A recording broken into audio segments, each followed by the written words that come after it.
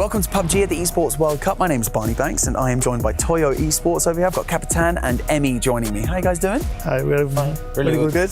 Yeah. How was traveling in? How are you feeling?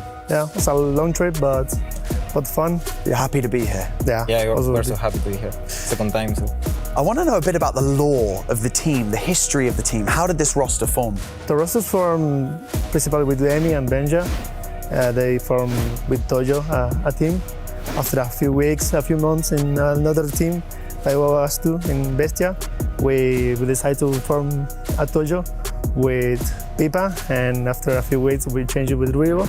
So we are like a fresh team with Rivo and qualified to the EWC, our first tournament together, so pretty amazing. Exciting times. Emmy, typically you guys have been known as like a contender team, but then you've come into EWC. The improvement over the past year has been amazing. What do you think has been the key thing that has been the source of all of this improvement for your team? Yeah, I think it's been the hard work. Like, we put so much hours into the bot reviews and everything, so the discipline is really good on the team, so I think that's the key. So now that you're here, you're at EWC, we've got the best teams from around the world, right? So what are your expectations coming into this tournament for yourselves? Like, how are you guys feeling about the competition?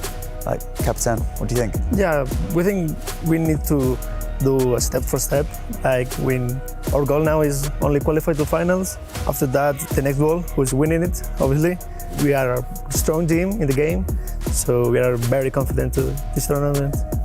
And coming into this tournament, Emmy, you know, there's obviously a lot of teams from around the world that I'm sure you've come across a lot of them before as well, but are there any teams in particular that you guys are like, okay, like they're dropping near us, we're kind of like, do we push, do we get aggressive, do we avoid? Like, you know, all of you guys have the ability, but is there always a thing like in the back of your mind, like let's be careful with our approach?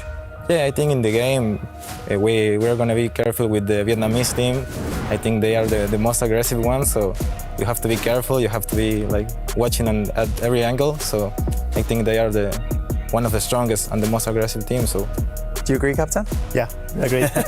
Very agree. They are aggressive, aren't they? They are aggressive too. It's going to be an exciting time. Guys, thanks so much for joining me. That's been Toyo Esports. I'm Barney Banks. See you in the next one. Howdy, y'all. We got ourselves a good old-fashioned cowboy shootout, and I've got myself the Expendables. We've got Duck Juice and Calories that are going to be 1v1ing to figure out who's the better man at the end of the day. Hảo ơi, lấy khẩu lục côn Hảo ơi. Lấy rồi. Anh có gắn sai lưng vào bắn cho khó anh. Sai lưng được. Okay. All right. Out of your head. Starting it off gentlemanly, and here we go. 2-1. Round one underway. Couple of shots going out. Each side peeking back and forth between the barrels. Hết đạn rồi. Trying to get some damage out. Hết đạn rồi. Nothing's hit just quite yet. Three shots left on Duck Juice side. All 5 Glories. Bắn không dính anh ơi. Couple times back and forth. Nothing hitting just yet. They are getting closer to each other. Push. Nope, I don't hit the push just yet. Bắn luôn. Oh, there we go. Stepping in. Going for the jukes around. Lots of damage coming out. Gotta go for the reload on Duck Juice side. Opposing side also Glorious going for the chase around. Can he find it? Goes with that. Oh, it's gonna be Duck Juice that takes down Glorious for round number 1. Cậu là đồ con gà.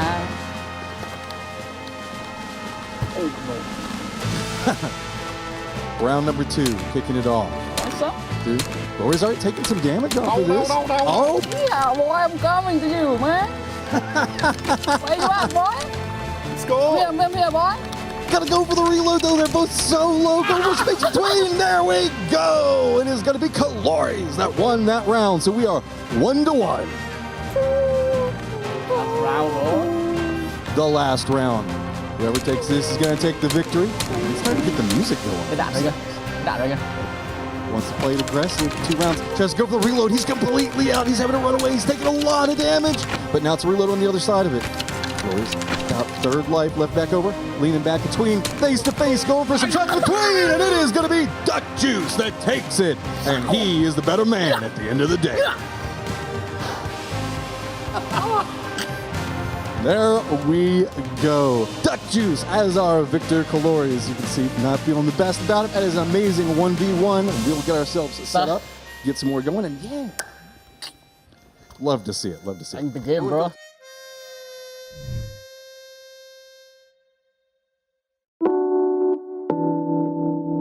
Hi guys, it's Bella. I am here with DN Freaks, Heaven and Gyumin. 안녕하세요. 안녕하세요. We're gonna do a little PUBG quiz moment, and I will ask you 5 PUBG questions in total. And if you know the answer, if you want to answer, you hit the buzzer. If you don't answer in 5 seconds, then you fail to answer the question. So your opponent, your teammate on your either side will get the point. All right, 준비되셨나요? 네. Why don't you name 3 weapons that use a 9mm ammo? 두둥. 오, 됐나요? 고 3. 포미건, MP5K, 우지. 오, okay. Oh, Heaven gets the first point. Gyumin, next question. Maybe you hit the buzzer. All right. Well, why don't we go with an easy one? Name 3 weapons that could drop in an airdrop. P90, 크루저, AW. Oh, nice. Okay. 1-1. All right. Competition is fierce with DN Freaks. Okay. Number 3. Name 3 of the top 4 teams from EWC 2024. 1, 2, 3, 4위 중 3팀만. 기억 안 난다. Guys, this must be the hardest one. 나 Top 한 4 팀이 기억 안 나. teams. 3등 아니요? 아, 네, 4등. 4등아? Out of the top 4 teams, only 3. 소닉스, 페로, 페이스클레이. Oh, nice. Okay. 기억이 All 좋다. right. Gyumin 2, Heaven 1. All right. Name 3 melee weapons. 마체테, 후라이팬, 낫. Oh, nice. Okay. 2-2. Who gets the last point? 아주 좋아요. All right. How long does it take to use a first aid kit? 7초. 땡. 6초. 맞아요. 심지어 맞았는데 태민 선수가 틀려서 규민 선수가 원래 가져가는 그래요? 시스템이에요. Nice. All right. Well, Gyumin takes the win against his battle with Heaven. Thank you, guys. What is this? Get on my level. Thank you, guys, for joining me, and best of luck to you here at EWC 2025. Let's say bye. 안녕. I think it was something like 2019 when I qualified to PEL Contenders. It was a tournament to players who want to be professionals. And we qualified. For me, it was the moment that I realized that I can be a pro player. I was former pro player at World of Tanks, and we just played PUBG like before or after the scrims. And then after like a lot of hours, 1,000 hours, I started to play good, and like we made a team. Just played some tournaments and finally went to the first LAN. And then I understood I can play like PUBG Pro.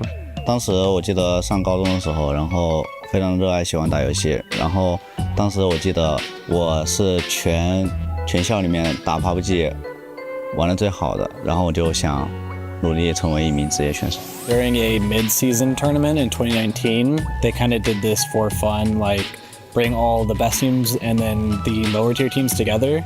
And I performed pretty well at that event, and I got a call from a tier 1 team, and they gave me like my first big opportunity. And then I went and like played with them, and I was super nervous because they were just like, they need someone to fill in for a little bit. So I did that, and I just performed well, and they liked me. So I think that was the first time I really realized that I could do it professionally. 배그 그 연습 경기 스크림에서 제가 잘하고 난 이후에 그때 딱 느낀 것 같습니다. ก็ตั้งแต่เข้าลีกแรกครับ เพราะว่าพอเข้าลีกของประเทศไทยได้ก็มีความพยายามมากขึ้น แล้วแบบมีความใฝ่ฝันที่จะเป็นแชมป์โลก แล้วก็มีอยากฝันที่จะเป็นแชมป์ในทุกๆโซนครับ น่าจะเป็นช่วงที่เล่นเกมนี้ได้ประมาณสักปีหนึ่งครับเลยรู้สึกว่าอยากลองแข่งดูครับ Okay, 3, 2.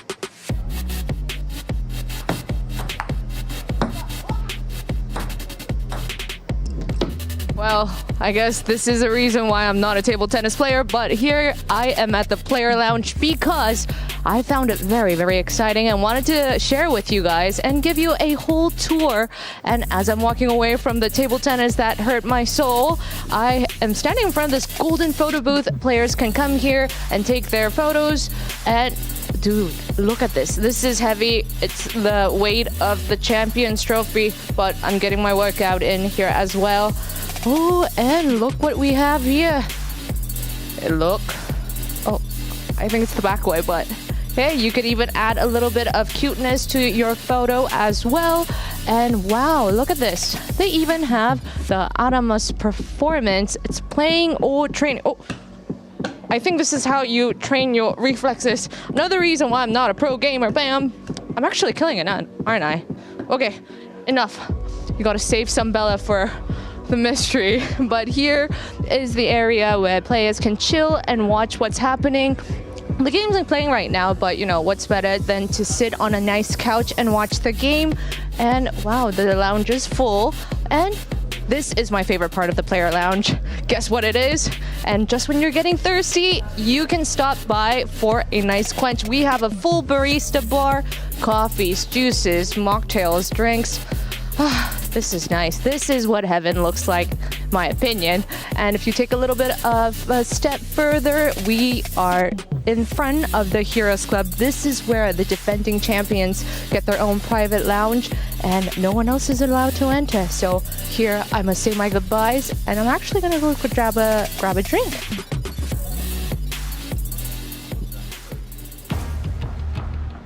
Hello and welcome to EWC PUBG Battlegrounds 2025. What can I get you? I'm thinking something from Group C today. Ooh, that is a great choice because we got ourselves adding in some Team Liquid who are in the hunt for the club championship. Team Liquid, not a bad choice, but I was thinking maybe DN Freaks. They got second at both PGSs, or Petrichor Road, who got second at EWC last year. How about I take both of those, toss in a little bit of Twisted Minds on top, give you a bit of extra spice, make it really, really good for today. No Falcons. We've got groups A and C, so we're going to be diving in the action. Let's go ahead and get it on.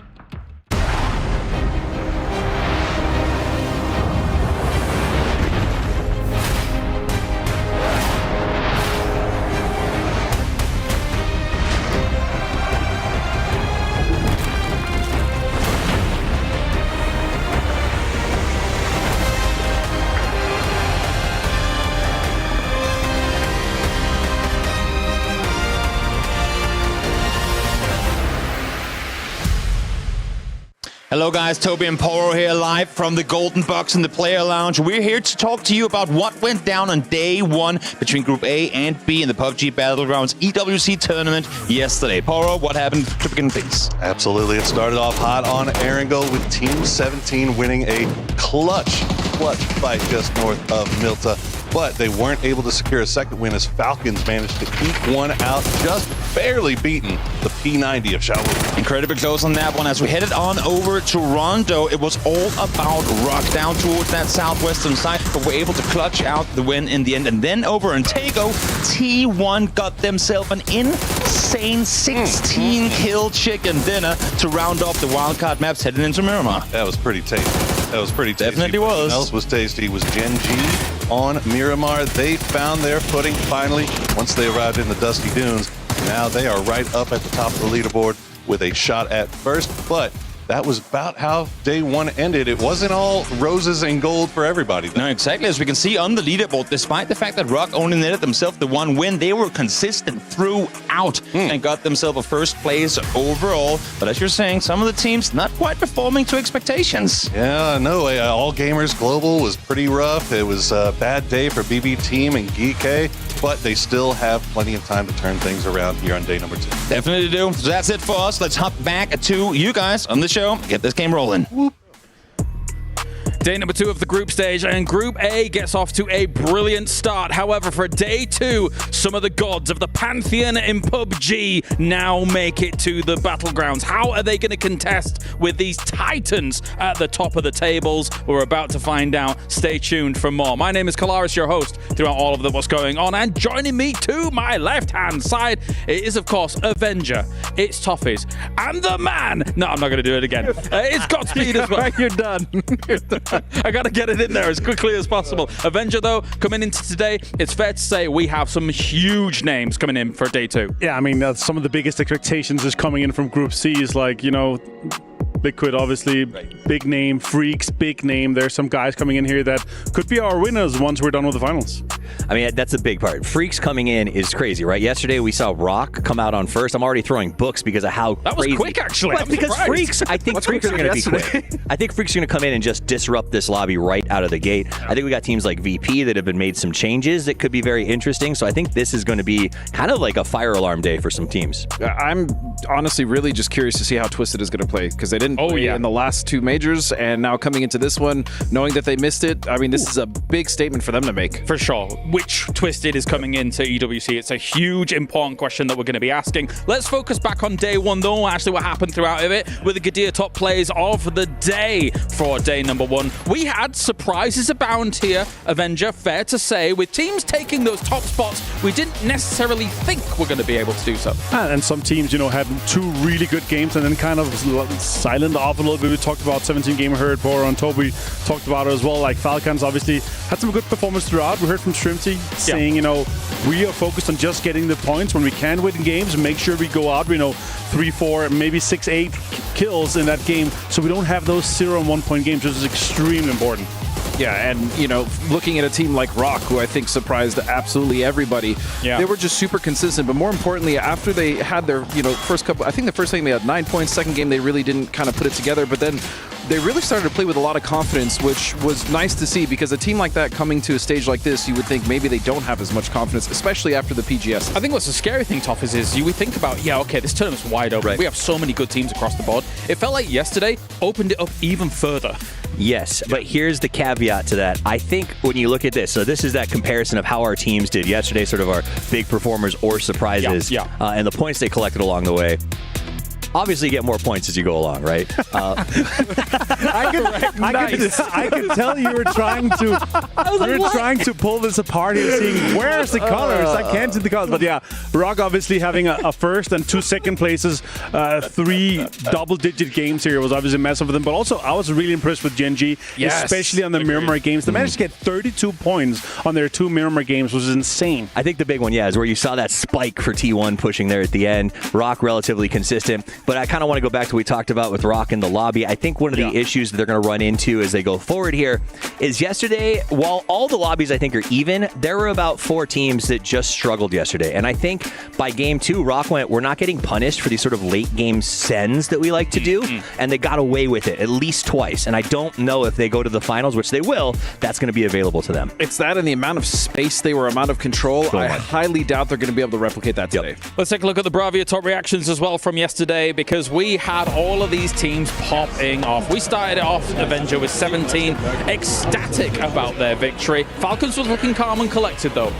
Yeah, they were 17 gaming, 32 points in 2 games on their Wrangle games. Obviously huge for them. Silent off a little bit, but the facts are half of the games yesterday, half of them were extreme hardships, difficult to predict, difficult to play. And we had a lot of teams that are, in the early stages of Wrangle, they're dead center, especially our first game, dead center, 2 hardships down to multi, extremely difficult to kind of predict around that. That's also why we saw some of the teams, trying to go on these huge rotations on the other sides, trying to predict if there's going to be open space. Then they get another shift to that direction. Then they just have okay, guys, we have everything ahead of us. Rondo is difficult to play as well. It's going to be some insane games today. Miramar was the only thing that was stable, but it was stable in the 2 same locations, making it difficult for our Western teams to try to get in there. Well, gentlemen, that is day 1. Now let's focus on what we've got for day 2. Here's the Jamil Motorsports arrival of the day. Again, we have some big, heavy hitters making their way to the stadium to see how they are going to land on the Battlegrounds,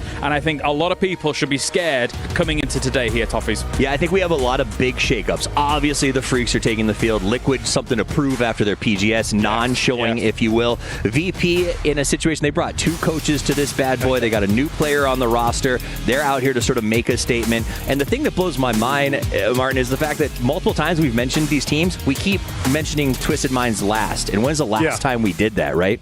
I have my eyes on Freaks, I gotta say. I actually had the pleasure of speaking a little bit with Salute, the English that he can do. He always have fun with it. My first question is always guys, Are you going to be coming in here dominating? No, Sure. it's just we're going to be chilling. We're going to get a chance to talk about Freaks, but looking at A versus C here, Godspeed, I want to talk to you about this because Toffees brings up a good point.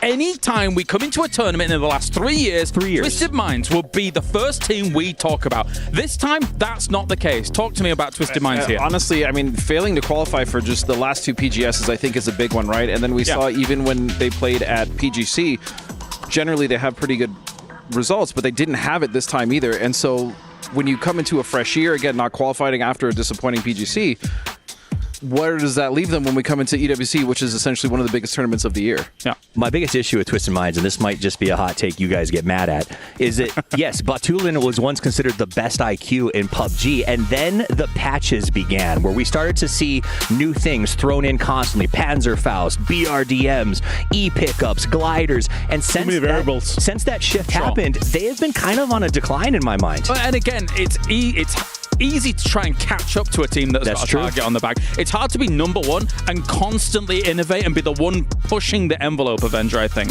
Yeah, I agree. I mean, it's a team where, the constant of them being so stable was because there's not too many changes last year. Here, we're getting in an insane amount of changes this year. Like, you're having too many curveballs thrown at them. Of course, though, let's shift over to one of the big heavy hitters coming in from Group C, a team that a lot of people are looking at as one of the potential favorites for the whole thing. Let's take a look at DN Freaks.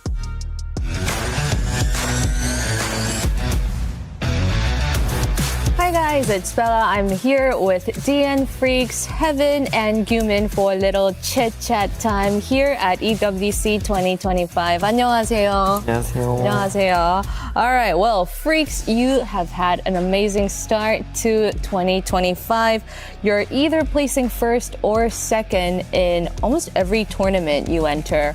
Well, how is that going to carry on to 2025 EWC? I want to know.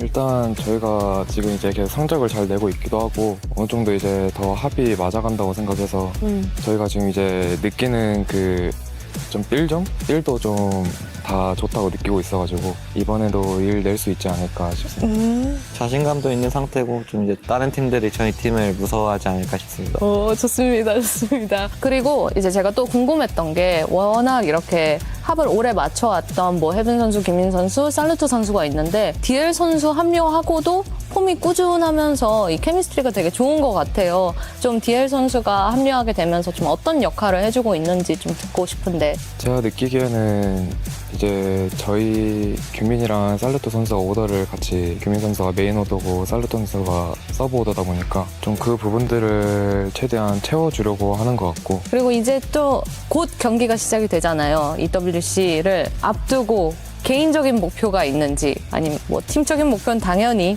우승일 텐데 개인적인 목표 나 이번 대회에선 이 정도는 하고 싶다라고 설정해 두신 게 있을까요? 그래도 팀에서는 제일 잘했다보다는 그냥 제 역할을 했다? 당연히 우승 생각하고 하고 있습니다. 맞지 그쵸 당연하죠. 규민 선수는요?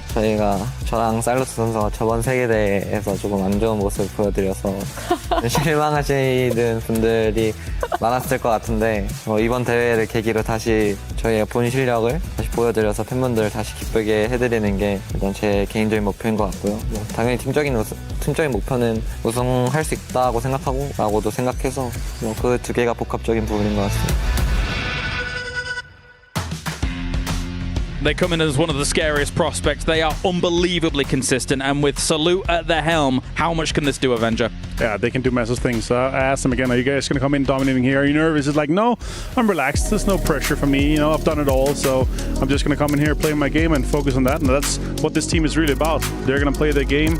Gumin, obviously, at the helm of things. It's going to be awesome to see these guys pop off. Yeah, especially with Gumin and Salute. I think you were talking about it a lot, Steve, is the fact that Heaven coming into this roster has really kind of changed it for them. And they've really been able to find their consistency because we've seen a lot of the Korean teams, like when we look at teams that even Seoul has played on, kind of not finding that consistency as far as just qualifying for a lot of events. That's not an issue for the Freaks. So bringing him onto the team, game changer. You look at the stat changes, huge. But on top of that, Seoul, when he transferred off of Danoa, basically sparked some retirements, and essentially what we saw was just the entire region burn for a minute, right? And Freaks came out of that battle in front. They managed to pillage the region. They got all of these incredible players. They put together a really strong lineup, and this starting to feel very much like their year, maybe even their half decade if they continue to grow in the momentum that they've got. Well, the Salute situation is no secret to people, right? A superstar player, but clearly there's some friction there sometimes on Salute rosters. Soul rosters, I should say. Anyway, regardless of that, let's move on from Korea for a moment and actually take our focus and attention to Americas as we now finally have Team Liquid back on LAN. Sheesh. Hi guys, I'm with Team Liquid. Good to see you guys. How's everyone doing? How are you, Alo? I'm good, thank you. How are you? I'm fantastic today. Well, all right. Well, let's ask Purdy first. Sparky, if you would. All right. So, Purdy, you guys are back with Team Liquid after your run with TSM. You had a little bit of a time where we didn't get to see you in a lot of tournaments, but how did you do? What did you do during that time to make sure you were fully prepared for EWC? We just practiced when we could, did a lot of review, a lot of analytical work with Nomi, and just a lot of practice as a team and trying to bond as much as we can. Yeah, shout out to Nomi in the back. Hello, Nomi. Yeah, peace out. Okay, well, Sparking, this win would mean so much for the team, but with the club championship on the line, this is a big one. Can you picture yourself on that stage, putting that key in? What would that feel like? I mean, it would be a dream coming true, right? And especially winning EWC, I think the most important tournament in sports.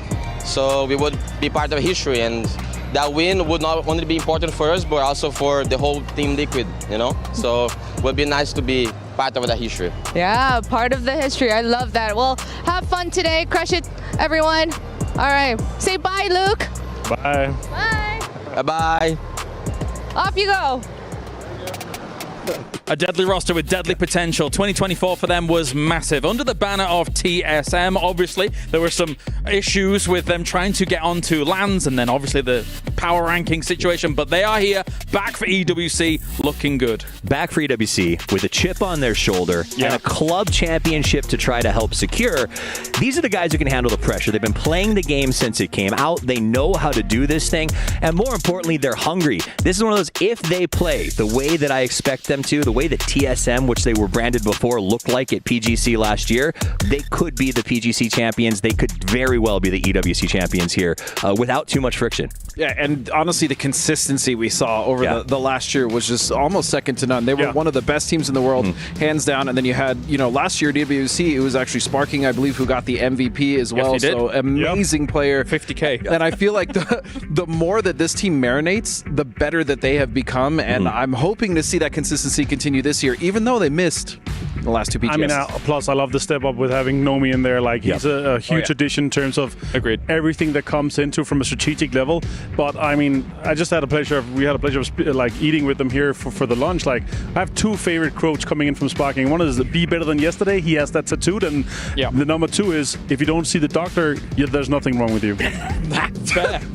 That's true. And for now, there's nothing wrong with Team Liquid at #1 for the club championships, right? They are sat there sitting pretty, and I think they're very happy with some of the results that have been filtering in from Team Falcons from some of the other games, because I think a lot of people expected Falcons to have a very strong performance. However, another team that is on the hunt for a #1 position at the club rankings is Virtus Pro. They're also here representing PUBG for EWC here, Toffees, and this roster has got Curexi on board now. This is a powerful one. So the Curexi add-on, I think, is going to be a big move. I know right now one of the little struggles they're having with the transition is they want Curexi to help in those early game calls with Nixie, and so far he's been a little bit quiet, but I think that's something that they've been focused on, sort of bringing him in as a 1-2 early game call. I think if he turns on, he has the game IQ to get them moving early and then turn over the late game to Luca. And I think that's going to be really important for them if they get Curexi bought in quickly. Martin, your thoughts on VP? I mean, I think this roster here is, it's kind of meant to be of how everything kind of works. I think it's going to be one of the powerhouses coming out from Europe. Obviously, having worked closely with BME here at Nations Cup, I think he's one of the most underrated players. Even though, second most kills at PGC last year, like he's such a good player, but the clutch moments and this kind of level that he has, kill feed tracking, knowledge of where teams come, the timing, everything, he's just like one of the most perfect players. EMEA in general had a mixed performance yesterday. That's fair to say. Maybe Virtus Pro or even a Twisted Minds can right that ship a little bit. Another team from our region that did all right yesterday, Godspeed, was Na'Vi. They got themselves, 30-some points, I think? Yeah, I think they've ended up in 6th place overall. And the important thing about Na'Vi is that even in their bad games, they were able to salvage those points. And I think that really matters. We've seen before where teams will drop donuts. I don't really think that was the case for Na'Vi. You see Hakatori also having a good performance for himself. Ferris as well, coming in late in the blue multiple times, acted as that kind of back scout for them, which made sure they didn't get backfilled, and that caused their edge to be much cleaner than some of the other teams. I agree with that. I think Extends, I'm still, the jury's still out on how this is fitting in. Ferris said they trust him, they like him putting in calls, and they follow when it comes through. The problem I have a little bit with Na'Vi yesterday is they did make a few calls that felt a little bit slapped together at the last second. They found themselves in some really tough dives and fights that you kind of wonder maybe proactivity or a second of waiting might have been more effective. Well, we're 2 minutes out, but we've got a few more things to actually cover here. So the Aramco Power Ranking. We've made some changes here and there. We've actually changed the category completely. As we've got favorites, contenders, but surprises. Avenger, yesterday, we definitely had some of those. Yeah, we put T1 into contenders now after the performance yesterday and put all gamers global, AGAL. We had to put them down to surprises. 30 points yesterday was not the level that we expect them to. Also, Rock already basically being qualified. Gen G, massive performance in terms of surprise. Right, because not every surprise is good. Sometimes a surprise is bad, right? Rock, pleasant surprise, came out of nowhere. Gen G, who we've been making fun of for resting on their GPTs, steps up and puts up a huge performance. But again, all gamers global, deeply disappointed. The main issue that I have looking at it is that Destroy had 4 kills, and I think Haisaki had a single kill. And that's because they also just could not last beyond Circle 2 or 3 in some of those games. And we looked at those Vietnamese teams in our head-to-head yesterday, but this time for our Saudi National Bank head-to-head, we are going to be taking a look at our South Korean overlords, because we've got T1, who did brilliantly yesterday, but now DN Freaks enters the fray, Martin, and considering the potential of this roster, I think a lot of people are banking on them to potentially win it all. I mean, you can't go second place at our 2 PGSs and not have huge expectations coming to you, right? And this team, they're just such a good team. Like, I feel like Deal obviously coming into how everything works with them, it's just a perfect roster right now. Like, I've always been saying, I hate that we don't have all the Korean superstars in the same lineup like we did with Danoa, but here it feels like they're really putting it in there. Agree. Toughies. I mean, I think the issue, what I love also about them is they've gained these seconds and these seconds. They haven't peaked at the wrong time yet, right? They're coming in with this, we keep getting second places, and they're going to come here to EWC ready to make that play, make that run. It's not going to be, hopefully, a Twisted Minds, hey, we just won 3 in a row, and then we get to the big show and don't even make the grand finals. All right, well, thank you very much, gentlemen, here. We covered a lot here in this pre-show, and you guys should be excited for what's to come. We have got ourselves Groups A going up against Group C to figure out who is going to be able to walk away with those points. There's only a few more games left for Group A. They've got to do something now.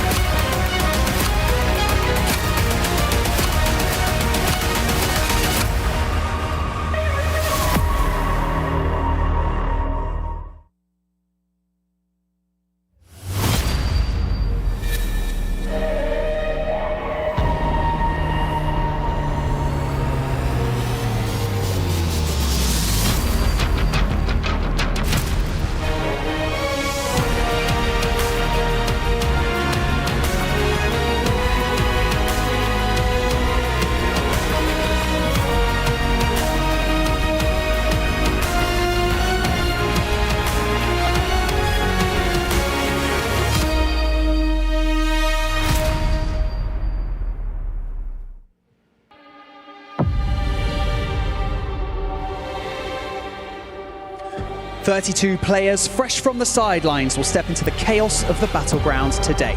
Teams who were watching, analysing, strategizing. Their time has now come. Today, Group C enters the mix. My name is Barney Banks and I am your host, and welcome to day 2 of the group stage for PUBG at the Esports World Cup.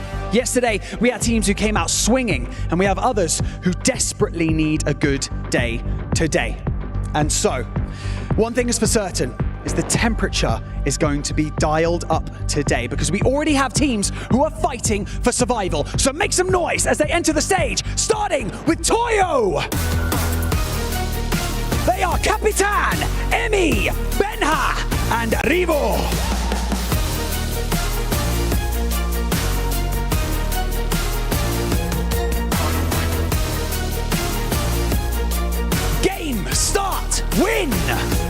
CC, Ming, AZ, and Xiao Tong.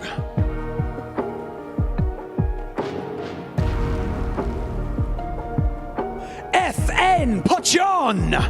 They are Star-Lord, Zenith, Rex, and Americano.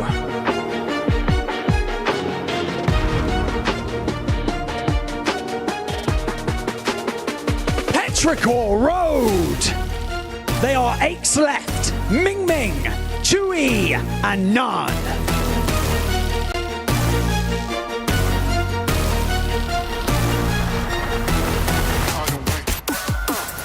Buriram United Esports. They are Khan, Reels, Eddie, and Dynasty.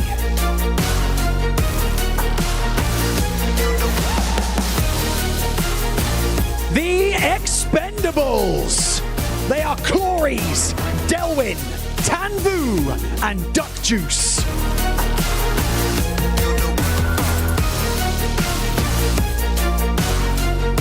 Full Sense. They are Tigger, Belmoth, Thanodol, and Flash.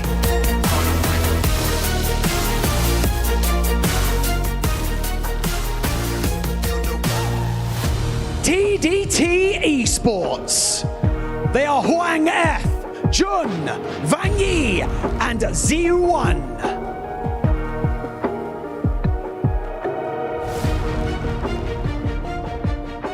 Twisted Minds. They are Batulins, Lu, Perfectix, and Example.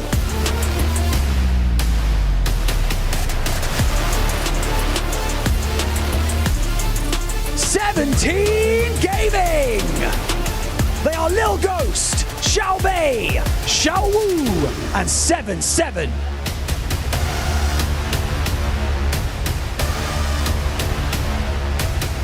DN Freaks. They are Gumin, Heaven, Salute, and Deal.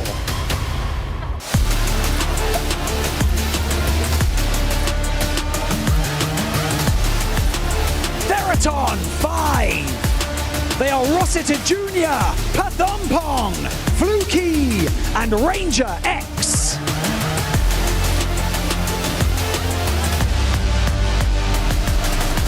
Virtus Pro. They are Lucarux, Nixie, BB, and Corexi.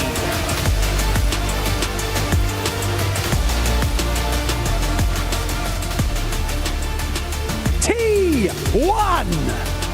They are Type, Raining, E-End, and Heather.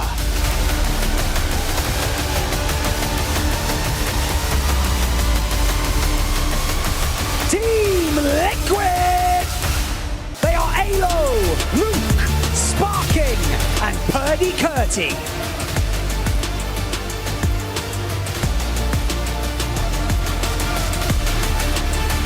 Navi. They are Theorist, Sosid, Hakatori, and Extends.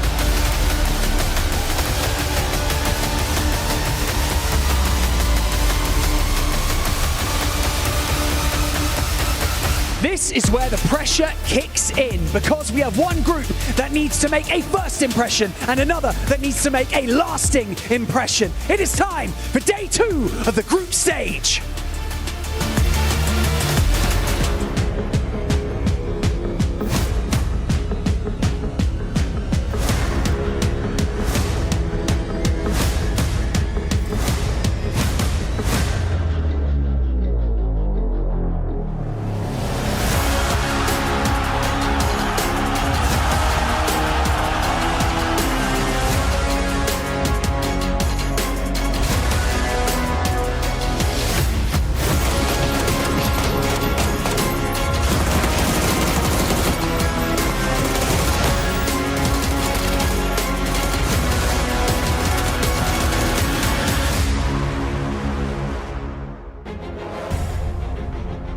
How will it all unfold? Day number 2 for the group stage here. We already set the tone. Barney says it perfectly.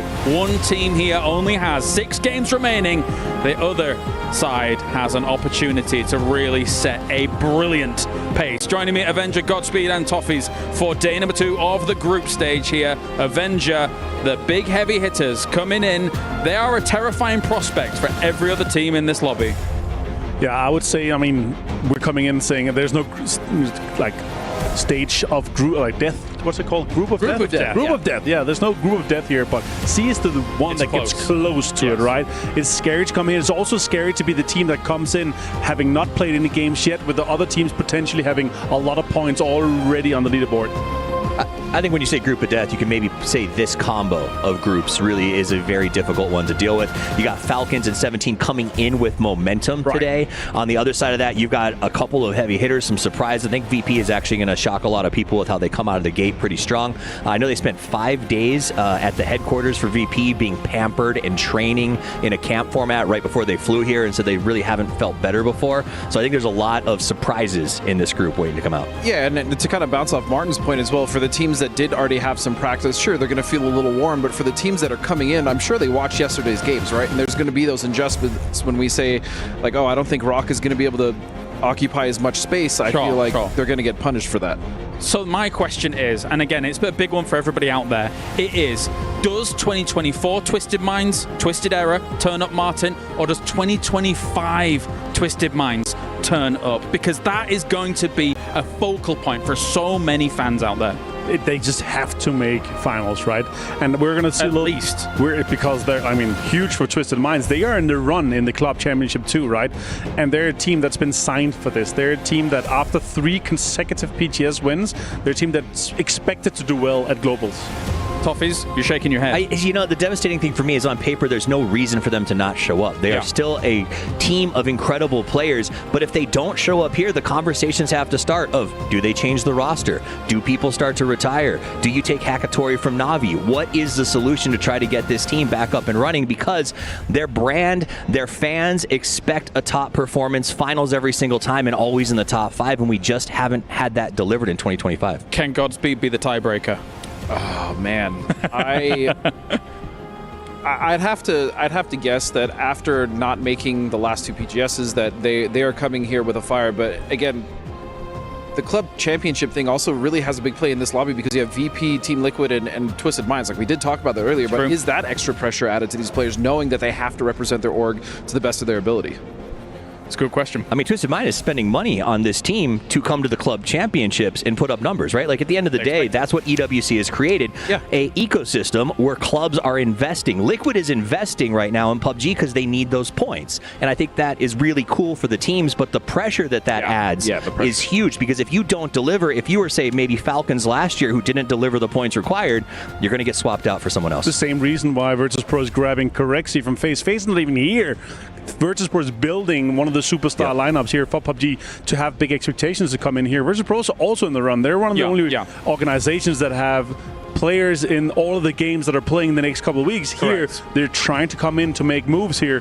So yeah, big expectations on them too. And something that doesn't get talked about much, actually across a lot of esports, never mind PUBG, is that was a buyout of Corexi. I don't know if I'm like opening Pandora's box there talking about this kind of thing, but that was a buyout. They knew taking him off FaZe needed to be a big thing, a big statement. Godspeed here for Virtus.pro. They are investing heavily to try and get some points on the board here as Virtus.pro. But again, if you bring that back to PUBG for Virtus.pro, this is a devastatingly good lineup that could easily make waves. We saw what they did with a previous lineup at PGC. Never mind here with this roster. Yeah, they had a great PGC, and then you also kind of look at the situation that's going on with their coach. They technically have 2 coaches. They have great support staff around. Yeah, and they have great support staff as well. And so with that addition of Corexi, you also have Beamy, who you did talk about being underrated. I actually agree. I think he's a phenomenal player.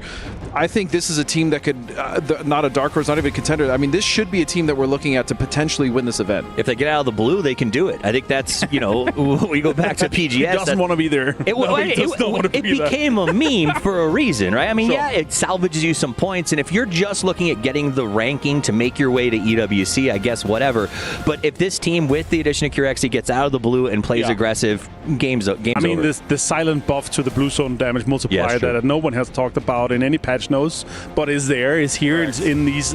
It's a huge change, and we're going to see way less of blue zone healing. Still, teams are still going to do it when you have that one player just to survive. It's just a way less impact than it was before. Yeah, I don't remember who it was. We saw someone doing it yesterday. They got, gained a couple extra points out of it. But I think with the new systems and all the things being put into the game, we're not going to see it as often as you're right. I think other things that were put in that we're not seeing used, I feel like the BRDM was trash yesterday. We saw it 3 times, and it was worthless. People realize that you just got to shoot it. Exactly. I mean, you just have to shoot it, or again, the Panzers have just been a hard counter. We talk about C4s and how it's much more harder to counter that, especially if you have a bike flying at your compound. I'm not sure if you would have anything to say about that. I don't have any. We ripped him yesterday. It was good times. I have no experience with bikes flying into my compound, wiping my whole lineup. The BRDM can be countered much easier than a lot of other things in the game. Well, this is the thing, right? Of course, I think some of these things that people thought were going to be oppressive, like the BRDM, as you're saying, Panzers are almost always on at least one member of a roster. And then even if you get to the late game of some scenarios,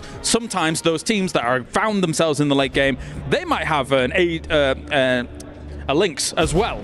So if they've got that in their hands, Avenger, that's going to be able to shred it if they need to be. We just so much, more often now see Panzers in USs.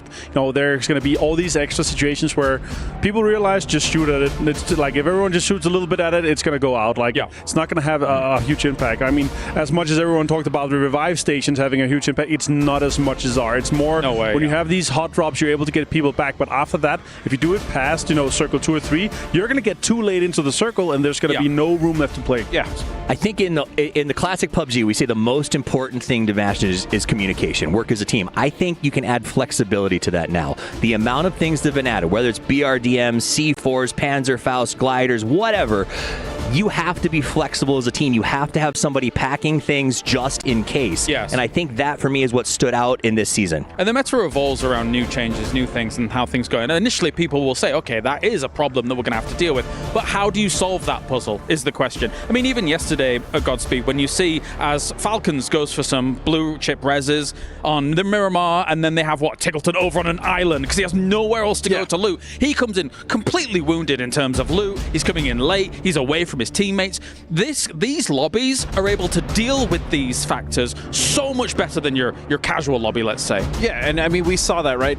Falcons is a perfect example because you had Tig all the way off to the east on an island, then you had Huynh trying to come down and meet up with his teammate Trimsy, and Martin is 100% correct. When it comes to those reses, especially when we saw it at PNC, sometimes people were just coming down as free points because if you're coming down on a res super late, you're not going to make an impact. If anything, you're actually feeding other teams that otherwise wouldn't be getting those points. It's a massive point. I think that idea of teams having to be responsible with those blue chips is something that we don't often talk about, but I think the teams are relatively aware of. There was that premise of, are we just going to use this for scouting? But you can't, because if they scout and land in a bad spot and get taken out, you're just handing points that could be the difference between playing for that 650,000 or nothing. The earlier the better. When it comes to blue chips, the earlier you res. I think they were made perfect for hot drops. I think that's an amazing application for them, especially if you're not third-party contested. Sure. Otherwise, when you're going in phase 4, phase 5, phase 6, and eventually looking for trouble. But it's still not worth hot dropping.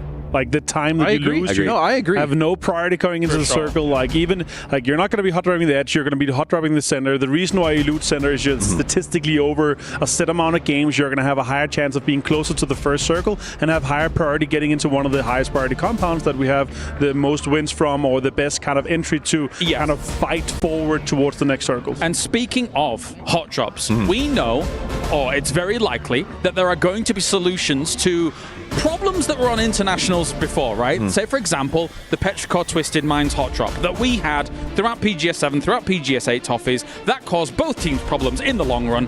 But we feel like some of that might have been settled now. We've seen Twisted Minds kind of navigate away from maybe apartments, which is a crazy thing to be talking about on international. So I think there's two things. A, we've learned again this year that hot drops just are not worth it. It's not worth that battle. There's no pride, especially at an event this big, that is worth risking it. So much money. I also think the fact that blue chips are in there, and so now when you do take that fight, you're like, as long as one person survives, they get back and running. So you're not hurting a team as as much as you used to. If you lose the hot drop but make them limp off with 1 or 2, it could have been worth it. Yes. Now they're bringing their buys back, and they're right back up to full strength. So I think that discourages them. The only time I see hot drops as valuable is if you are way behind on the last day and you need to find points to qualify, maybe you start hot dropping, because if you can go lose 3 and get your guys back up, that's still 4 points in the hopper. Or you're so far in the lead that you're going to be able to deny another team to go into the finals, or deny another team that you want their loot spot. Go to the loot spot when they don't have enough points and say, hey, guys, you're not going to the finals because we want that loot spot in the finals. I mean, that's why Twisted Minds fell last Esports World Cup, right? We had Tycon and the guys heading over to Power Grid over in Miramar. It forces Twisted Minds to go elsewhere, and that stopped Twisted Minds from being able to move on. So it's huge ramifications. Yeah, and that's actually, talking about Twisted Minds and Petrichor specifically, that's a really good point, because Petrichor, when you look at their results from the last 2 events, of 16th and 20th in PGS 7 and 8, and that is not at all what we expect from a team like Petrichor. So this is really going to be their event to prove. Yes, a lot of it is predicated on hot drops and how they ruin their event, but I mean, they can't be doing that here at EWC, especially with so little games to qualify. I will say this, though, like, the magnitude of this event for them as well is a whole different mindset, it feels like. IXF comes in here and is like, Esports World Cup is the biggest thing. That's what I want to win as well, you know? Yes. Like, they were insane last year here as well. Like, they play differently at big events than they do at their PGS. That's fair. That's fair. Just for a moment here, we are just waiting for all of our players to get good to go. So we're not just talking for no reason. We are waiting for them to be ready as well. So, but it gives us a great chance, Toffees, to really kind of break down and see what's going on for this today. I think like what Martin just brought up, you're right. I mean, we heard Sparking say it when they walked in as Liquid. He said, this is our chance to be part of history. And I think a lot of players see it that way, right? There's 2 ways to make your name in history when it comes to PUBG. You can win PGC, the most powerful honor in the history of our esport, right? To be on that trophy, to be in the Hall of Fame every year. The other option is if you come here to EWC and you walk through the hallways, the winners are immortalized everywhere. The trophies are on the wall. They even have a special section in this facility where only previous winners are allowed to go.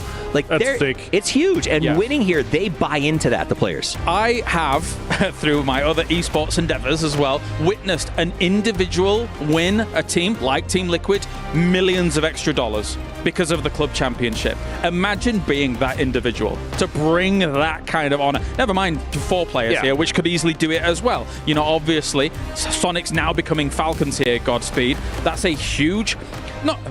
Actually, I will phrase it like that. It's a huge weight on their shoulders to carry. They're trying to carry the Falcons back into a back-to-back club championship. Exactly, because like you said, they've been club champions before, and this organization has a lot of expectations. You look at just their other teams across esports. I mean, they have some of the best players across esports on their teams. Yes. So Falcons is no different in PUBG, right? This is a very storied roster, and again, that pressure we talk about for Team Liquid, for Team VP, for Falcons, you know, teams that are in the running for this club championships, what I think is an awesome idea. It's been amazing to see. And of course, there with the keys, only 1 will remain at the very end of this tournament. 23 others will fall down into the Crusher and will be gone, will be added to potentially to the totem, or the 3 keys that get added to the trophy at the very end of Enger. So if you're a team like, and you suddenly win PUBG at the Esports World Cup, you get to pick 3 other keys to have in your trophy at the end. That's awesome. Yeah, that's awesome. I love that, and especially coming back as a now Team Falcons guys,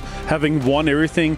They say, yeah, there's not too much pressure. We're the best of 12 champions here. Like, we know how to do it. We're gonna do it again, but the facts are, these guys are here just to defend their title, to make sure they get 1,000 points for the club championship. But that is the scary thing about a best of 12 final. It's that with the quality of our teams across the board, Toffees, I feel like, as we continue our lovely podcast here, brought to you by the Esports World Cup, I believe any of our teams could win that best of 12 at the end. It could be utter chaos. Any team. Well, I mean, honestly, it's also because one of the things that we know PUBG has is RNG, right? And the idea is controlling those moments. And yesterday we saw 2 circles that were unpredictable or not often played, and teams had to adjust. I think it was Miramar, where it was just a brutal no-cover circle.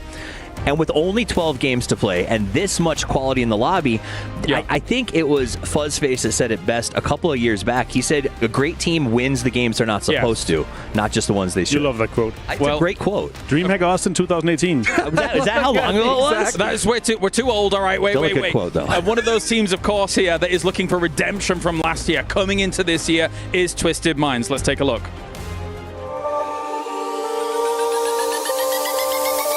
Hey everybody, welcome to PUBG at the Esports World Cup. I am joined by the Twisted Minds boys. It's Batulins and Tap. How's it going, guys? Amazing. Finally. Amazing with a bit of like... Yeah. I mean, I just slept like 2 hours, 3 hours, but happily arrived to Riyadh. And hopefully we're gonna do better than previous year. Tap, how you feeling, man? Yeah, amazing now, because like I take my flight like yesterday, and so I sleep well. I have 8 hours of my sleep, so yeah. Oh, way more better than this. All right, we'll get straight into it. Most recent lands, you've had top 10 finishes, but obviously that's not the kind of expectations you guys have your own shoulders. What seems to be missing from getting that top spot, do you feel? Let's start with you, Batulins. Well, I could call it like a rough start of the year. We also had like spot drops in China with like Pero, so we took a lot of our time of preparation, of thoughts, yeah, and also we didn't play well as a team.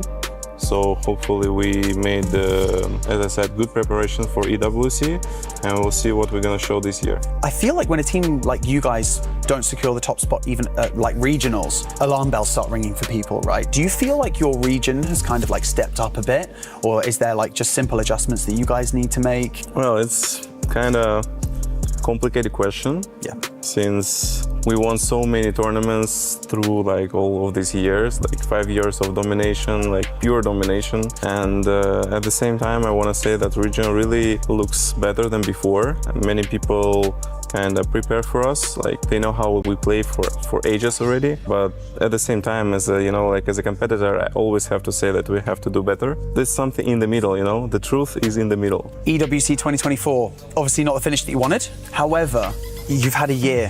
What adjustments have been made? Do you feel like that will improve your spot for this year? How excited are you guys, you know, to just be here, like at this major LAN, and, you know, to prove everyone that you can, you know, get a higher spot here at EWC 25? I don't want to say like I can live in the past. Anyway, it's a new story, new chapter, new part. A lot of things was changed, like patch, meta inside the game, some teams, even rosters for this tournament, so it's absolutely new story. We'll see how it's going, because like we are super prepared, we are super confident in our power strength anyway, like we will play from our strong sides, so we'll see. A confident Twisted Minds here at EWC. PUBG is going to pop off. We'll see you in a bit.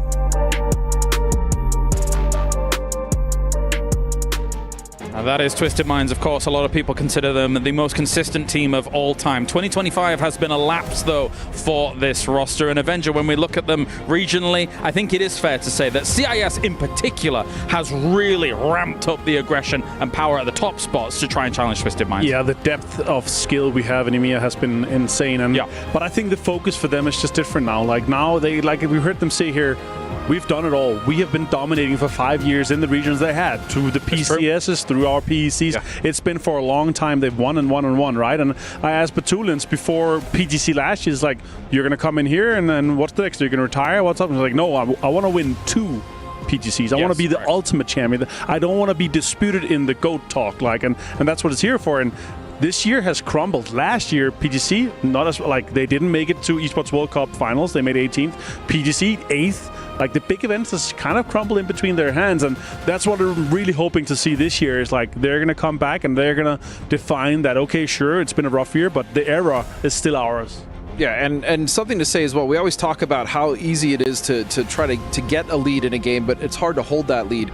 I mean, they've been holding the lead in their region, as you stated, for years, and that's really difficult. So not only, I'm sure, as Batulins was saying, the truth lies somewhere in the middle, where the teams have been getting better, but they've also been getting figured out. Teams are watching them, studying how they play, figuring out exactly what they're doing to be so consistent, and that's difficult to shake when you have that many teams and players on your back. The truth may lie in the middle, but the truth lies on the battlefield, and we're going to see today exactly if this magic or this feeling that they've got going on is good. I mean, that interview, I maybe changed my position a little bit on what I think they're going to do today. They seem confident, they seemed relaxed in a way I haven't seen them in a while. That's the thing, they seemed super confident, so let's find out. Thank you very much, gentlemen. It is time to get to game number 1 here for Groups A versus Group C. Time to head over to the commentator team for all of the action as we get our games underway. God, they just give anybody a podcast nowadays. As it is time to get into game number 1. We've got groups A and C, tons of action, but thank you so much on the analyst desk for giving us such an amazing breakdown of everything that we are looking at going into the day. They really nailed it, and really love the way that they're breaking down the impact and kind of decision-making process that the blue chip system brings into PUBG Esports this year with its new edition. So really, really good stuff, really informative stuff from our desk. As always, they're the best. As we look to Erangel for our first couple maps of the day, and we got Group C in here now. As we've been talking about all day, heavy hitters in PUBG Esport in Group C. I mean, my goodness, so many good squads. A lot of up-and-coming faces. Well, I would say up-and-coming faces. Teams that have high expectations for them, I guess is a better way to say it. Of course, we've got Petrichor Road, fan favorite, and Exlep that's going to be coming through. You bet. Not getting a ton of attention just due to their performance and how they've been coming out. But what really draws my attention is what going on with Team Liquid. Whenever we look at the club championship, there's a lot of stakes for Team Liquid to perform here, and Team Liquid has just been getting very, very close to getting that first place position at a lot of internationals, but they just can't quite seem to grab it. Exactly, and I think this is a great moment for them to step up, not just for themselves, you know, for their careers, for their history. Again, none of these players have ever won an international event, right? So you're looking at a squad full of guys who are hungry, who've been so close, you know, going back to PGC last year with that second place finish, just behind the Expendables and a nail biter coming into that last Erangel. For sure, they have something to prove here, and for sure, if they could close out the club championship for Team Liquid for all intents and purposes by getting a win. Yeah, that could be big for them. Another squad I know you're jumping at the bit to talk about is we're getting a kind of awkward circle. It's going to have a lot of that channel kind of running through the middle of it, but I wouldn't be surprised if it's leaning a bit more south, but you never know. Circle's been a bit crazy. Team I know you want to talk about, though. Sure. The Freaks. Yeah, I love the Freaks, obviously. But I think the Freaks are really close to breaking through, and they talked about it in their interview with Bella, where they were saying, you know, we feel like we're better in sync now than we were even at PGS when we got second at both 7 and 8. So for sure, you're looking towards them to be a team that can be even better than they were. To win an event would be huge. You know, I was talking to Gumin a little bit before the event started here, and just kind of, you know, saying, hey man, like, how are you feeling? How are things going? And he's like, you know, I'm kind of disappointed because of our results at PNC, actually. That still was weighing on his mind. The fact that, you know, Korea underperformed, and he felt like he kind of dropped the ball a little bit with his IGLing and all that stuff.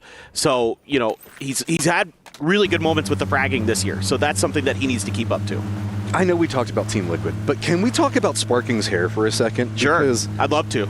Damn it. Because I'm jealous. I know. Oh, I can't deny it. Fairest, you got this. Give him the jukes. I like the fact that the new meta for dealing with this is kind of like ring around the rosy for a second. Looks like, is he getting any assistance? I don't see where anybody would be coming after it. Nope. I think this is just a full... Taking up time. He's fine. We're good.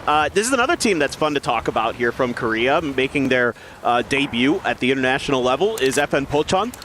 This is a team led by Cheese of the former Danawa team that won PGC. Love Cheese. Yeah, dude, he's the nicest guy you'll ever meet. We all stand Cheese. But with Zenith, Americano, Starlord, and Rex coming through here, believe it or not, we're saying Starlord in 2025, folks. It's not 2019 anymore. He's still playing. He's still leading teams to success. But this is a team that, you know, is full of veterans who've been around for a while, who are kind of like, you know, scrappy players. They've kind of been on big teams at times and kind of fallen off a little bit, but they're back here again. So really excited to have them here. Navi is inside the boats. Looks like they're just going to go ahead and set up right along this hillside. Strong hillside. You can kind of look over at the beachhead. Anybody that opts in the cross, you also have a bit of an eye on what's going on with the ferry. Maybe even get a little bit of that Novo in the southern area, gets you some control as well. Most of our teams, of course, not yet inside the circle. Big rotations coming up over into the west. It does look like 17 is holding down a foothold position at gas station near that western bridge. The Expendables are already rotating in over there.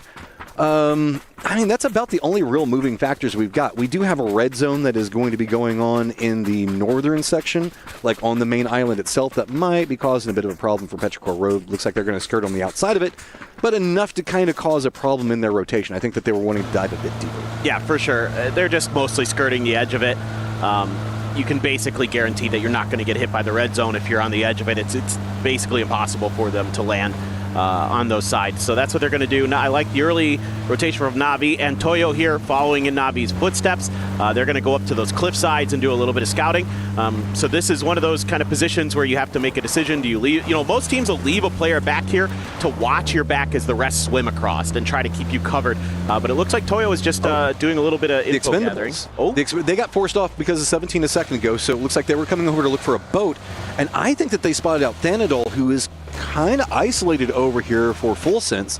The other members are over in Primoris. They're hopping in vehicles. Looks like they're trying to come over and provide some reinforcements, but this is Expendables being expendable. We talked about this. This is the most opportunistic team I think that we have in PUBG. They will take every single point that they can find, and Thanadol seems to be that point right now, so he's got to play this a bit more aggressive. Realizes it, goes for his front top, gets one, gets more damage. Can he get a knock on the other one? Oh, he's taking a lot of damage. Is the rest of Full Sense going to make it in time to do anything? It doesn't look like it. He's going to go down, and Belmoth is just a second late. Are they coming in? Do they want to provide support to Tanvu? And it does look like they want to. It looks like they're going to challenge this. This is classic the Expendables.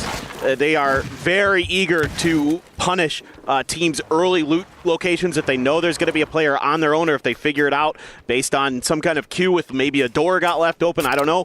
But my guess is that the Expendables were doing their homework on scrims and saw that Full Sense was leaving a player here on their own and decided to try to capitalize on that because of the bad circle. This is their MO.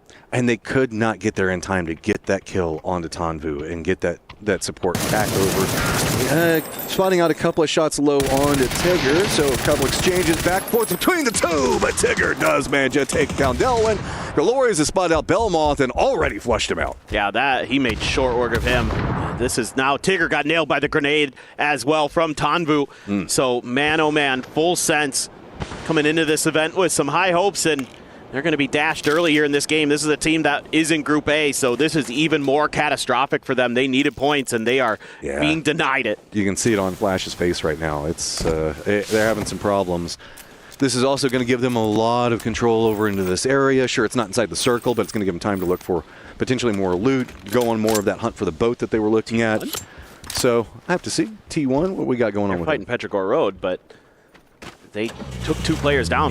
Down there next to shelter. Yeah. Right on the end of Death Road. That's weird to me because Petrichor Road, we saw them earlier wrapping around the edge of that red zone, and they must have stopped up or something. Going for the tires there with the UMP is Duck Juice, and not able to really do much. So Flash is going to have to try to solo survive for Full Sense. But Petrichor Road just wiped them out? What happened? Alrighty then, T1 apparently group day number 2, not going like day number 1. That is bizarre. I mean, Pero they should be able to get the reses here. They have the opportunity to go over to Prison or Milta or something. Yeah, there's a lot of towers over here. Yeah, they should be fine. They're actually probably going to get 4 up. Of course. Okay, Expendables, you got goals. I love it. Flash is just trying to get out. He's got the buggy. It should fare a bit better on these hillsides, and that's why he's got some space, but he's just having to run off. While this is all going on, we still have Team Liquid that looks like they're heading down to Ferry Pier that might be going for a stop off. So Expendables, they might not want to overextend this too much.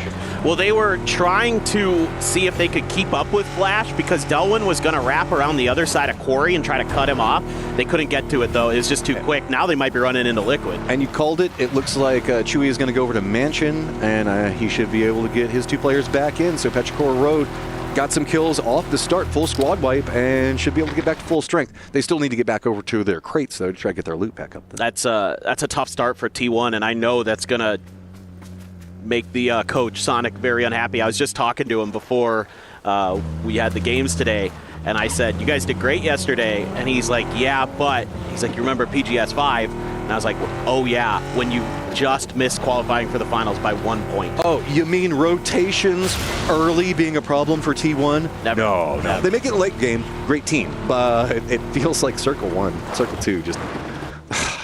I think it's kryptonite for him. My guess is that Petrichor Road stopped because of the red zone or something, and it just threw things into chaos. But even then, that looked like a fight they should win because they got the first 2 kills. There's a new problem because they're trying to regroup around those crates to see if they could get their loot up, and VP is now over there. So while the regroup is trying to happen for Petrichor Road, I wouldn't be surprised if the 2 that just came in might need to land and maybe get a bit further out. This is just an odd little dust-up that happened, and I don't think that anybody was really expecting it. But, you know, kudos to Petrichor Road. They're a team that I don't want to say has been floundering, but hasn't been performing the way that there's a lot of expectations for. Chewy is still back over here where that firefight was happening, and you can see that that's the carryover effect. The dominoes continue to fall. Yeah, I mean, you want to get back to your original loot. You probably have guns you really like and all that other stuff. Goodness, this circle is a lot of water, a lot of river. Bridge game. It could be. I mean, we're lining up for maybe Southern Bridge or something like that, just underneath that that radio tower mountain. But Petrichor Road is going to have to, I think, give up Chewy, and they might even try and have to res again, dude. This is madness. And that was one of their looted players that actually went down. So that means that, yes, there are 3 up, 2 have near on nothing, except for what they've managed to find now. So it's just been damage control from here on. But VP finding some points right off the get-go is going to feel pretty good for them. Start maybe a bit of momentum on their side. And absolutely. While Flash is still out in the blue shooting at nothing. Yeah, Flash is just, he's hoping that somehow he gets deep enough into this game to get placement points. You never know. You know, sometimes players will find ways in completely unexpected ways. Maybe he has an emergency pickup. Hey, on this one, all you've got to do is just swim. Yeah. Get your laps in. Yeah, get your laps in. You get underneath the bridge. Maybe you can get yourself a halfway decent position on it. So we just did a quick glance at Therathon 5 a second ago. So we have them coming into the lobby as well. Always a group stage terror. So could have some big come-ups for them. Yeah. Looking at the circle itself, we do have Freaks that have gotten control over the southern section of it. FN's going to be pretty close to them just to the north. TDT is holding down the radio tower itself. All the other teams are kind of spattered around it, and that's going to be Toyo, Navi, 17 Gaming over there. I think it's also going to be GSW. Going to be a long pathing. The Expendables are about to come out of the blue zone for the first time in a long time. VP is going to be wrapping over into the west. Long wrap around. Maybe they're going for the western bridge, and TE and VP might bump it. Yeah, I think VP wants to avoid any more early fighting. They feel like they got stopped up enough. The funny thing is I think they're just going to miss the Expendables in rotation here. So this actually could work out okay for them. You know, they've got some blue zone bags. Everybody else has got the poppers running. So this is totally fine. It's only phase 2 blue. You've got plenty of time to get into a circle for phase 3 and on. So VP, I think, making a wise decision. Meanwhile, the Expendables, I believe, is going for the ferry. VP is the least comfortable team in the blue zone, right? Yeah, for sure. Yeah. It's not like any of their players are known for it or anything. You can see Greg C is going to listen back on this and be like, no! Yeah. Leave it alone. Let the meme die. Skoom and Ibiza are losing their minds in the backside. Oh, sparking down. That's a problem. And now Jalbei going to be trying to just secure it, though. You can see that kind of the spattering of the hillsides down to the south. Freaks are on the other side of this one, so Team Liquid in a pretty precarious position. I'm curious about Twisted here. I don't know if, I think FN Pulchon has an angle onto their boat rotation towards Novo. It looks like it's actually, emergency pickup for the Expendables. They're not going to take the ferry, or at least not currently. Maybe they changed their minds or something, but... Okay, wait, okay. Twisted is in the water right now. They're stuck. There's this little island over there, I think. Isn't that what they're on? I believe you're correct. And if FN Pulchon decides to just hold this, then they have a really hard time getting in. They have to wrap like way further south. I love you for the spot too, though. I don't know why I love going to that. I get this. I've done this. Like it's sometimes you have no other choice because it's too hard to get into Novo. It's terrible, but it's so fun at the same time. They're not having fun probably with it. Lou's not even with them at the time. New Circle's popped in. Finally, he does lean south. Yeah, so the problem here for Twisted is if you try to go further south, there's like a sheer cliff. And if there's a team up there, you're in trouble because the team up there can see you, the teams up on the hills by the radio tower can see you, and the teams in Novo can see you. So you have to be really careful with your timing. So they're going to make their move, and it looks like they're going to get here, but FN seemingly in a position to try to punish. Yeah, Rex's spot is really good for this. I don't know if Twisted is spotted out. Rex gets down one, gets some damage, follow-up. Americano's going to find it. That's 3 down, and now Lou, the only guy that didn't brave the beachhead, the only one alive for Twisted. It's a great read and a great setup for FN Pulchon. I mean, they've got angles for days. Rex has a great position from that guard tower. Americano there covering with an off angle from the little shacks there. Really nicely handled. Here comes the Expendables from the air. Yeah, lots of tracers going after them. Okay, because remember, we have 50 people alive, and they're all just clustered. There's still a lot of water in this, probably I'd say about 40% of it. Everything's stacked up. TDT's right in the thick of everything that's going to be going on over here with GSW. Team Liquid also did kind of breach up here. Up on top of it, GSW now just raining down nades, anything that they can get. That's a dream of a nade, but I don't think it's going to connect with anything. Doesn't look like it. TDT there. Gonna have to hunker down and pray that some more util doesn't just find its way through these windows and doors. Oh, you can lock this down. Red zone. Yeah, that is not the best red zone. Petrichor Road up in a chopper right above that red zone as well, so they're gonna have to find some place. Probably gonna try to drop into Novo, but Novo pretty well occupied. That chopper probably has more loot than they do. It probably does. All right, CC. He wants to finish this out, and no surprise, this is a very strong position. It really gives the rest of the squad capabilities to move down from radio tower if they secure it, but taking a bit long. That nade lands right up in front of him. Up on top of that little bit of a box set is about all he can really do with. So, I mean, CC did calm down. They wanted this, but this has just kind of turned into a mess. Yeah, they tried to punish some of these knocks that they had gotten onto TDT, but TDT, they're able to stand tall. You know, there's just enough room with the octagons that you can kind of hide enough from that high angle position. And you know, I don't fault at all GSW for making that move. I think it's the right play to try to clear that angle out. AZ had big plays yesterday from high ground. I mean, give it to him again. I like the mindset on it, but there's way too many friends over here now as we've got Team Liquid. They were trying to harass in, but that gave away their position, so now the Freaks are kind of looking like they're encroaching in a 2-2 split onto Team Liquid. Team Liquid can't make a move because they're looking directly into what's going on with this compound, and 17 is now kind of sneaking them from the south, looking in. The red zone up into the top. Most of those people are inside a building, so they should be fine. Terry kind of held out. And look at our boy Flash down into the southwest. He's making it. This is a great circle for him. Even better, he can hide on the edge of these mountains and actually potentially get some pretty decent placement points. Who knows? I mean, hard to say for sure, but he has a chance. I don't know how many heals he has left. I assume a ton since he knew he'd be sitting in the blue for a while. But just kind of have to wait and see a little bit. Meanwhile, Fluky for Theraton 5 hits a headshot with a bolt onto Hakatori. VP stuck out in the blue. Not much they can do right now, but try to crawl their way forward, see if they can get underneath the Freaks and find a way to sneak underneath them as they're kind of squaring up with 17, and it's Heaven going to find the opening knock. I like this. Freaks were eyeing into Team Liquid. They were running a bit of a 2-2 split. They're going to regroup.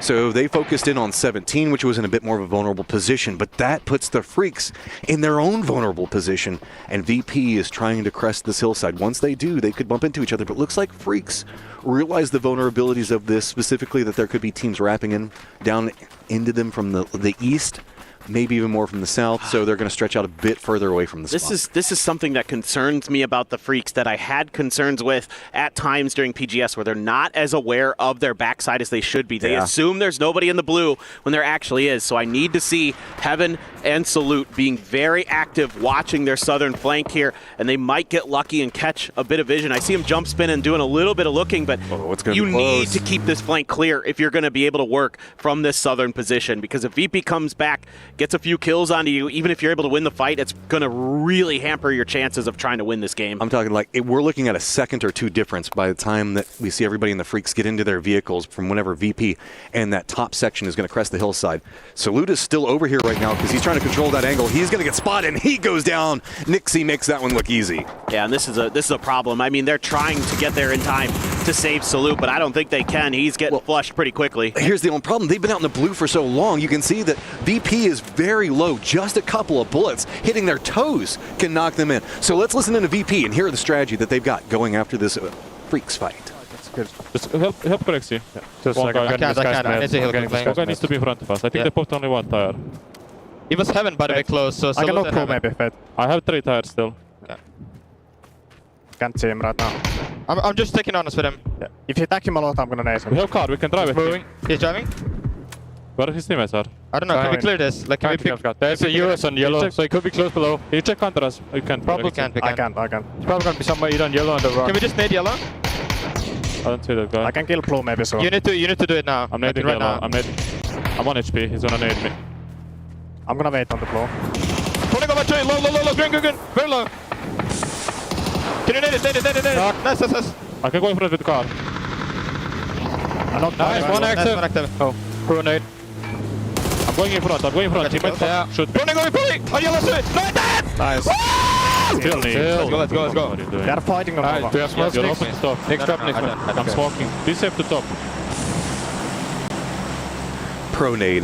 He just dropped it in the middle of nowhere. I love it. I love the pop-off there, and well-deserved. That's not an easy fight to win, and they made it look easy. Yeah, I mean, there was a lot of negatives going into that. Their health situation, catching out Salute early really paid up big for them. There was a fight that was also happening over in the east that was between FN as well as Team Liquid. They got a couple of shots in between each other, but the radio tower is the core component of this new circle, and VP now has an easy path into it, but there's a lot of high ground, but really the teams in the high ground are caught out looking at the people right below them. Absolutely. So well played there by VP, keeping their sound cues hidden until they were able to strike as well. I mean, that's something that, a lot of people don't, really think about all the time, but you have to respect that in this level of competition, because there are teams who are very happy to chew through 4 phases of blue before they make their move, because they've kind of realized that they're going to be coming in on a bad edge of the circle in a situation where they're going to be in the blue for a long time. Lou actually has a radio tower over next to him. Is he going to res everybody? I mean, he came in pretty late. Did he do it and we missed it? I don't know. He was hanging out right next to it at the time, so that's something to keep an eye on, see if we can get some of the Twisted members back in. Up into the north, we've got Na'Vi and Buriram right on top of each other, but right at the crossroads, so nobody's really wanting to make a move yet. Buriram does have to cross. So this is going to be a continuance of a problem, because as Buriram crosses, they're going to have T5 that's over into the east, and then they're going to have, of course, Na'Vi directly in front of them, and then Toyo that's playing the road leading up to Radio Tower that could have vision on them. Yeah, FN also in a similar situation to Buriram here, where they're being gate-kept by Team Liquid on the other side, outside of this. But if you can get some damage here, so said, that'd be huge. That really, the headshot connects onto Demasti, and things are getting really, really dicey. I mean, you need tons of smokes. You need vehicles here to make any kind of headway in this situation for Buriram, and I'm not sure they have much to work with. These angles are just so cruel whenever we look at how it's all set up. We do have FN that's trying to send a couple of members in between Team Liquid and TE, so if you see that in the kill feed, it's just trying to cross roughly the exact same thing as what we see going on over here, except in a crossfire situation on top of it. So said playing back behind this is just, he's just making sure that nobody can get across. Make sure that they secure these kills, get to a decent position, because Fluky does want to get some kills on this one. He's holding an angle for it, but Binya also now starting to stretch in, realizing that there's some potential for points that could happen over here, but Buriram just can't move. Oh, so said just absolutely stops that one. Yeah, they're doing a great job on this. I mean, Soset is in the blue now, so he wants to try to make a move. He might go down to this because of Toyo's angle.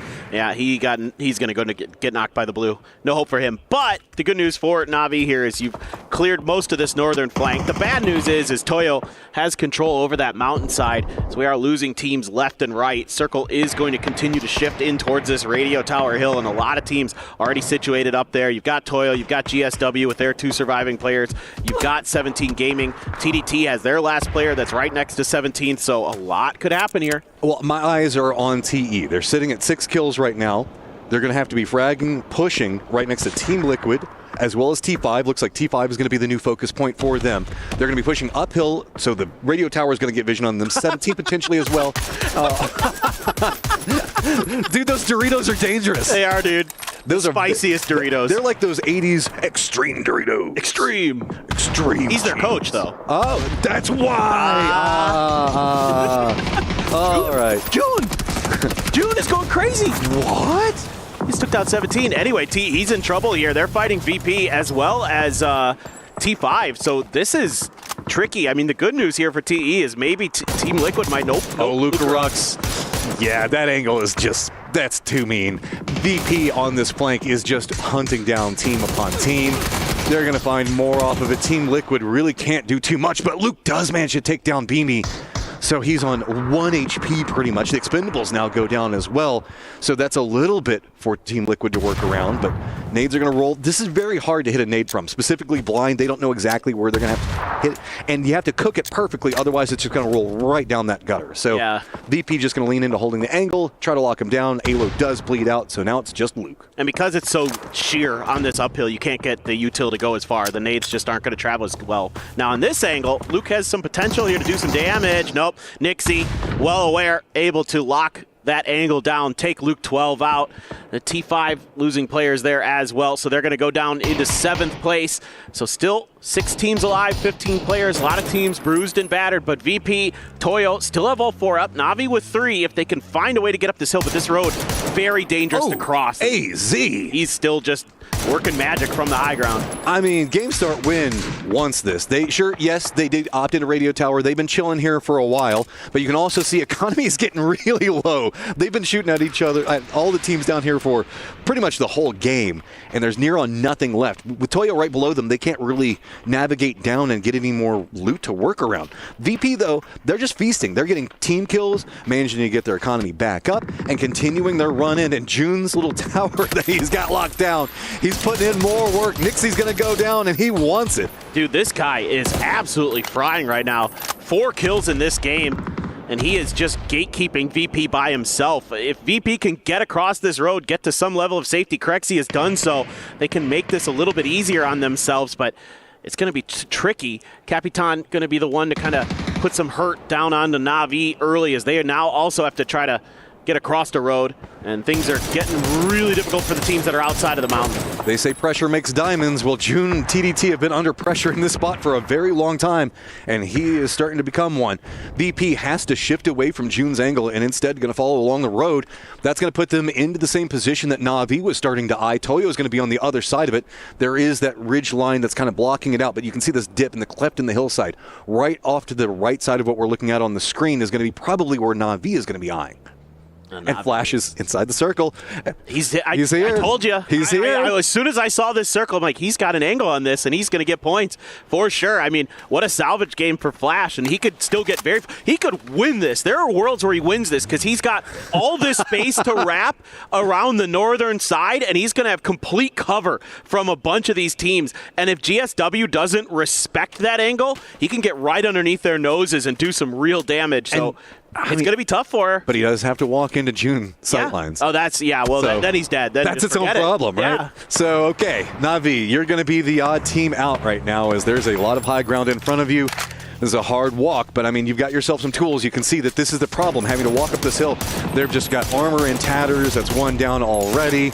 There you go, Navi. Valiant attempt, but it was just nowhere you could really go into this circle. There's just too many strong teams already knowing exactly where you are. Great work here by VP. They get across this road with only losing 1 player. That's huge for them. 11 kills in this game. They are really on one right now, and if you can get Toyo to lose a player or 2 here to GSW, you're going to have a real shot at winning this game for yourselves. Or if you could do some damage yourself, hard to say, but Toyo knows that they can just hide against this cliff face and just kind of keep themselves obscured from GSW. GSW, if they peek over, they're going to see VP first, most likely. So this is really smart by Toyo, playing this very patient. VP, don't go near June. Just leave that angle alone. I mean, it's been a literal uphill battle for VP into team upon team, and they have just been taking them down. This is a great start for Virtus Pro. June. Blue Zone nades starting to come out, and that's how you just deal with them, right? Just don't even let them out. Now you get the tower. You have access. Life is good as the new circle does pop, and it's just going to move a bit more centered. GSW still gets to hold their high ground, but doesn't have the cleanest vision. There's going to be a couple of trees in the way. Oh, just have to see what Flash is going to do, what role he has to play in this. Toyo is wrapping around the north side right now. Kind of curious if they're just clearing their flanks or what. Meanwhile, VP just trying to find places of safety, trying to get in towards that wizard tower to make sure that GSW isn't able to find as clean of angles on them. Still a few frags here for Game Start Win. You know, they could potentially find some value out of those. The problem is you got to find your moment, and you want to wait until the end game. Try to play for the win. You've got the high ground. You've got basically the center circle position on you where Ming is. So you got to be really diligent, really patient, really conservative, frankly. But I mean, at this point, they just need to cut up some limbs and try to make some daggers or something. They have near on nothing to work with, and VP is coming into this much stronger. Toyo has been quiet, as Toyo does, but it has managed to get them some placement points. Question is, whenever they actually have to move into this, are they ready to fight VP? And is VP even expecting that there could be a Flash that might encroach on the exact same angle? The Flash might be the spoiler here for VP. It really could be. Yeah, he is the problem. I mean, you see teams win from this southern side of this hill sometimes, and because there's so much terrain to work with, you can find these cheeky spots to hide in, these angles that are unexpected for your opponents, but that is what the problem is for them right now, and they might not even realize it. But look at the difference between what was going on with the Freaks and VP. VP keeps having somebody eye this angle. They know that there's vulnerabilities, that they know that a snake could probably be hiding over here. They do not want to get backstabbed, so they are just waiting. And Flash, you have put up a great game, getting some points for your squad that desperately needed it after the start. Can you get anything else? I don't think it's going to happen. Beamy's going to pick that up. Now up to 13 kills. These guys, this is the way you start the day. What a tremendous awareness there, too, to be really concerned about that angle the whole time. They don't know exactly where the GSW players, sometimes you might drop a player down that backside while you keep a player up top to create some crossfires. But I'm not sure if they read that Flash is over there, probably because they have Beamy on this team, who is the GOAT at kill feed tracking, so they might have just realized that Flash is probably over there. Frankly, I now believe that's what happened. It would not surprise me. So, Toyo, you're now putting yourself in the pinch position. Capitan leading the way, right below what's going to be going on with Ming in the high ground. Start win, very focused in on VP, and that could be very beneficial for Toyo, who just managed to get to pounce onto both. Ming starting to get vision on what's happening with Toyo over here. This is all starting to condense down to that center point. We don't have too many more options to work around. It's going to be all on to Toyo and how they navigate being in this oddly pinched spot, but not really. Capitan is basically center circle. Yeah. That's where it's going to end. So the real question is, how much to the road. Oh no, but how much does that rock face cover the very final end of this circle is my big question, because another problem that GSW has is they don't have a ton of ammo, they don't have a ton of frags. They have a couple, so what they're hoping here is that VP, Toyo beat each other up and they can swoop in and claim the victory. VP would love a clean fight. You can see Ming being very judicious. He's just keeping track of the players, doesn't want to really give away his position, doesn't want to take any damage himself, just wants to wait for his moment. Gets a clean one there, okay. Needs to be really cautious. Every bullet has to count, and that's really beneficial for Toyo because they can just kind of hunker down. They know that the shots are going to be coming after them. They finally do get vision, and Ming's managing to take down one for VP, one for Toyo. Is he going to have enough bullets to do more than that, though, is the question. Lukaruk's going to go down. He's going to get fleshed out. Oh, Toyo, you're right in the middle of it. VP wants to push up. They put in such a valiant fight, but they've got another one down. It is just on the Beamy game start win on top, and Toyo right in the middle of it, still with 2 members up. This could come down to something very strange here. Maybe somebody has to jump down a great volley right on top of him. GSW wiping VP out. Ming up on top. He's got himself 36 bullets looking down at 2 different players. What all can he do from up here? He knows this is going to be super problematic. Look at how vertical it is. AZ drops down. He's trying to feed information over onto the angles so that way he can know exactly where the approach is going to be coming from, but it's so difficult to make it down. Ming's just trying to creep through, can't find anything, and Toyo is going to take it. Wow, Toyo picking up where they left off yesterday with another chicken dinner, and they are looking to get themselves into that grand finals. So well played there at the end, using that cover of that cliffside magnificently, maneuvering themselves really, really expertly. Hard to do it better than they did right there. Patience pays off for them. I mean, they locked GSW into that position because you could see GSW wanted to come down so many times, and while Toyo was very passive in that position, they were doing a very pivotal role of making sure that GSW could not leave that high ground nest, cannot get ammo, cannot get anything else, while VP just tore the lower section of that hillside apart. Yeah, no, I mean, that was a crazy ending. That could have gone a lot of different ways. So really fun to see Toyo doing that. But guys, we are going to take a short break. We'll be right back here with more PUBG Battlegrounds at EWC 2025.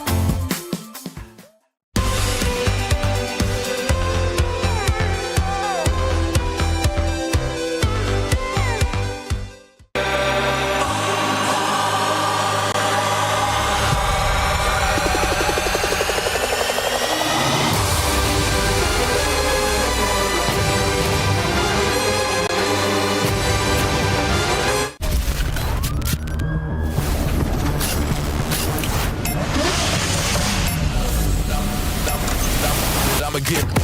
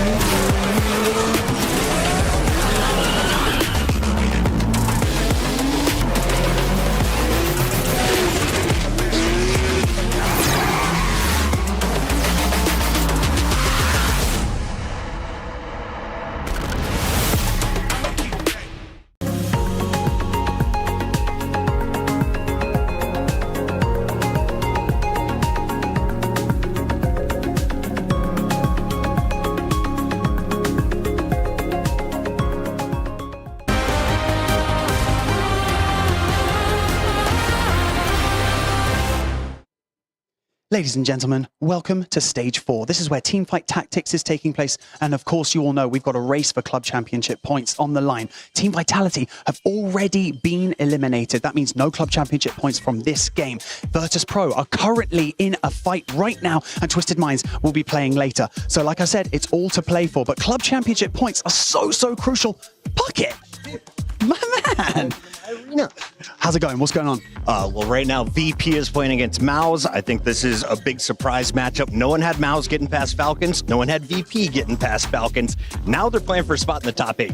And of course, whoever wins this match is definitely going to secure 200 Club Championship points. And obviously, we have teams that need them to get into that upper echelon of teams, right? That's right. So T1 just got their 200 points. That's a 12-way tie now. It looks like at 12th. And VP, they're hoping if they can keep this upset rolling, because if they beat Mouse, that's 2 juggernauts down. You think they can make it 3 and maybe finish top 4 here. Oh, I like it. Twisted Minds playing later on. Obviously, they desperately need Club Championship points to break into that top 4. Definitely the most exciting match of all. Day 1 was Twisted Minds win, but on day 2, they got skunked. So TM, not a lot of hype around the squad right now. They're looking to bounce back, but if you're looking at the series, all of the juggernaut clubs are already taken out. Falcon's gone, Liquid gone, TM might be next. Wow, a spicy day ahead of us. Thank you so much, Puckett, for all the information. We'll check back in with you later. Really appreciate it. But for now, back to you guys. Well, a key crush over on another stage here as Team Vitality, looking for all-important Club Championship points, is now eliminated from that tournament. But that now means, for us on this side of things, Virtus Pro already starts off strong. They're going to be one of the contenders to try and push forward into those Club Championship points. But let's not focus on VP just yet, because they were technically not the winners of this game. Let's focus on one of the hopes of the Americas, Toyo. We've got them with another win here. Godspeed. Yes! Yes. He's happy about that. Look at him. Look at him. He's happy. The back-to-back. The first team to win 2 wins here. Look, technically, yes, it is back-to-back. But again, the lack of action from that team, especially given their position. Look, it's great that they won 2 games. This is not going to work in the finals lobby. I mean, you look at VP, the fact that they still outscored them just based on kills alone. If they're not going to be fighting for those kills, they're not going to win this tournament. It's just plain and simple the fact. Well, what's not going to work? Is it the speed at which they're playing these final circles? What are they doing? They're just not stretching out. I mean, they have a position to go out and get kills, and they're just not doing it. They're playing so passive. It's crazy. I mean, he brings up speed, so I'll just say it. Ask any real racer. It doesn't matter if you win by a mile a second, 1 point. Winning is winning. They didn't win. That's what they just. That's my point. They got 2 wins. Their placement points are valuable. Do I think their style of play is exciting or interesting? No, not at all. Is it working right now to get to the grand final? I guess. So yeah, I am disappointed as well in the context of the choices they're making. But the fact that they're sitting on the top half of the leaderboard, I can't physically argue with, I guess. All right, well, of course, though, on the opposite side, as Godspeed mentions, Virtus Pro will have got more points than Toyo in the end of things. Let's take a look back here at Virtus.pro. Go against DM Freaks, because that was an awesome moment, of course, as we take a look at how this... We even got voice comms for this Avenger, which was... yeah, this is great insight here, and also with information that they have, like, Corexi had an angle, Nixie was able to step up, like, they just completely destroyed them. And then again, like, you're not really expecting any team to come in from behind from phase 4 when they've been there the entire time, right? The timing for them to kind of enter that battle versus Pro was just imminent, and that's why they're able to stay Fall Guys strong and take down one of our favorites quite easily. I mean, yes, they kick back to the wall. Communication perfect. This is a new roster adding Corexi against the Freaks, the best in the world right now, the favorite to win this event, and it was a systematic dismantling. They stayed as 3. Agreed. They rolled through one by one. They had a spotter on the hill the entire time, and their communication was as crisp as I've heard in a very long time. We kind of poked the idea that the Bears might be taking off in this event, and I think after game 1, it's undeniable. I think when you look at this roster as well, they kept rolling into fight to fight to fight, and if it wasn't for severe terrain disadvantage in those very final moments there, Godspeed, I feel like Virtus.pro could have had this game. I think they 100% could have won that game with the 3 that they still had left alive. If they stayed 4 alive, if they didn't lose that one guy, even if Nixie I think it was fall, to cross. Yeah. I still think they could have won without Nixie. I mean, again, it was a severe disadvantage when it came to the train itself. Yeah. But VP, the way they rolled down and just dismantled team after team was very impressive. Well, let's take a look at the points coming in from that whole game here across the board for our 16 teams, and Virtus.pro should be able to take that number 1 spot with the points garnered. At the same time, GameStart Win did have themselves a radio tower, but it will be Virtus.pro getting 19 points. Toyo gets the win, but it's just a cool 15 here for them. We gotta say as well, like Toyo, the way they played, they realized that there's a team above, right? You gotta kind of lay low to make sure that you stay 4 guys strong to have the hopes of winning. So win the games you're supposed to win. But then again, as you say, like I'd love to see a little bit more aggression from them coming out and a little more control. But 15 points is 15 points. If you have your that's fair. your kind of passive games and you get 15, but still, we know like Capitan, like he's one of the greatest players to come out of South America, right? We want to see great stuff from him too. 2 teams we didn't get to talk about in the start of all of this, TDT and FM Pyeongchon, of course. They got themselves some decent points to start things off. Here's the overall toffees, but that's great for them considering that we didn't pay much lip service to them because we kind of put them by the wayside a little bit, I would say.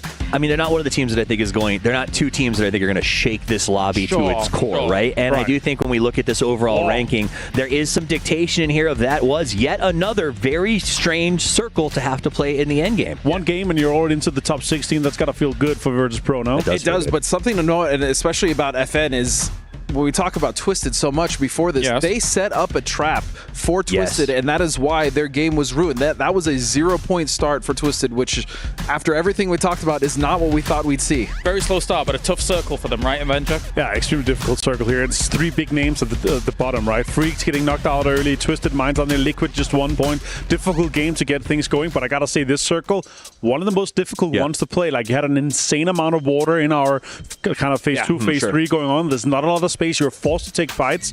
Plus, on top of that, we got 2 red zones that was hammering the teams trying to fight each other. They had to stay inside for like 2 or 3 minutes, where that's the time you kind of want to make moves. So there's 2 things I think that really we need to focus on. Partly it happens at the start of the game. First, Expendables used drop maps and scrims to camp FS. They knew where solo drops were going to be, and they picked up some free points and then tried to camp at later guys. I expect that to continue, so teams need to be aware of it. The second one, Petrichor kept losing people and bringing them back and then dying again. Petrichor was literally throwing points into the pool over and over and over because they felt like just because I can chip, I should. And I think that's what we talked about in the pre-show, and it did nothing for them. They finally got everyone back. They all died instantly. If this happens and continues to happen, our cutoff is going to be higher. Like, we talked about 60 points cutoff. It's going to be like 65. It could be, if this continues. There's just more kill points in the feed, right, overall here. But for Petrichor Road, you'd expect, with no contesting over toward apartments here, Godspeed, for them to be able to move on what is a military circle, basically, with that 50-50 split. But you'd expect them to be able to move quicker and be able to get there faster. But that wasn't the case, really. They really took like casualties. And the issue was they immediately ran into T1, right? And we saw that it was actually just Ming Ming and Chewy that were left alive, right? Granted, it looked like T1 was going to win that fight, but then they were able to turn it around. And then, as Steve was saying, then they ran into another team. Then they ran into another team. They just they were just limping and rezzing. And that's another thing we didn't really talk about is when you do res, is the decision, do you wait for your teammates? Do you try to get in the circle? Do you use them to scout? Or do you try to just come in as 4 on the edge? It's the big disadvantage of it, right? Yeah. It costs you minutes in a game where we are down to seconds being important, never mind minutes. Right. So Petrichor, by the time that they got their second group back in, we were phase 3, 15 minutes into the game. 2 Petrichor members were still in the blue, looting to load up the car to bring in gear, perceivably for their returning players. And at that point, with the circle shrink, especially crossing a bridge, there's just no strategically viable way to make sure you get these players back in safely. So you know that no matter what, you're dropping 1 or 2 more points to a competitor, and someone's landing, and you're handing them an Uzi and a level 1 saying, best of luck, buddy. And I think that's where the struggle for me is. Yeah, get out. You got this, bud. Give him a little slap and go, though. And so unless the idea is you don't think you can make the bridge cross, and this is your last-ditch effort to bring someone in for reserve points, it just doesn't make sense to me. Agreed.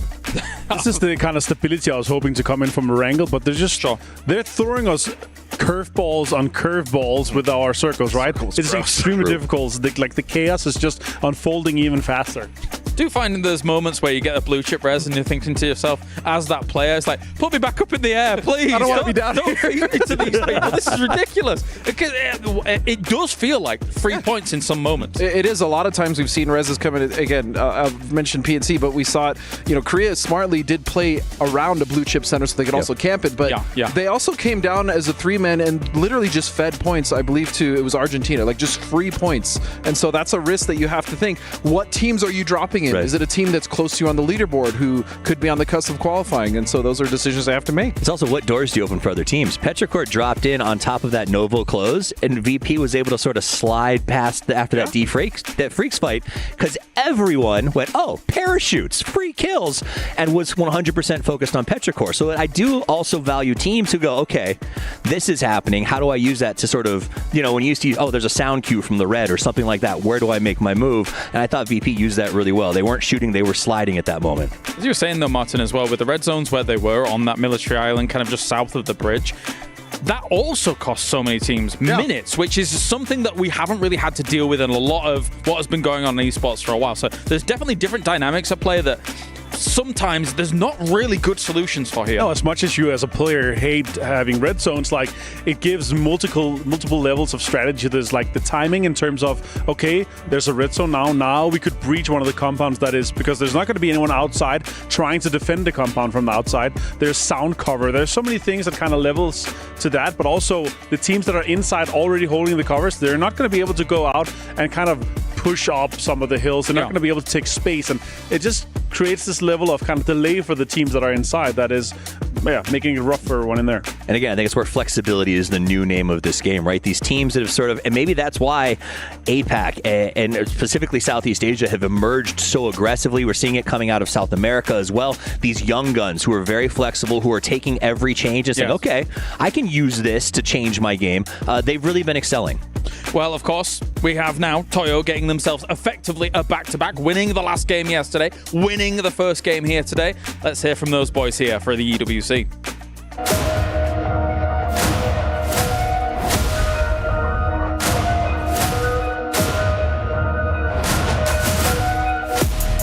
Welcome to PUBG at the Esports World Cup. My name is Barney Banks and I am joined by Toyo Esports over here. I've got Kapitan and Emmy joining me. How are you guys doing? Hi, we're fine. Really good?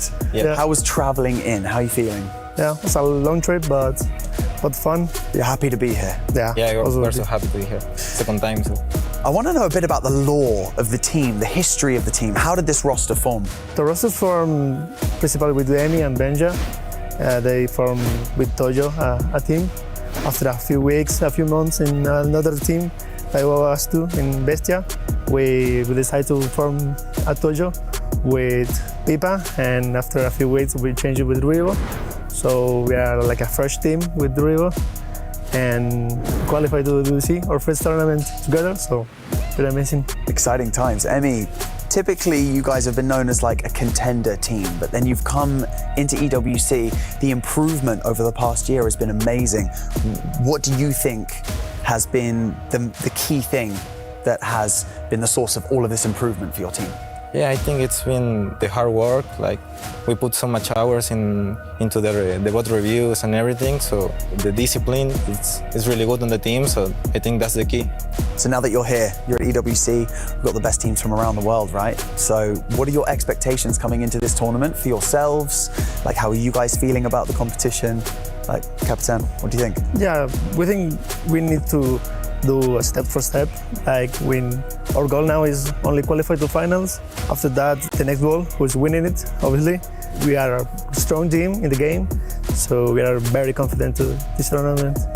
And coming into this tournament, Emmy, you know, there's obviously a lot of teams from around the world that I'm sure you've come across a lot of them before as well, but are there any teams in particular that you guys are like, okay, like they're dropping near us, we're kind of like, do we push, do we get aggressive, do we avoid? Like, you know, all of you guys have the ability, but is there always a thing like in the back of your mind, like let's be careful with our approach? Yeah, I think in the game, we're going to be careful with the Vietnamese team. I think they are the most aggressive ones, so you have to be careful. You have to be like watching at every angle. So I think they are one of the strongest and the most aggressive teams. So, do you agree, Captain? Yeah, I agree.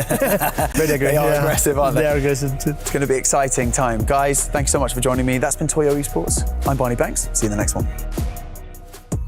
Maybe good old Toyo needs to mix some of that Vietnamese aggression into some of their gameplay. Who knows, to be honest, they could be the complete package if they were able to solve that. You know, it's a fascinating, to listen to them talk sort of changes their perspective a little bit of how they're playing right now, right? This idea of step by step, all we're focused on is the top 16. And so when you watch them play, they're getting into good spots early. And I think, I could be wrong, but my argument here for why I'm not happy with them is they're not making aggressive moves after they get to that spot. They're giving up high ground. They're allowing a team to close on them. But if their mentality truly is, this spot will net us 7 points average, and that's what we need to get to the top 16, I can't fault them. I will say this, though, like, they're coming off a 3-man call roster just playing with Argentina, right? And in PNC, and at PNC, the way that you play that is you stay 4 guys strong for as long as possible, right? Because if you're 4 guys strong towards the late game, you're coming up against a 2-man or a 3-man, your chances of winning is quite largely higher. Plus, when you have the radio tower kind of harking down on everyone above you, you don't want to expose yourself too much, right? So I'll give them this one. I want to see more aggression kind of playing together as a team and kind of smashing a little bit more, because we know they're capable of playing off shooting, but it would have been lovely to see a double-digit kill plus the win with this one. I'm so glad you brought up PNC. I really am, because a lot of what the issue that I have is, you know what, they are right. They only have to get 16th. They're well above that. They're going to qualify. But again, this was a 3-man roster, as you brought up, Martin, at PNC, and they still were quite passive.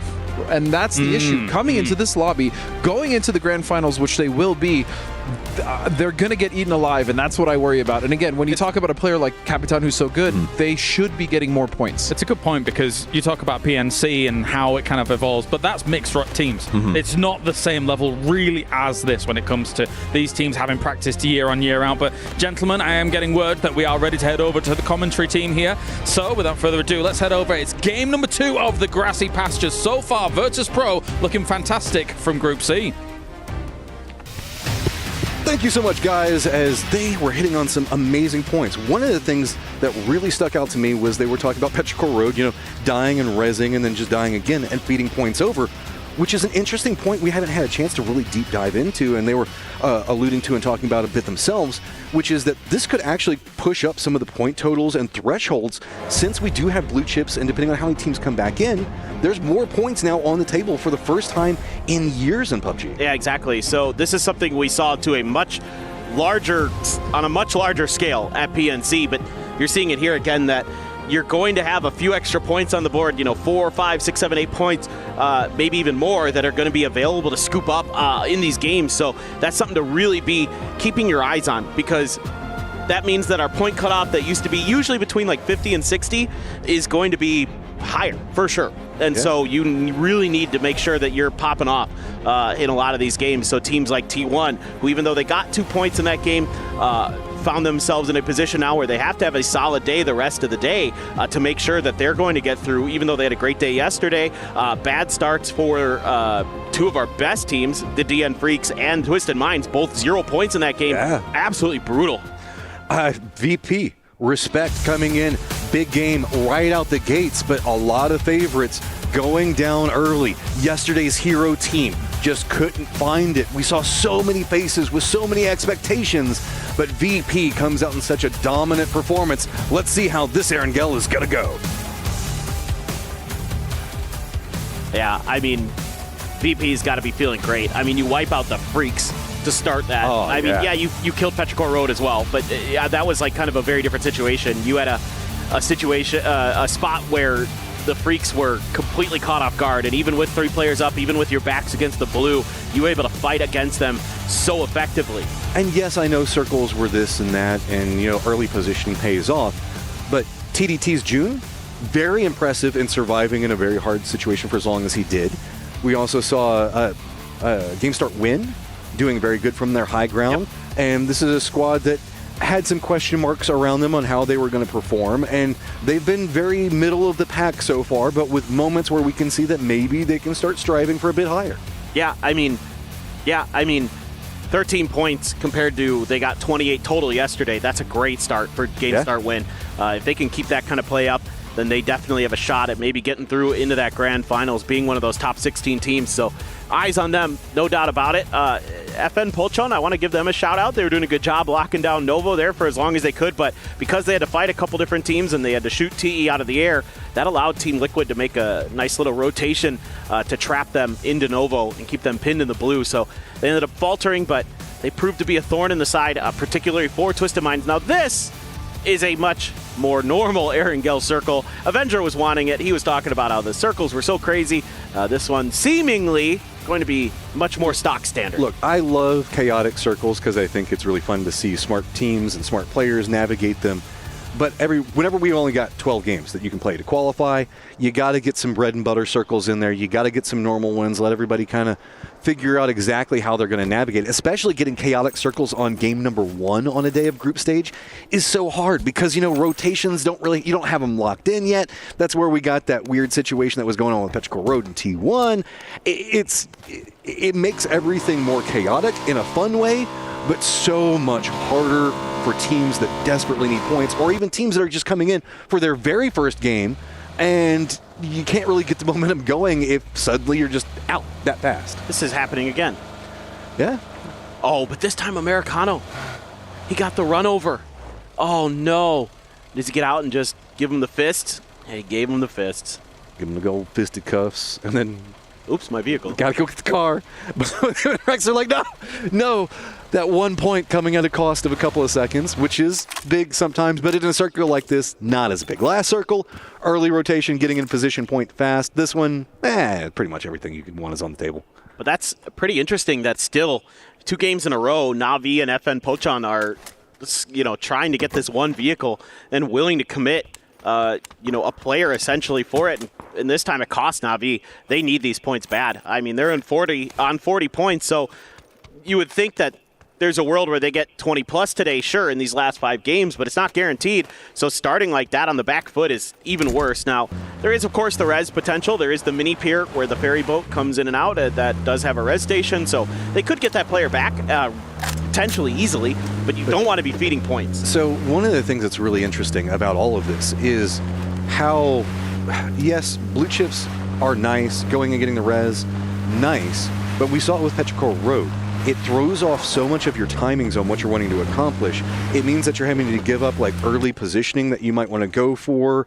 Wanting to get those players back in comes at a cost, and it isn't guaranteed. Just like what we saw with Petrichor. Yeah, you can get the reses back, but really there was never enough time to secure a way to get yourself into the game.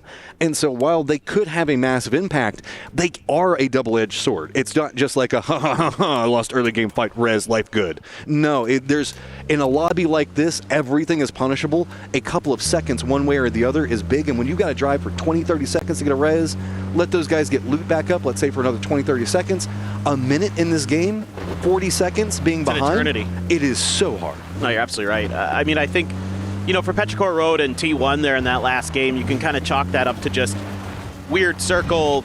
You're not, like you were talking about earlier, the timings are going to be off on when you're expecting teams to make their moves, and so you run into each other, but you have to go for the res. Like in a situation like that, you're afforded the opportunity, so you think, all right, well, I think we're going to be okay. Hopefully there's no other teams behind us, but for Petrichor Road, there was VP who was making a very late rotation, as they're wont to do, so that ends up costing you and cost the Freaks later on as VP wrapped so far around that they weren't expecting a team to be able to make that maneuver. So that's something you got to learn here the hard way for a couple different teams. But the blue chips, yeah, they make the calculus a little bit more difficult than we're used to seeing, right? And then what we've been used to, I should say. And there are going to be some growing pains too as players are trying to navigate it. Like, which specific spot do we go to? Again, I'm making the reference back to the last game with Petrichor Road. They opted in going to Mansion instead of going down closer to the circle itself, just because they wanted to go for safety. There's a lot of different factors that you have to look at, and it's interesting to see how different teams are going to even try to use those. Well, this is kind of interesting. Looking to try to punish the crate. Are you going to be able to, Glories? Yeah. Rybo, pretty aware of his angles. Played the right side of it. He's going to have to use a couple smokes, though, to make sure he's guaranteed that level 3 gear. Okay, it is a Groza. He's going to scoop that up.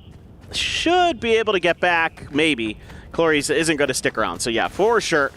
He's good to go. Did, again, have to use quite a few smokes. Going to have to snag up some 7.6, but I'm sure there's plenty of that floating around. The real question is, are there going to be enough smokes that you're a little bit comfortable going to the late game? Oh, what is going on here? T5 rolling up right next to VP. Well, we're in the red zone area, and everybody's wanting to play along the edge of it. VP is over here as well. T1 has some vision on it. So Rexy does hear the cars roaming around in front of him. Should be able to feed that information back up to the guys up on top. So a couple of shots going at Losted. This is all just kind of turned a bit awkward. Nobody really wants too much more out of that. Nixie, he'll take what he can get. Lucarux, though, going to follow up. That was a nice 1-2 punch, and now T5 has to go to that gas station. They don't have a choice. No. Yeah, this is great work, though, by Virtus Pro. They've got a nice angle into this fight from above, and the best side to take a fight into that gas station, and Beamy going to capitalize from that eastern edge. This is really well thought out by VP. They were in a great spot for Teraton 5 to run into him. I mean, they set it up perfectly. They took the shots. They assumed the fact that since the high ground was going to be the problem, they would rotate around behind it. And they already had multiple members sitting there waiting. T5 just has nothing they can do with this. They're just getting caught out. Every single position that T5 is trying to play is already read by Virtus Pro. And they are keeping the steamroll running after that first game. Yeah, so now the question becomes, for Virtus Pro, what do you do with these blue chips? You got Fluky. He's already pieced out. So you have an option here to maybe try to mess with T5 a little bit in some respect, although I see Team Liquid potentially driving into this situation as well. T1 as well wasn't too far off. Raining was kind of eyeing this to see if he maybe could find a freebie, but it's all on to Fluky now. Okarexy! He's going to get spotted. Trying to regroup back up in that angle, and like you were talking about, Team Liquid just waiting. T1 actually now crossing the bridge as well. They did hear this firefight, so they're going to get pretty close to this on the other side of VP. Well, Raining is just keeping track of this. If this fight really kicks off between Team Liquid and Virtus Pro, then maybe T1 is going to try to get involved a little bit more. You've got Type on the other side of the Yasnaya bridge, where he could potentially come in to help back up Raining pretty quickly if something is given over to them. But Raining has to be pretty careful. Maybe just going to take this UAS and leave once he sees anything. Does have a bolt in hand. Could be pretty nice in this situation to just find that first knock and then quickly finish it, but isn't really going to have the opportunity, at least for now, because I don't think VP is going to be moving much. They might even be trying to grab a blue chip themselves. So close to the river and can't put the blue chips in it. Feels bad for VP. At least throw them out in the field. So that's always the jerk move that I find that works best. Just like if you kill a squad, just drop them in different sections of the field so that way somebody has to go stand out in the open. So if you want to get your players back, you're just going to have to sit in the most nerve-wracking of positions. Exactly. I mean, there is a way to completely eliminate them, and that's to blow up a vehicle that the chips are in, but the other options are you throw it somewhere weird. No, mind game it. You make them go into the field where you can shoot them. That's what I do. I usually just throw it in a bush somewhere out, like in the middle of nowhere. Just say, if you guys really want to commit, you can. In the middle of the open, and then you watch it. It's a Wile E. Coyote approach. So that way, while I'm watching that, some squad can come up and kill me from behind. Yeah, exactly. But I mean, the problem is like you could see where the blue chips are going, right?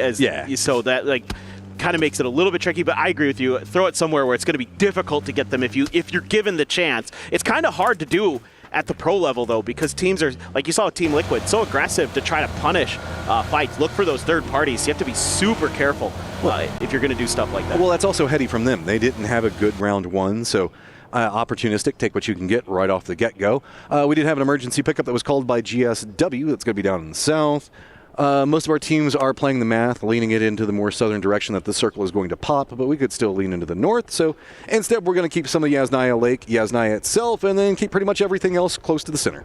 Yeah, so this is looking like it's going to end somewhere, in those crossroads to the east of school or something like that. Maybe even further east towards the Yaz fields. It's still very much in play. Who knows? Maybe we just go southwest. Still a lot of options for this circle. Definitely very unlikely to go north at this point in the grand scheme of things. So Twisted can have a great angle to just set up on the eastern edge and lock that down. So this could be a nice game for them. I like that Twisted is going ahead and trying to get some control over the field position just in case. Scouting, getting tons of information. Probably the worst circle that we could get out of this would be fields. So trying to get yourself in a preparatory position for that, not the worst of ideas. You have to make the assumption that this is probably going to go to the southeast at some point just due to the water and the way that the river is going to come into play. Not yet, of course, we're only on circle 2, but you know what I'm saying? Mathematically, it's going to lean that way. So getting control over that territory early is big.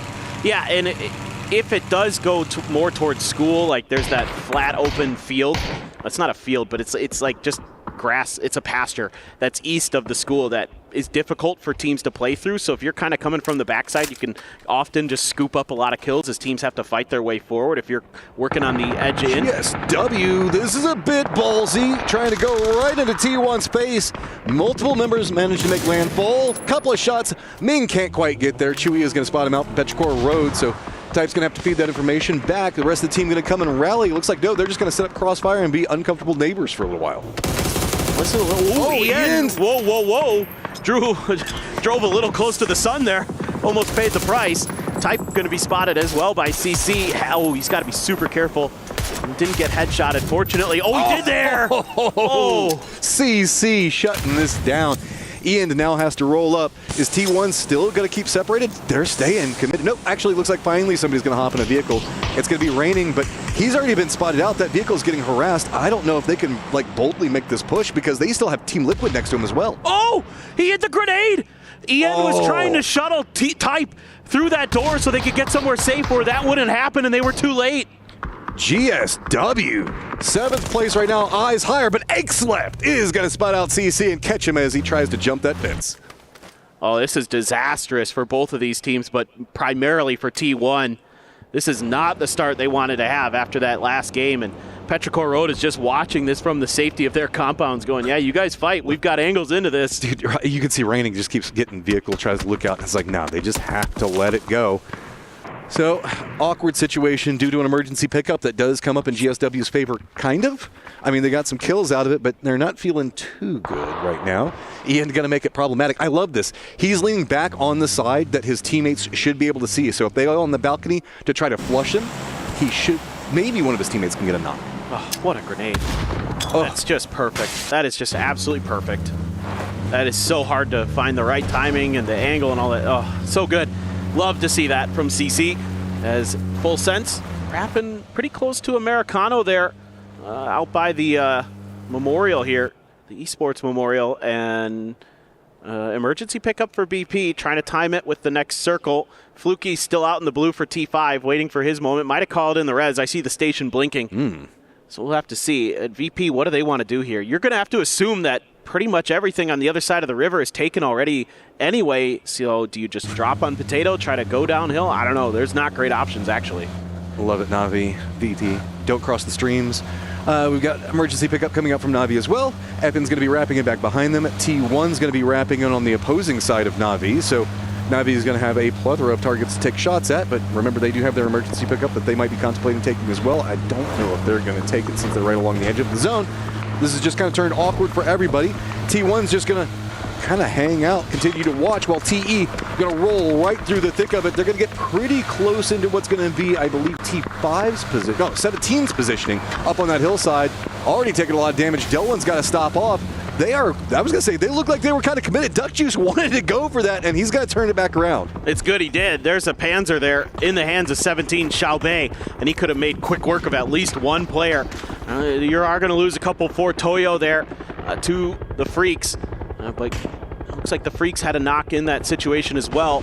There you go. Emmy has Heaven down outside, and Benjo with the Groza gets taken down by the grenade from Salute.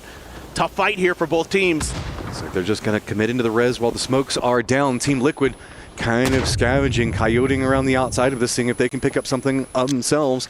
This is a very interesting and like probably one of the most historic locations whenever you think about firefighting inside of PUBG. Amy gets a good angle, tries to line it in, but it's going to be Salute that pops it back around. DL is still down. Salute low on life, but now got to start defending from all of the new assaults. It's going to be VP trying to cross. They did, I believe, send one of their members over, if I remember correctly, in an emergency pickup. Don't quote me on that one, though. They're going to stop off. This is just a full-on party. We got Team Liquid on one side of it. Here comes TDT as well. Everybody's crashing this other compound because they heard the firefight on the other one. This is madness. Everybody wants these points. I liked the initial idea here from Team Liquid, but now maybe there's too many guests have arrived. Oh, what a grenade there from Zhu. And he's got the knock. Oh, Purdy Curdy as well with the blue zone. So well placed here. Great util from him as usual. Looking to go for the flush. Looking to hold the angle, but June's got the off angle. Can't find the knock. Oh, the smoke's going to provide enough cover. Nade's now starting to roll out. Purdy's on low on life. He's got to be careful, and June just connect with it. Sparking trying to get some damage back. Chewy's going to be the spawn. Spots out June. He's going to go down. So now Luke watching this. Purdy slowly bleeding out. I don't think that they're going to be able to res him, and you can see TDT backs up against the wall, quite literally just trying to defend in. Look at that desperation a little bit here for TDT, trying to cut off some of these angles, even throwing an emergency cover flare out the window to try to get lucky with one of the Doritos to land outside of it. Team Liquid, I feel bad. I think they made a great decision here to try to third-party this, but everybody just wanted a piece of the action. Meanwhile, the Freaks are actually maybe going to benefit from this the most. They get their player up, they're back to 3, and Team Liquid and TDT have done a ton of damage to each other. This is just turned all around awkward right in the front of all of this. Crexy's going to be still on the bridge to the north. He's going to wait and see if this calms down at all and see if he can cross. Remember, the Freaks are going to be just to the north of this. They're going to be watching that approach yet again, but also watching a bit further down. Sparking gets spotted. This is 2 games in a row where Team Liquid just can't seem to be finding points. Sparking died to his own C4 there. Not sure what happened, but oh well. I mean, it's the kind of the end of the line potentially here for Team Liquid. Just Luke 12 on his own. I mean, we've seen him do some pretty impressive stuff in a solo position before, but this one's going to be maybe a little more difficult. It's just, can he capitalize on these knocks onto TDT? Can he find any extra points? But the Freaks know that there is a door open, and they're going to try to get in. More points to be had. June still slowly bleeding out. It's going to be very difficult to make the cross. Looks like they're trying to get over there, but Petrichor Road has some vision. The sneakier approach coming up from DL and Guman right now, trying to see if they can navigate these compounds. They don't know exactly where the solos or the damaged players could be at. Looks like they are going to be leaning more into the TDT side. June still not getting rezzed yet, just due to the harassment at range, denying any form of angle. And that could open up a door for the Freaks, as we see a door opening for the Freaks. Guman looks like he knows exactly where he wants this one to go. Yeah, that grenade, if it's in the window, should be good. Yeah, there you go. That at least gets the flush. It almost gets the re-knock there. So close onto Huang F. And TDT is just trying to find a way to avoid any more damage, just trying to scramble to some kind of safety. So it's actually outside of the buildings they go. They're wary of more grenades coming, and we saw that Guman had quite a few extra frags in the bag. So that garage building, not going to be safe. Huang F just going to say, well, there's a little carport out here. Maybe I can find some safety in there, but maybe the Freaks have read that. Those grenades didn't look like they were going to land in the garage, but I think they came up just short of getting over the fence. I think that they were expecting him to maybe be hiding in the corner right along the wall. With the vehicle fortifications, this is a nice shift out. That doesn't mean the Petrichor Road's the one that's popping all the tires, seeing if anybody pops up. So Huang F in pretty much just a safety position. He can't provide any form of support, so that's all we're really going to be able to see come up from TDT. They're 2 solos entirely separated apart from each other. Huang F gonna hop in the vehicle. Looks like he wants to try to regroup, but yeah, that's going to be easily punished by Petrichor. Yeah, he had to try something, because I think eventually Petrichor was just going to blow those vehicles up, and he was going to be stuck one way or another, and who knows, if you get unlucky, right? The exploding vehicle just lands on you, and you're like, well, and that sucked. And Freaks are throwing nades right now. They're on the hunt for everything. Flash blows it up big. He just drove in there, gave his life for the cause. Still a player alive for Buriram though, but man, what a C4 there for Full Sense. Dynasty holding it together the best he can. All of his team just disappears in front of him. Okay, what do you do from here? Is the rest of Full Sense still going to know where he's at? Harassment coming up from T1's Heather. Just a little bit of an angle. Just, I think, maybe his feet showing, gets instantly punished. Yeah, what an angle there for Heather. Heather, they've got problems though, T1. They've got Twisted Minds just to that forest over to their northeast. Tigger letting loose with a grenade and not going to get in towards Damasty, but he's got some cover in that window. That car's nice and giving him a little bit of extra. I've never asked for a replay before, but if there's one that I want, it's whatever happened right there. Yeah. Okay, so as this is going on, everything's kind of stalled out for a minute. I do guys want to give you guys an update on what's going on in the circle itself. TE's making a quick push around. Well, actually, no. Tigger looks like he is going to play this one a bit more aggressive now, and he feels like he's got the advantage. He's just going to come in with the shotty. Starting to peek around angles. Looks like he already knows back room, the hardest angle to push. He's just going to go ahead and try to push through the flash. Going to step away from it. More utility going to go down. Dynasty just playing it patient. Has to be good with the timing on the pre-fire here, because if you give that shotgun a chance to get a shot onto the body, you're dead to rights. Stuns bought him a little bit extra time. However, there's one left here. The frag doesn't connect. Flash through. Is he going to read this? Nope, Tigger's got it. That was really well played. That's such a hard hallway to push as well. Freaks kind of continuing their roaming destruction. They did manage to take out Luke 12, so Team Liquid is eliminated, still sitting at 3 points for the time being. Circle itself, you can see that right on the edge of the zone. Soset is inside the zone, and FN is not. Just to the north of Soset is going to be 17 Gaming. They're kind of eyeing what was going on with Tigger and FS. To the north, it's going to be T1. Twisted's got a ton of control over positions, but the Expendables are going to be right in the thick of everything. Teal runs through. We still have the one TD member that holds it together. Finally finishing out this fight for so long. I say that, Crexy's still over there, but I think he's going to be chilled. That was another hero play for TDT. Saw June earlier. Now Ziu going to have one of his own. Just shuts down the Freaks. Well positioned behind that car. Using that angle well. Rex finds a good grenade, wipes Navi out, Sosa dead. And FN Pochon trying to sled into this circle. They have just enough room on the edge. I think they can get this res. The tail end of yesterday was really quiet for 17, but they are presently at 5 kills. They're in a good roaming position, as looks like Corexy is not going to be chill over here. He wants something. He wants any points he can find, and I mean, with the way BP have been playing, they can pick him up. Oh, get that nice bounce on the nade. I think go far enough. Yeah.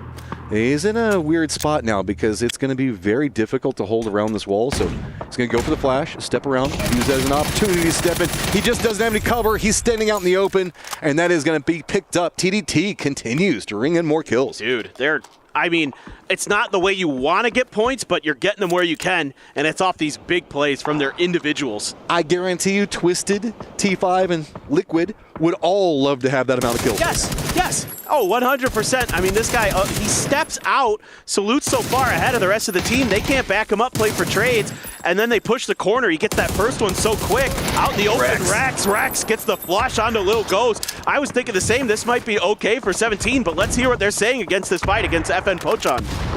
小心南线独狼，南线一个独狼，小心点左下树，小心，后和树都小心。有伞没清一下？有个伞，先把独狼清了，让他自己管左边。有看到不？他可能就在这边。没死，他可能在顶方。回来，可能在打药。我看一眼，没死。完了是吧？完了。看一下，没死，确定没死吧？清过去。中烟开车贴围墙。他应该在吃毒打包，7个包，7个盒子，在干拉组里。牛逼！来看一眼，看一眼，直接顶了，蓝线爆了。我来开车。我火箭龙一逼到了，兄弟。他大哥的是。 Kills stacking up for 17, now at 8, but they have to walk into the circle. It's going to be defended by T1. GSW is also inside of as well. GSW, though, is caught up looking at Petrichor Road, who just managed to get their feet inside the circle, but with near no cover to work with. Up to the north, Twisted still has the high ground, and this is spelling like it could be a good game, but 17 just foot pushed right into the face of T1. Yeah, this is now a fight that T1, they've been fighting pretty much this whole game. I've been watching this compound, just watching bullet tracers come in and out of it. They have been doing their best to hang on, but 17 Xiaobei loves those Panzers, loves to use them to get that opening knock to break this, break the fight open for him. The grenade there, not going to connect into Heather's room. Heather just trying to be elusive, be evasive, doing a decent job of it. Going to reposition to the other side. It's just a matter of, if Xiaobei, oh no, raining. Did he see him go up the stairs? I think he did. At least heard, okay, he spotted out how the nade's going to go out. Twisted does get some vision, a very far angle coming out from Example. Heather up on top, also going to make sure to get the flush out. So, Xiaobei being more bold, realizing, okay, looks like it's all going to be second story. Remember, this is the compound that we saw the nade come out from GSW. So Heather laying on top of Type's crate right now, just trying to defend the top is, Xiaobei, how bold do you want to be? Yeah, this is a really important fight for both of these teams. You would love to get those extra points to just feel like you can play with a little bit more looseness coming in to those last 4 games.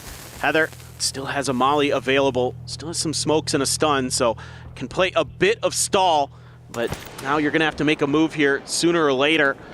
How do you want to play this? I mean, Xiaobei just being so patient with this Panzer. Isn't trying to rush upstairs just yet. Are they just going to wait for a timing here with the blue? Oh, the cheeky angle. Maybe the only safety from the Panzerfaust. He has now revealed himself, taking the shots. Looks like he's going to jump down back behind it. Sneaky play comes up, does get the knock on a 1. Reinforcements trying to come down with the car. Provides too much cover. Zhao Wu has to hit the shots, but he cannot do it. T1 takes the fight, should be able to get the res, but now they have to run into either GSW or Twisted Minds. What a brilliant heads-up play from Heather. That was so nice from T1. And Petrichor Road finally starting to hemorrhage players because they are trying to get into this circle, and it is stretched quite far away from them, and they don't have a ton to work with. The vehicles are blowing up. The emergency cover isn't providing enough. And Nan goes down as well, so 2 left for them. This looks like a great game here, potentially for Twisted Minds to rebound after a rough start. An Example getting the big knock on the CC. Lots of knocks coming out from Twisted. They have to be pumping out the damage, but it's been hard to secure the kills. There's just so many teams that are closer range. Heather tries to run through. He's got the Panzerfaust as well. Does manage to get the knock onto AZ. Twisted Minds trying to control with Petrichor Road, while T1 trying to shift forward. Do at least manage to get a foothold inside the building, but just with 1 member in Heather. Yeah, it was going to be tough for T1, so Heather has to go huge. He's a guy who individually has shown in the PWS. A lot of people are going to remember that game PT moment, and he's doing well here. Can he find that next one? Had a moment, had an opportunity, is at least going to claim another point. Deny out any information being fed. He has to play the southern section of this building. He can't reveal to the north, otherwise Twisted is going to come after him. Gotta play it slow, steady. Twisted, though, has its own problems. TE has finally come alive. It was gonna be Twisted that moved closer, realizing that this could be their opportunity. Having done so much work on Petrichor Road, the angles were finally open, but TE doing a good job of holding through as long as they can. But Ming back behind all of this, he's starting to find something. He wants some more kills of his own, and that's gonna be Petrichor Road trying to secure what kills they can. Oh, if these grenades are good, it's the end of the Expendables. It looks good to me. I think Ming's got him dialed in with the distance. Needed the guns anyway. Good enough here for Ming, the last player alive. And Heather still kicking, still has Xiaotong underneath him, though. Oh, my goodness. How did he get upstairs? I know. He managed to push upstairs, and now it's going to be GSW that's in the low ground. Shotguns prepped. Flash is going to slow that out. And he's still trapped out for Petrichor Road. Update as well, this is going on. How are you going to play it? You've been pretty cheeky with some of these movements so far. Oh, but no. Gonna run right into it. With the door closed, he is gonna get revealed. Shotgun chase coming out. He just has to tap it down the hallway. Is he gonna spot it in time? Doesn't quite get it. Instead, the cover going to be a bit too much. Doesn't want to be that aggressive at this time. Instead, wait it down. Molotov's gonna go ahead and slow down the pacing yet again. This is still right on the edge of the zone, maybe a corner of this building to be played, but Twisted owns everything else. Xiaotong has been playing that angle really nicely to not give that shotgun the full spread of damage. And in fact, I think he's barely taken any, so he is really playing that about as well as you can in a difficult situation with a gun that's so good in close quarters combat. that, buying himself a little bit of extra time. The funny part about this is there's a corner of this house that's still going to be in this Phase 8 circle, so this fight may not actually conclude. It may actually just be like both of them dying to the blue, not wanting to give points over to Petrichor Road because they realize that there's not much hope. They'd love to claim one or the other. Like Heather would love to just wipe out Xiaotong and then just be like, okay, we're good. Dust your, wipe your hands clean of it. I've got a ton of points for us this game. Heather's got plans. You can see throwing out a bit more cover. Twisted, though, they're going to have too many angles on it. I like the opportunistic idea of it, though. Hey, if I can get it, maybe if I can get this fight, it'll be good. But any peek is just going to get punished right now. That does give some more breathing room for Ming Ming to work with right now. It's only Perfectix that's going to be looking at him. These two guys stacked up on top of each other. Almost unofficial teammates for right now, even though they both want to get that last kill on each other. I mean, I'd love to see Heather go for this. Again, I alluded to it earlier. There was a game he had a couple years ago where he had, I think it was 13 kills. Oh, tries to go out the window. Yeah, there was just no hope. I mean, I respect going for the play to see if you can get on the outside and get later into the stages of it. But now with that second story gone, that means that Twisted can get some more low ground movement. Look, I think that they've got eyes on Ming Ming's position. They've already got control of center dot. They know everything is under their control right now. This is the way Twisted plays, methodical and clean. The good news here for Xiaotong, he got second place out of that, out of the patience that he found. That, again, huge points for GSW. And he has cover provided for him by T1. So, Perfectix does too is the issue. Here come all of the throwables. Xiaotong can't really do much else except for kind of hide down, use this wall for some cover. Finally gonna get spotted. There you go, Twisted. Just efficiency incarnate. Yeah, I mean, we didn't get to talk about them much because they were just being so smart with their positioning.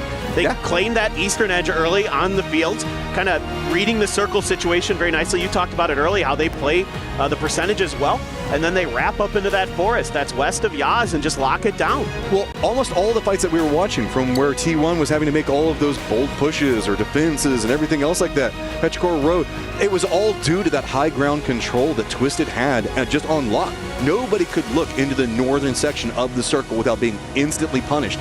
And I know that these guys had to put up just ridiculous damage numbers. While, again, the kills are good at 6.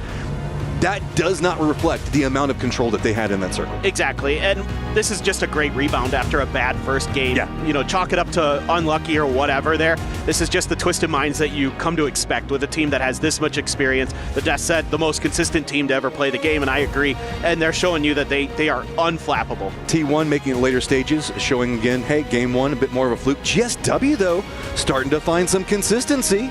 Dude, they've got a real shot now to get into that grand finals. And that's kind of a dark horse for me. I wasn't making this expectation for them. I thought it would be. I didn't think that they were going to be like fodder by any means, but this is a lot headier and a lot more, I guess, frag heavy than I was expecting. A lot more very bold decision makings in their firefighting. That early maneuver they made to get those grenades onto T1 to knock those two players out, that was brilliant and well thought out. But again, just kudos to Twisted. This is a squad that we know can perform. I mean, last year was just a rampage of them just decimating team upon team, making it into the stages, later stages over and over, and taking first time and time again. So could they finally get that ball rolling yet again? Because this year hasn't felt the same for them yet. No, not yet, but this is like a sleeping giant. You just expect that at some point they're going to wake up and start taking over lobbies. Well, we've got ourselves a sit down with Nixie from VP. Barney, take it away. An absolutely fantastic game number 2, but we're going to cast our minds back to game number 1. I've got Nixie here from Virtus Pro. We're here to talk about it because what a way to pop off on day number 2. But your first day of the group stage, Nixie, you rotated from that north side, huge rotate through the blue to then come in through the south, but you were immediately met with DN Freaks. What a great way to plow your way through them. When you had got that full elimination of essentially the top seeded team in this competition, that's got to have felt good. Yeah, it felt very good. Honestly, we were kind of ready for it because we were talking about this strat before, because it's in EU we are like often behind the blue, like a lot of teams are like going behind the blue. So, and we knew like DNF is probably not going to be ready because they're from different regions, so we're like, okay, we get 2 knocks on them, we kill them, insta hyped, everyone is hyped, and we just get the ball rolling. Speaking of the hype, I've got to say, a lot of the analysts backstage as well were also saying that's probably the most hype listening that we've ever had, because we were listening into your comms when it all happened, and it was amazing. Do you see, like, part of your role in the team, do you see yourself as like one of the motivators because you're a bit more vocal? Yeah, I mean, my teammates are like, can we put a gain max on this guy because I'm too loud? So I'm like, yeah, I'm just very hyped to play, and yeah, I feel like if you're very hyped and you motivate your team to be more hyped, then of course you get the ball more rolling, you know? So. Of course, and you kind of ended up being a domino effect, didn't it? You ended up going from team to team, ended up with 14 kills in that game, which was amazing to see. Do you feel like that starting moment with DN Freaks, managing to eliminate them, just got the ball rolling for you guys, and then you just... Because you were in pretty precarious position at the end. It was quite tough to get the win, but what a role you were on. Yeah. I feel like eliminating DNF definitely helped getting the ball rolling. We knew they had a lot of space, so we knew like we're gonna have a good game, and we just kept it calm and we just rolled the team zone. Finally, I'd like to talk to you about your latest addition to the team as of after PGS 8. You've got Corexi now. What's he bringing to the team? Like, how's the dynamic within the team since he's joined? Corexi, honestly, insane player. I'm very happy to play with him. Of course, we replaced him with Ibiza, and yeah, I mean, I'm just very happy to play with him. He's insane. Nice, he is. Love giving props to our fellow teammates. But for now, thank you so much, Nixie, for joining me in this interview. We've got a lot of games to play. It's only day 2 of the group stage, but it's going to get spicier as we go through. Back to you guys.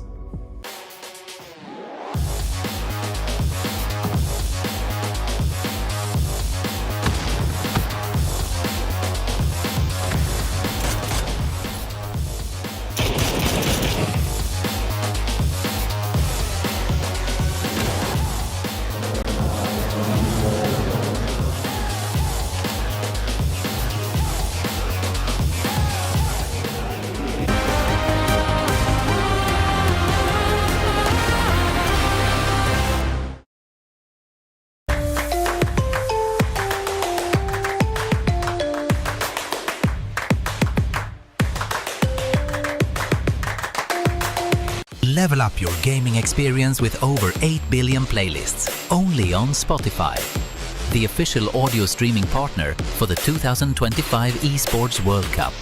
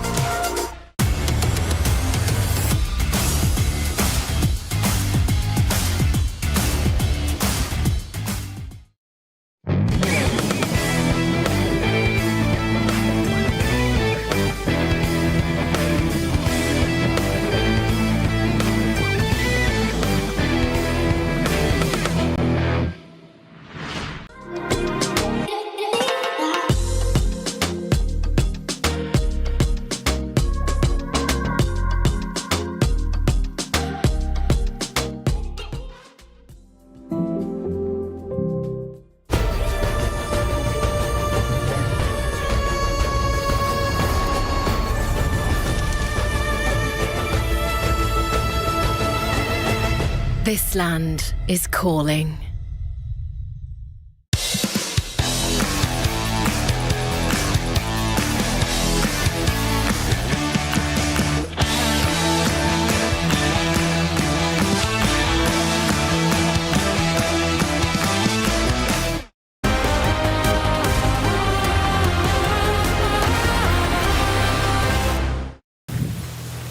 За контр.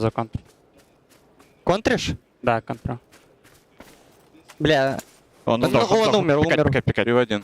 Не проходит. Я пройду под кубы и закину хаешки. Я тоже. Там он справа летит. Я кидаю хая, правый смотрю. Дают тоже.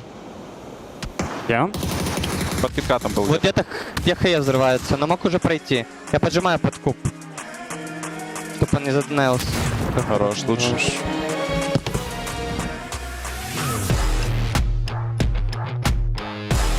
Well, that's why they're the best team in the world. No, I mean, they should have probably... They're back. They're back, guys. They're back. They should have won that game here, all things considered, with the circles, with how things played out here. Twisted Minds with some very important points to start things off here for their group stage. We got Avenger, we got Godspeed, we got Toffees here to talk about that one. So, Toffees, Twisted Minds, back on top. Hooray. Right? And after what we did to Toyo, we have to be a little reticent about throwing too much love right out of the gate. What do you mean? Well, so they did play a very stage-by-stage game, right? I love the idea they have Batulin in a glider sort of scouting the area, making sure they owned their wedge of the pie. They tried a C4 play that was less spectacular than I hoped that they thought it would be. But ultimately, it was a slow burn game. The thing about Twisted Minds is that tends to spark revival with them, right? I'll say this, though, even though I didn't understand much of what they said, I understand a little bit. I can say exactly what happened when they saw 3 Northern shifts back-to-back. It's like, guys, we're fed. This is our game. Yes. Yeah. And to Steve's point as well, it was kind of what we're used to seeing with Twisted Minds, right? They took their time. They took control of the north. They took that forest. And even if they didn't have that shift, they would have had a play. Martin and I were talking, it was going to be that pile building. So they had exactly what they needed to kind of make it look like a Twisted Minds game. One of the biggest kryptonites for me, in my opinion, in terms of these big events, is that they often play kind of slowly in the group stages. They're all about those like little steps at a time. Yeah. And when we've seen them knocked out, it's not by extravagant numbers, it's by small numbers, right? Because they're not putting up big points because they don't catch the shifts once or twice. This is their style of play. And so that is the danger, but when you get those 3 shifts in a row and you know how to play cool, calm, and collected, it works out. And you could tell. We see other wins. We've seen comms on wins with players jumping out of their chairs. That sums up Twisted Minds, right? They get the win, they take their headsets off, they go, well, another day at the office, let's get the next one. Well, actually, that was the least reaction I think I've seen from a team getting a win almost ever. That was just because they knew that they was going to be going their way, right? And they weren't even really coming out of this game, Godspeed, with that many kills available to them. It's kind of the nature of that area, right? You've got those kind of 3 main compounds or 3 main compound locations from Garden down to the south, down over on the east as well. All of those compounds are normally going to farm the kills there, and you're just coming kind of late to the party. Well, not only that, but since they controlled the north, there was no one even to rotate for them to kill, right? There really weren't a lot of options. And so, especially like around Volcano, teams are either fighting up there, they didn't really have LOS, so it makes sense. All right, well, let's take a look at the match rankings then and see how all of the points have worked out here for this game, because I don't think it's going to be too extreme for good old Twisted Minds. 17 points go their way. Petrichor Road with a cool 11, and T1 also with another 11. To the point where now, if T1 continues to just get a few more points here, Martin, they're doing all right. Doing all right. They're already in the finals, I would say, at this point here. But it's good for Freaks to get 8 kills, like on a kind of dirty fight where the zone kind of shifts away from them, right? Yeah. They managed to say, okay, guys, we're not winning this game. Let's just kill as many as we can in this compound here. So that's good. Good for them after being backstabbed by Virtus Pro in the last game. Other great news in this game, 17 put up some good numbers. We learned yesterday they're an Erangel team, and so they need to get those points early on. They're able to do that. I think we also saw Freaks kind of bounce back. Sure, they got knocked out by TDT, but 8 points on the board after that knockout last time around is going to be good for them. So some of our favorite teams stepping up and getting their points in this one. Even like game start win, I noticed in the last game, even though it was with only 2, they managed to get center circle towards the end game, and the same thing with this game, they managed to get center circle, so they're at least finding the position. Now they haven't been able to get many conversions into kills, but they're finding the position, which again, when you're talking about a top 16, is enough. They've been more game start wait for the circle to come to me, is what I feel like when you watch them. I mean, 50 points. They're 6th right now in the overalls, right? We're talking 15 more points, and they're going to be in the finals quite certainly with 4 more games to play for them. I mean, that's completely acceptable for me. For a team I had not much expectations for, that's above what I expected. A game, set, and match. All I need is all of these teams from China to work on team names, all right? Yes, I once cast a team from China called Good Game Gaming, all right? I don't need any more. Anyway, never mind. Let's talk about the overalls. We've got Rock still at number 1. T1, as Martin mentioned, with 62 points, is pretty much shoring themselves up, considering they still have 4 games in hand as well. 17 Gaming with 56 overall. What is your big surprise so far from what we've seen here, Godspeed? That's a really good question. One he can't answer right now. Yeah.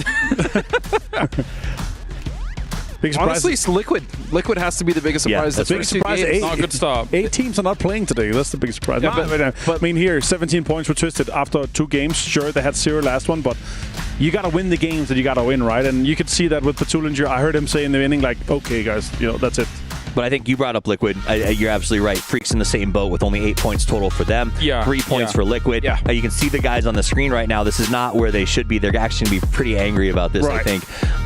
That said, they are elder statesmen. They've been playing this game a long time competitively. They have the mental status to go, you know what, let's just let our angle go and let's reset for the next one. But they, as much as us and everyone who's watching in the Americas and around the world right now, is frustrated by this start from Liquid. And I don't think it's fault-driven. We saw Alo get sort of picked off. They've been to okay placements. They're just not landing in the right, maybe, timing. I don't know what's not clicking yet. I'm not necessarily frustrated as I'm not even disappointed.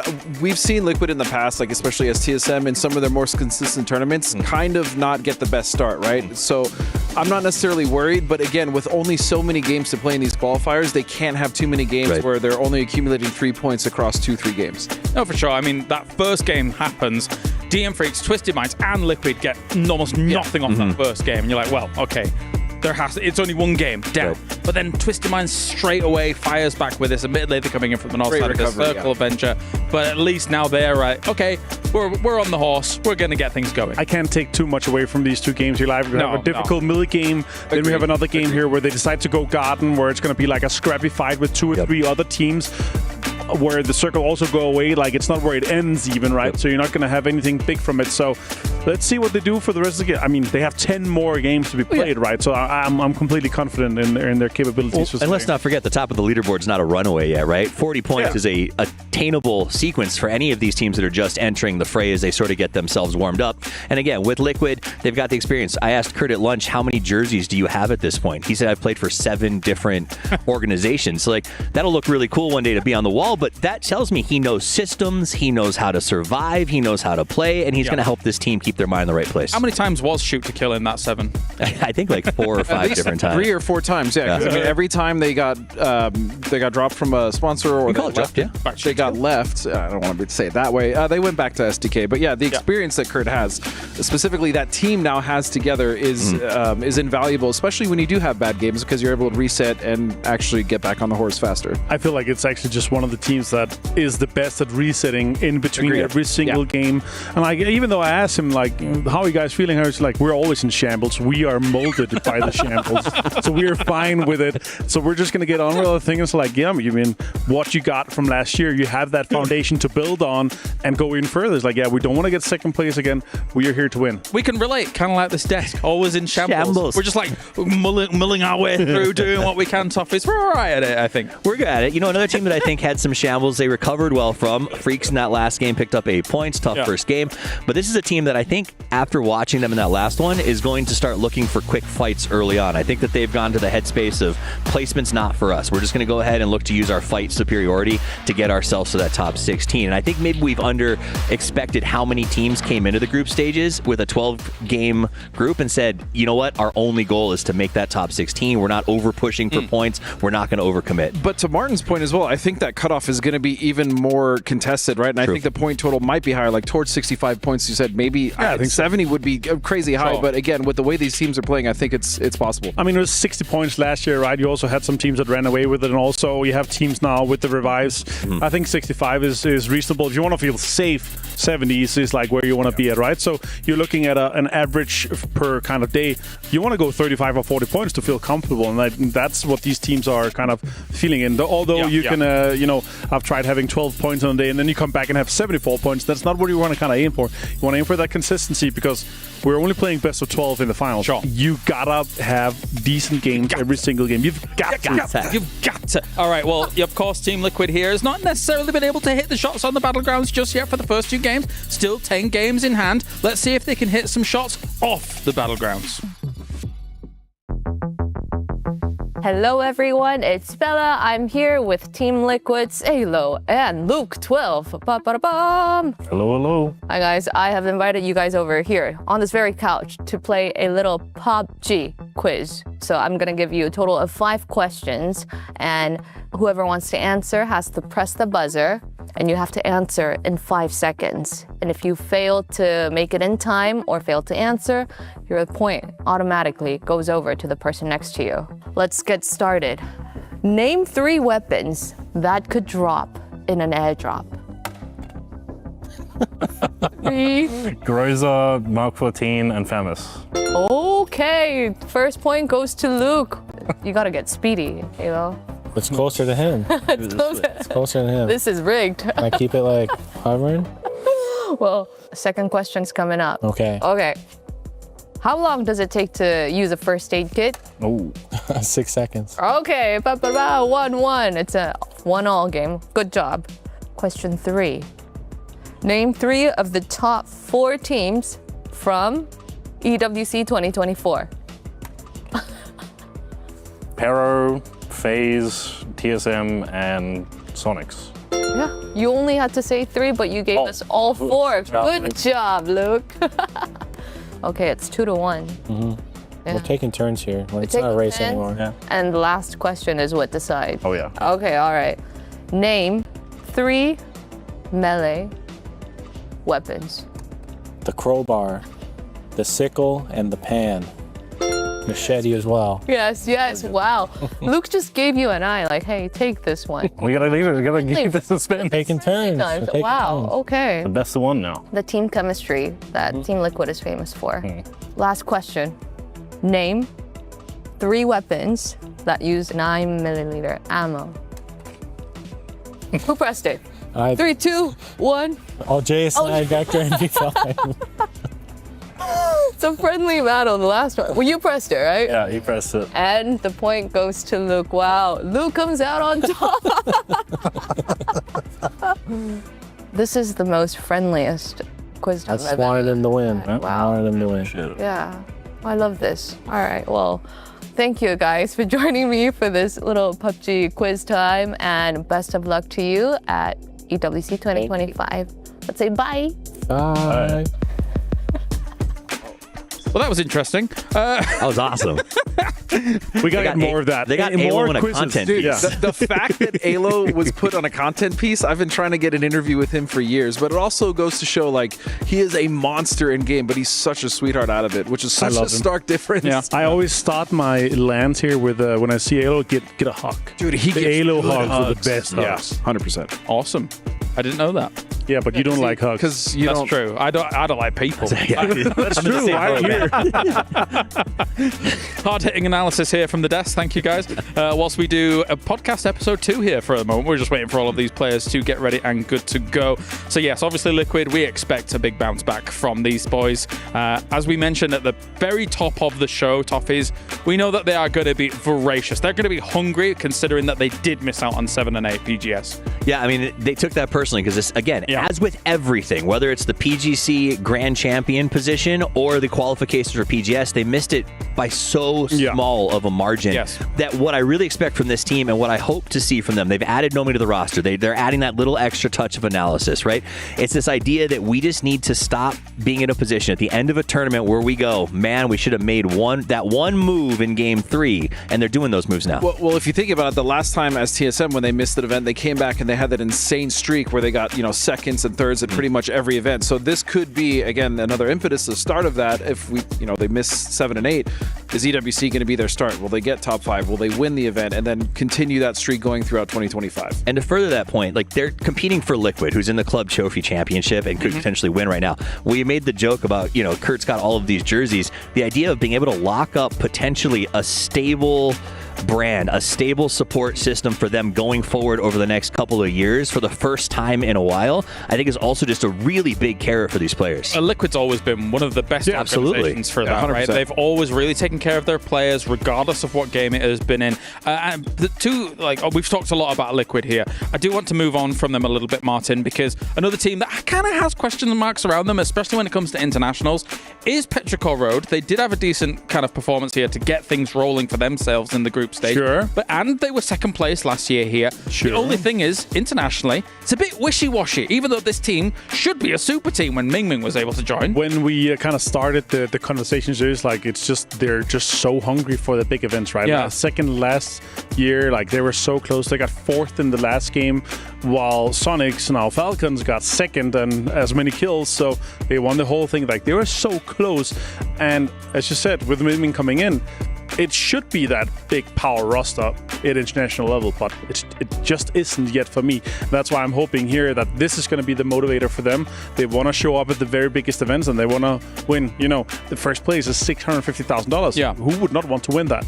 Yeah, and for me, when we look back and we try to figure out the consistency issues, because you're absolutely right, they have massive consistency issues throughout the globals, because you still have Ixlex on that team, right? You have Chewy, who they brought in, and I mean, Ming did save them in that last game. You know, he was able to salvage that game, but they shouldn't be limping through games like this, and I don't understand why. It's about motivation. When we went to PGS, we heard Ming say, "Hey, I'm on the team. My job is to keep Axelef going, to make sure that he gets the best performance he can." And it felt like when you watch that, Axelef just wasn't motivated. Now, I don't know if that's prize pool. I don't know if it's being close to home, but every time I came in, he wasn't there warming up like the other players were. Petrichor was showing up later than the other teams. It's a very different Petrichor that's walking around out there right now. And I think that's what it comes down to. If Axelef showed up and is like, yeah, I'm getting a win here, then they are a totally different team than we saw at PGS. They just felt on their laurels there. Yeah, they've obviously got to kind of work on that consistency a little bit, but one team that is showing up their consistency when it comes to even internationals is T1, who is currently with Bella. Hi guys, I'm standing here with T1 reigning. 안녕하세요. Well, you guys came on today ranking tied third with the Falcons, and we were expecting a little bit of a momentum, but as soon as the first Erangel started, we had to say goodbye to you pretty soon. Can you tell us what happened, reigning?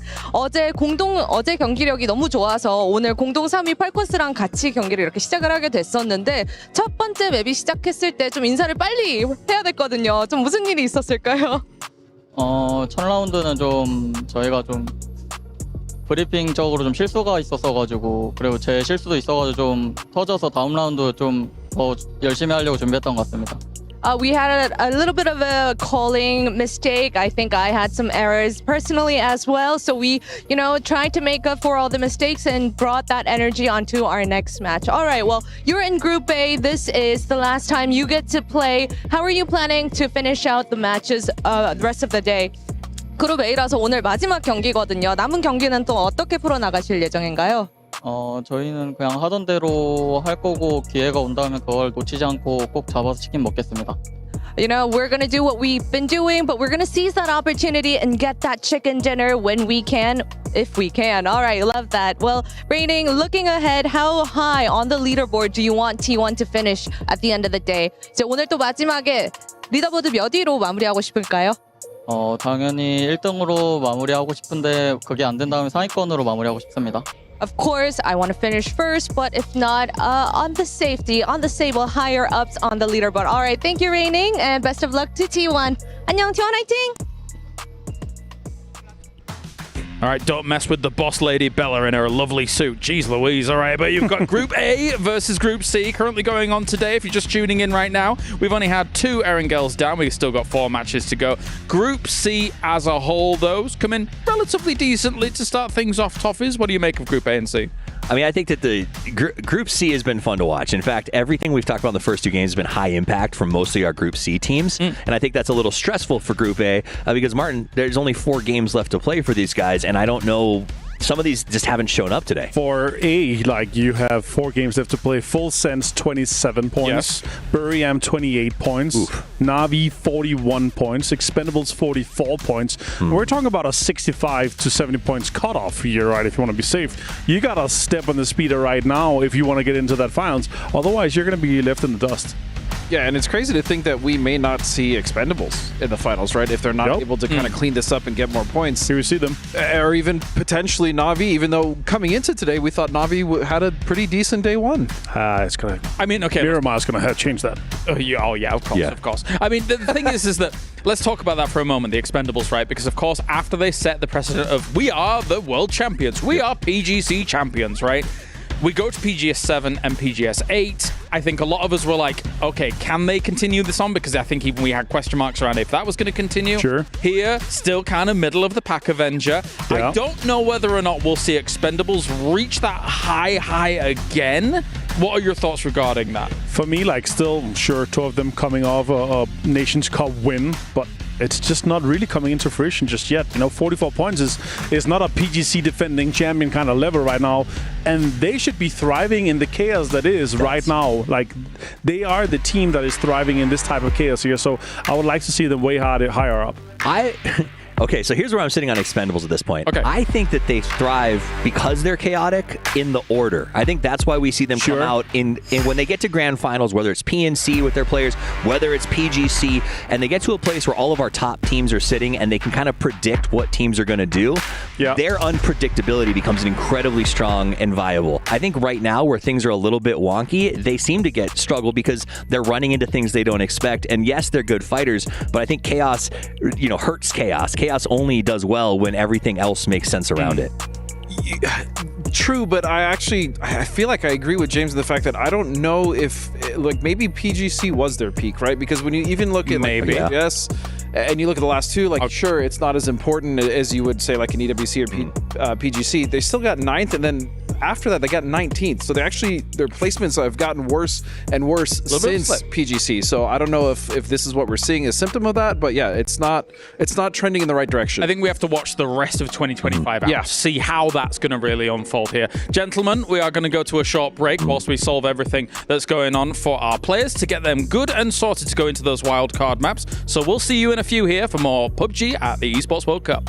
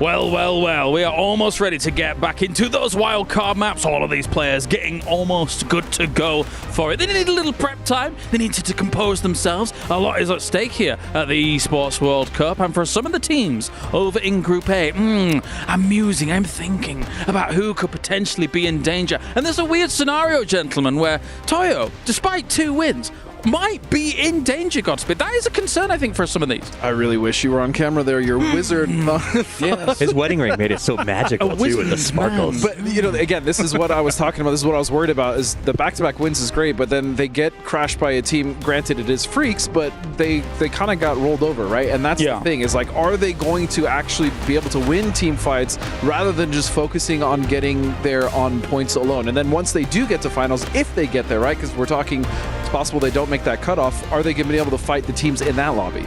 I completely agree with your assessment of how they're approaching their late games and then their wins, because if it would have been any other terrain, any other scenario, their passive play towards those late games, Avenger, does leave them vulnerable in other circles that weren't those specific 2 circles at the very end for them, right? So they've got to change things. 51 points currently with 4 games to go. They need another decent one, or they need to stop having 1-2 point games. So that's big for them. I mean, imagine having 2 wins and not going. That'll be crazy. Also, game start win 50 points, 1 point less than other guys. They have 3 second places and a third. Yes. That's good consistency, but they're not getting the kills. They're only getting the placement points. They need to step that up to also make sure they get above that 65 point mark. And I want to actually ask you, Toffees, about game start win. And game 1 specifically, right, where on their own radio tower, was there any other way they could have potentially approached that scenario versus Toyo, or with this no opportunity against it? So I mean, I think when you watched the way that end sort of played out with them on the high ground,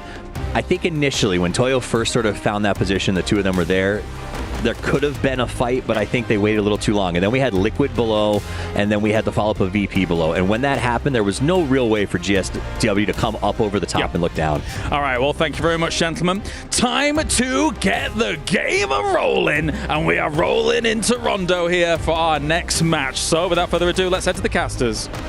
Rolling into Rondo. Yes, let's go. Okay, guys, it is time to get into game. Rondo is the next one up. Let's go. I'm ready. I'm always ready to Rondo. Kind of curious to see what this one looks like for this lobby. We're going to get a kind of view of where people want to... Yeah, I mean, that's, that's the dream, but sometimes, dreams don't always come true, Matt. Sadly, the Disney movies lied to us. Hey, we've been getting a lot of Jadina City finishes in America. I'd be fine with, well, not necessarily Jadina City, close to it. Those are really fun. And that's what sucks about the fact that we get so much test track, is there's so many cool areas of this map that are really fun to play in. So. I agree. I want to see one over by Long Ho. I've never seen one down there. Who would want to see Long Ho? Yeah, that's true. We had one that's my favorite name out of any location. We did have one southwest of Tin Long Garden at PNC, and that was pretty sick. That was like no one's ever seen this part of the map ever, except for like those weirdos like me who drive way on the outskirts of the map sometimes. But pretty fair plane path, just down the middle. So all the like big time drop spots like Stadium, Jiao Tin, Test Track, going to be right in play. 17 and Na'Vi looking to split the test track. So that means that Twisted Mind finds themselves on the outside looking in from that usual area that they're dropping in. So they're going to be over to the east, claiming some of that real estate. The Freaks like Stadium if they can get it, so they'll be dropping there. T5's going north of that. Yeah, I mean, our game yesterday did end around that Stadium area, just to the south of it, which is one of the cooler areas that I do like if we are going to be a bit more centralized. The outskirts of Stadium, I think, is really, really fun.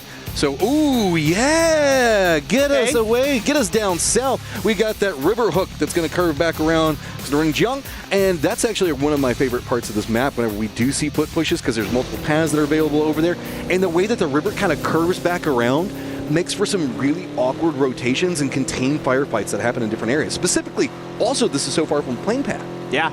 This one is going to be good. A lot of opportunity for a team like Toyo to make a wide early southern wrap to claim some good real estate.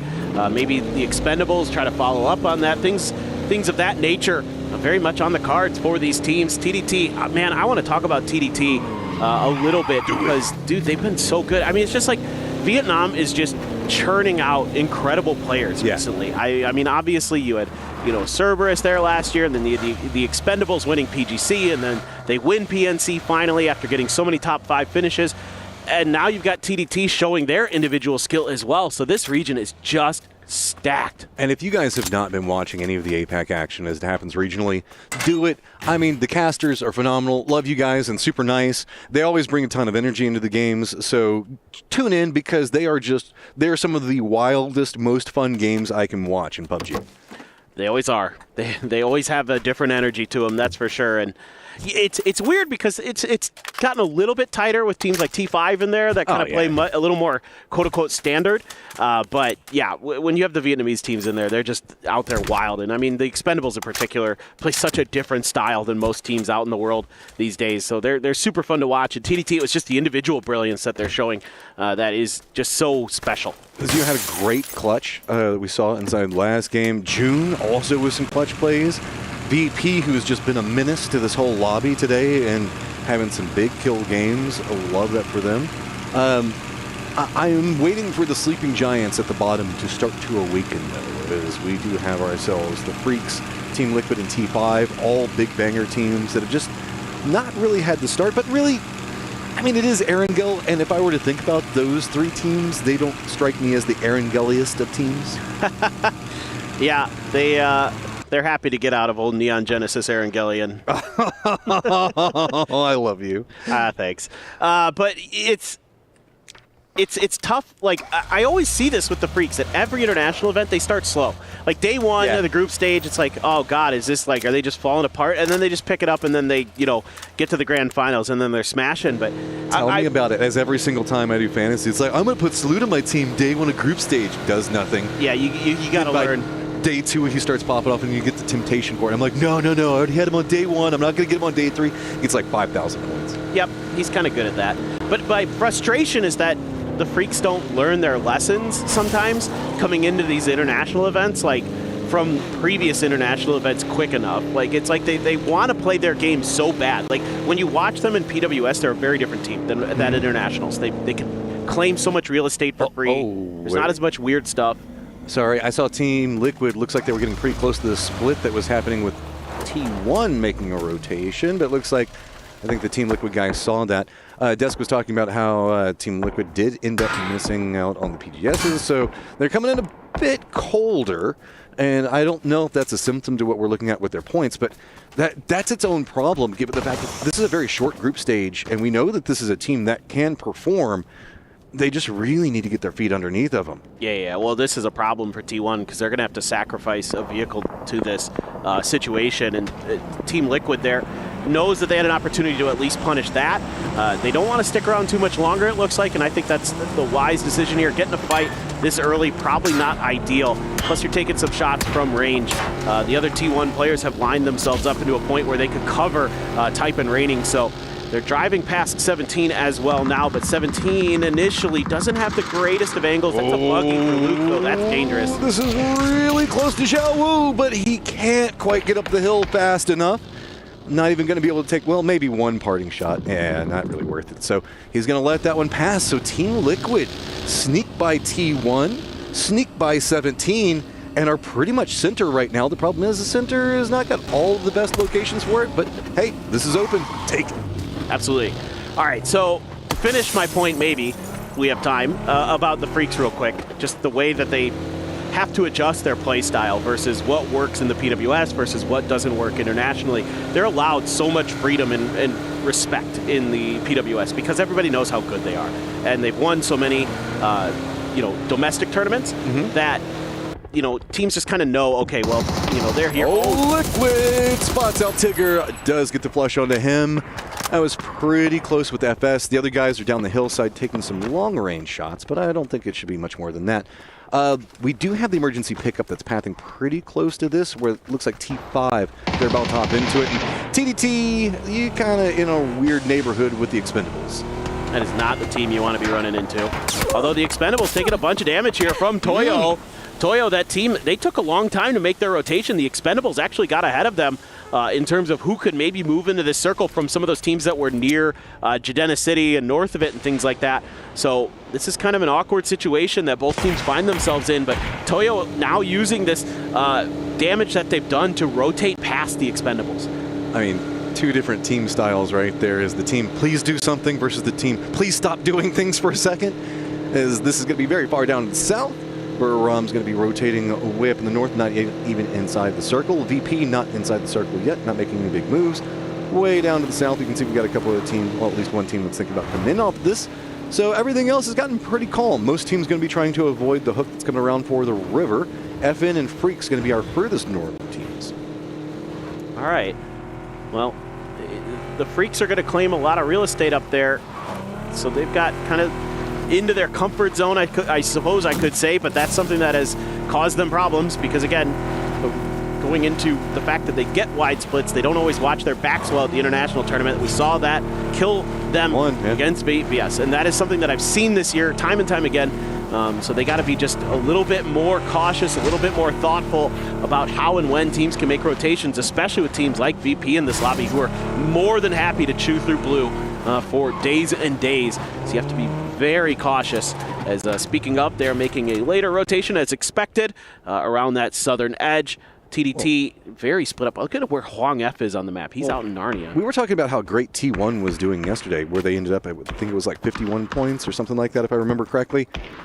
Look at the fact that we look at VP, 22 points in 2 games. That's a high trending 11 points per game so far. That is a crazy start to this group stage. And this is a very strong lobby, whatever you look at it. So this is, if you're a VP fan right now, you're feeling really good about not just grand finals and getting in, but how they could perform. For sure.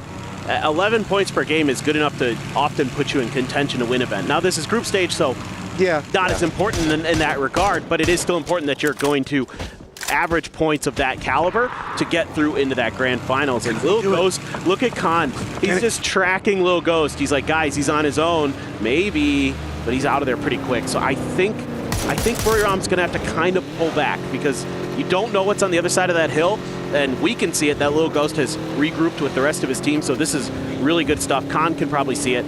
So this is okay for Buriram, and this is great use of the glider, to be frank. Yeah, they're going to have to stop because they've got Navi that's going to start getting some vision on them in just a second. Then they've got Flash kind of chilling away from the other members of FS. Petrichor Road's going to be pretty close to that. Does look like T5 is going to take the very tail end of the circle for their emergency pickup. New circle's going to pop and go center. How much do you want to bet T5 has another emergency pickup? Ooh, that is... They have another one. Could you say that they maybe have 5 of them? That's bad. It's such a bad joke. It's so bad. I don't even feel bad about it. Okay, circle has popped, but you know what does feel good? It is going to be Team Liquid and 17, both pretty much centered. Looks like 17's getting pretty close to Team Liquid, and Team Liquid's going to have to defend this pretty heavily as they're going to be a focal point for a lot of action. VP also needs to go through TDT to manage to make it inside the... Or, no, sorry, Toyo to make it inside the circle. Yeah, this is kind of awkward for both of these teams. Toyo's actually pretty split. They've got a 2-on-1 going around this kind of field thing, and that's okay for now, but if VP gets a knock onto them and kind of reads the situation properly, they might just storm through here, knock 2 players of Toyo out. You can see VP kind of checking out what's going on and then also getting information. Nixie doing a good job there as the leader, finding out what's going on around this. So if they can cleanly take this fight, they're going to open up, and oh, it was so close to the knock. I love the patience and the timing. They just couldn't quite get it. Okay, Toyo, how are you going to respond to this? You got a lot of friends. VP, I think, is just going to be comfortable with their damage. Just at least hitting those shots is going to mean the fact that they're not going to get harassed in rotation. But this puts them more to the south. By doing this movement, they're now going to be, there's Huang F that's going to be coming in, trying to regroup with TT right through the thick of them, and also going to be near T5. Freak's going to find themselves pretty close to Petrichor Road over here. Petrichor Road trying to creep in back behind them. Shots exchanged does mean the Petrichor Road's going to go back up into the north. T1 just going to be north of that, doesn't have vision, so Petrichor Road should be fine for now. So this is a bit dangerous for both of these teams because 17 and Team Liquid both have angles into these compounds, so they got to kind of take a pause here, figure things out. Meanwhile, there's a big fight going on with the Expendables and GSW. GSW losing CC and another knock there. In fact, they've got 3 players knocked. They've only got 1 alive. It's just done. Tanbu finishes the job with the Panzer. I love that view. You just see that rocket coming, and you just have nothing you can do but watch. Nom, nom, nom, nom. He just ate that right to the face there. So, I mean, okay, that said, GSW, 6th place. Respect. They're doing good. Yes, that is an early out for them, but if you're a GSW fan, you're still feeling good after those first 2 games. The Expendables starting to be expendably, starting to find all the kills, starting to have some fun with it. 5 already, and we are still on circle number 2. I like the way you adverb to their name. That's good. I appreciate that.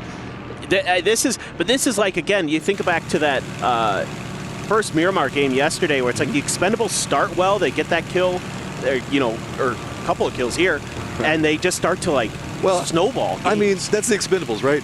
Their early game plays either start well or they're the first team out. Yeah, or they just got problems. Like, they hamstring themselves so much they can't do anything. But I love the fact that everybody else is like, okay, we're playing for numbers, we're playing for Circle 2, and the Expendables are like, no, we will just make this work. We will figure out ways, we'll just get cleaner with it and cleaner with it. And it's fun. Yeah, I love it. That's how they win events. I mean, because they're so opportunistic and they're willing to take those high percentage risks where a lot of teams wouldn't. And if you've ever met these guys, specifically, Duck Juice, you can understand their team dynamic. It's like, yeah, we know everybody else is doing this, but this is what we want to do, and this is the way we think that we can win. They're just always having fun. They're having fun, and they would rather take a 0 game and play it the way that they want because they have the upshot of having a 25-point game whenever it works. And that, I love it. I love that mindset because the confidence that it brings. Absolutely. VP is making a bold move here in the center of the circle. This is very uncharacteristic, I would say, for them. They're usually a team that is happy to try and, play the edge, try to find their way through, even tank some blue, but they're going to see a position because of that glider and take a risk. Petrichor Road as well, making a mad dash to try to regroup. 2 players in this car. Can't find any damage, though, and they're getting shot in the back. Here's the problem. They ran right at Petrichor, just runs right into Burram. Burram's now getting harassed by FS. Petrichor Road has to just run right through the gauntlet of it. Burram now curves back around up into the north. That's where Team Liquid and 17 are going to have some vision. VP are in the middle of this, just trying to get people to stop shooting at him. It's going to be the Expendables that now get some vision. Burram has to stop off in a ditch because there's no other options. They've got VP that's going to be right next to them. We still have Toyo that needs to get in the circle, as well as Twisted. Twisted's going to come in a bit slower, but this is going to be a replay of what we were watching. Give it to us. Give it to us. This was just great from Todd. Oh, Edie hits a good nade. That's 2 members of VP down. I was watching that in the bottom right, Pip, and I was like, is he going to hit these grenades? Now VP in a ton of trouble, and they're going to lose a couple players for this, and this is starting to look very dicey for them. They made a gamble, and it is maybe not going to pan out. Of course. Everybody is going. They're like, my points, and it's nades, mortars, blue. Look at that. That is... VP, there is nothing you could have done to survive there. That could have killed you 3 times over.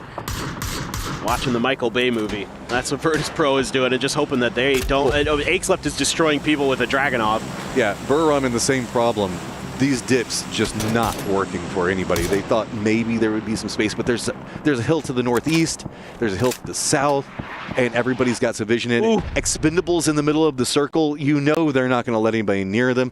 Then 17 as well. Petrichor, they're driving in at this. Axleft in a car. He's got a machine gun, wanted to see what he could finish off. Just threw a grenade in there, got a knock, and they drive out, and they're going to try another direction. This is madness. Do it again. You're not done yet. Glories wants a piece of it too. Nade's gonna bounce a bit far, but look at Axleft laughing. He's loving this. This is just like a shooting gallery for him. He wanted those points so badly, but those mortars, I think, might have been the thing that actually dissuaded them more than anything. Glories! Yes! He says, "No, Axleft, those are mine," and it was the right decision to pull off there for Petrichor Road. I mean, that was going to be dicey if they stuck around. Who knows if that mortar misses and hits their car instead. Dip definitely ain't free. Nope. Neither one of them, because, man, the whole lobby turned on those 2 dips.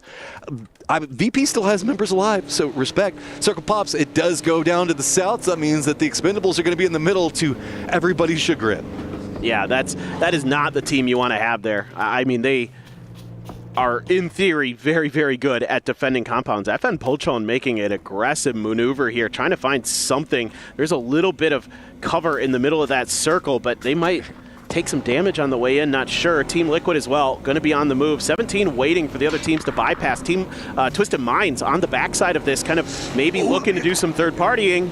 Okay, vehicle does flip, running through the wreckage.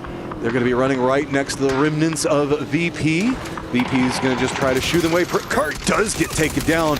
Beamy gets knocked. Whoa! Luke just pops him in the face with his car. Liquid trying to retaliate back, roaming down, and Sparking goes down. He was trying to go for a drive-by. VP does go down, but the road, I guess the field is just littered with Liquid players right now. And it's opened up the door here for 17 Gaming to make a maneuver. Oh, FS! FS as well is driving in here in the Pico bus. This is going to get spicy. Everybody wants this dip that's on the northeast side because there isn't much else to play. I mean, the Expendables heard this. They started looking into the north. They wanted a piece of it.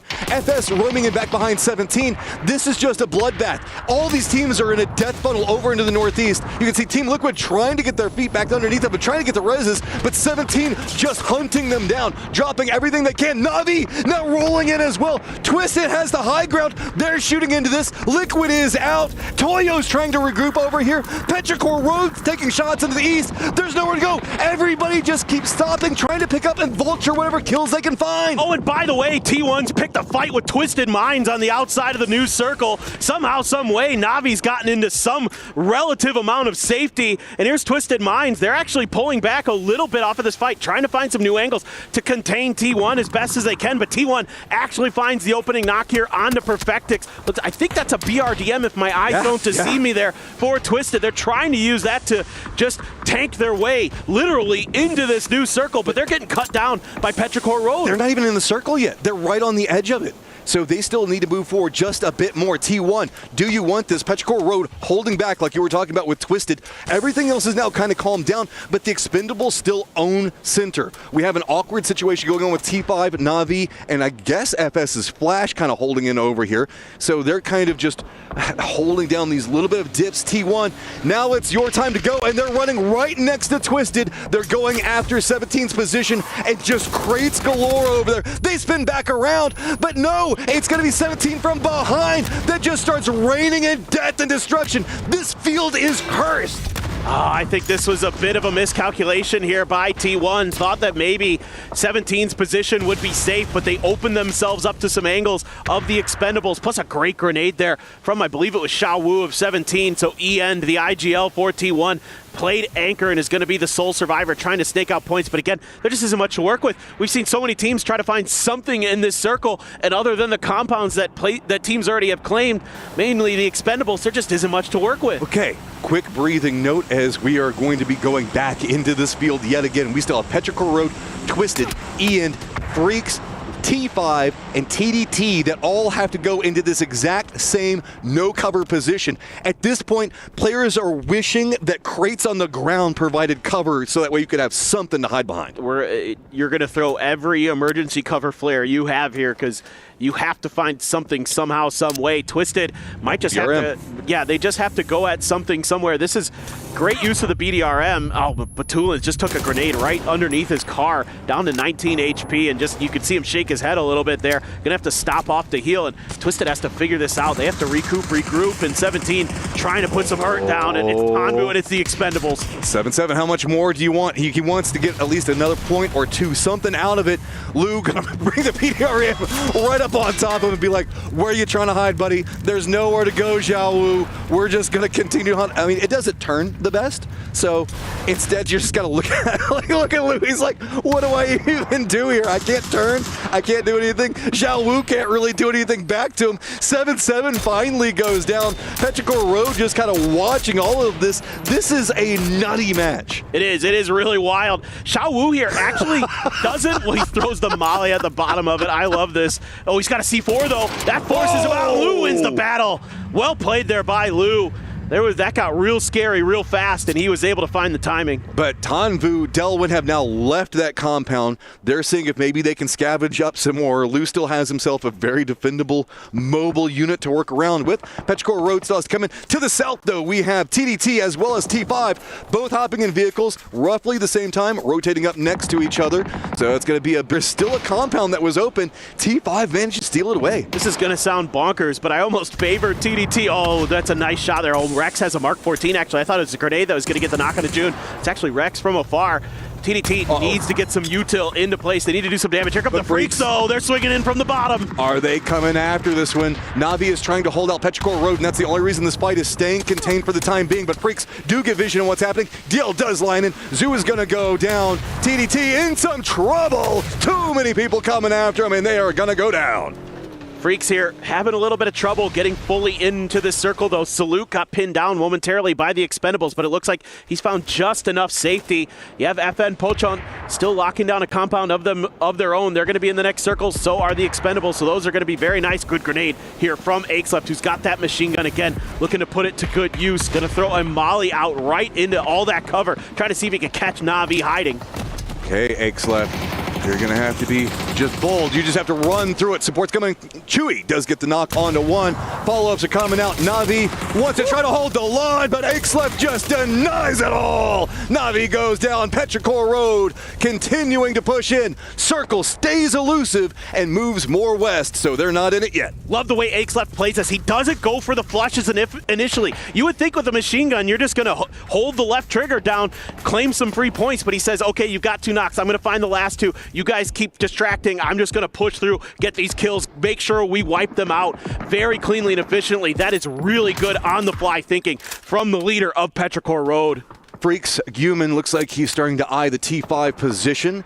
Does manage to kind of squeeze in there, so the rest of the Freaks could be coming up back behind him, but looks like they realize that the threat that could exist over here, so this could be a very hard position for T5 to hold down. Is on the other side of it, Petrichor Road does hear this bit of a firefight that's happening. Petrichor Road, though, has to be careful. They still have Flash. It's going to be next to him. FN is going to be across from the Freaks, so that's going to stall out their positioning for now. The entirety of the North pretty much belongs to the Expendables, which should terrify everybody. This is an extremely strong lobby still alive. Oh, God, yes. This is such a stacked lobby. Ming Ming actually found the knock on the DL there. So the old player named Bob Songhead previously is going to go out here. DNF, the good news for them is I think T5 expended all their utility, so at least they aren't going to suffer from a nade barrage, but they're kind of trapped in this little dip that they have for now. Meanwhile, FN Pochon just kind of stretching out, just seeing if they can find themselves some kills. Right now, they don't have any in this game. So the way this plays is TE's position is great, but it's kind of sloped down the hillside, so that's why they keep kind of exploring further up, trying to see if they can get involved in this, because this has been a brutal game with a lot of kills stacking in. They know that there's still a Twisted Member up there, and they're trying to hunt that down right now, and that's kind of containing in what's going on with Petrichor Road. They can't move too much. They've got Flash that's right down below them. Lou finally does go down, so that's going to open up some more space for the Expendables to work with. So it's pretty much 2 contained arenas of battle. Up in the north, we're going to have the Expendables, Petrichor Road, as well as Flash still being alive. Down to the south, it's going to be the Freaks as well as FN, with maybe T5 being involved, but the Freaks are starting to get a bit more mobile. Flash finally goes down, so that's going to open up Petrichor Road a bit more. Freaks do look like they want to go after FN, though. This is a really nice situation. The Freaks found some good grenades, some good shots. FN was constantly having to go for reses, and they had to place Rex out front to try to slow down the Freaks, but he could not get the job done. They found a good grenade, and now they're looking to finish the job here. Heaven pushing around the smokes, looking for the last alive player. Blue Zone's out as well, right on top of Americano. He's just hunkering down. He's trying to heal through it. He does get the first aid off just in time, but there's more Blue Zones, and he's gone. All right, and it's going to be Duck Juice that picks that one up, pushing them up to 15 kills for the Expendables. We've talked about this squad could be explosive, and they are destroying this lobby right now. It's exactly what I thought. As soon as they got that first big win, they just heat up. Fluky there. Oh, go for the arc shot, my guy. Do it. Go for that big one. The Freaks took some damage here, and now T5 knows they have an opportunity to scoop up some points, maybe relatively easily.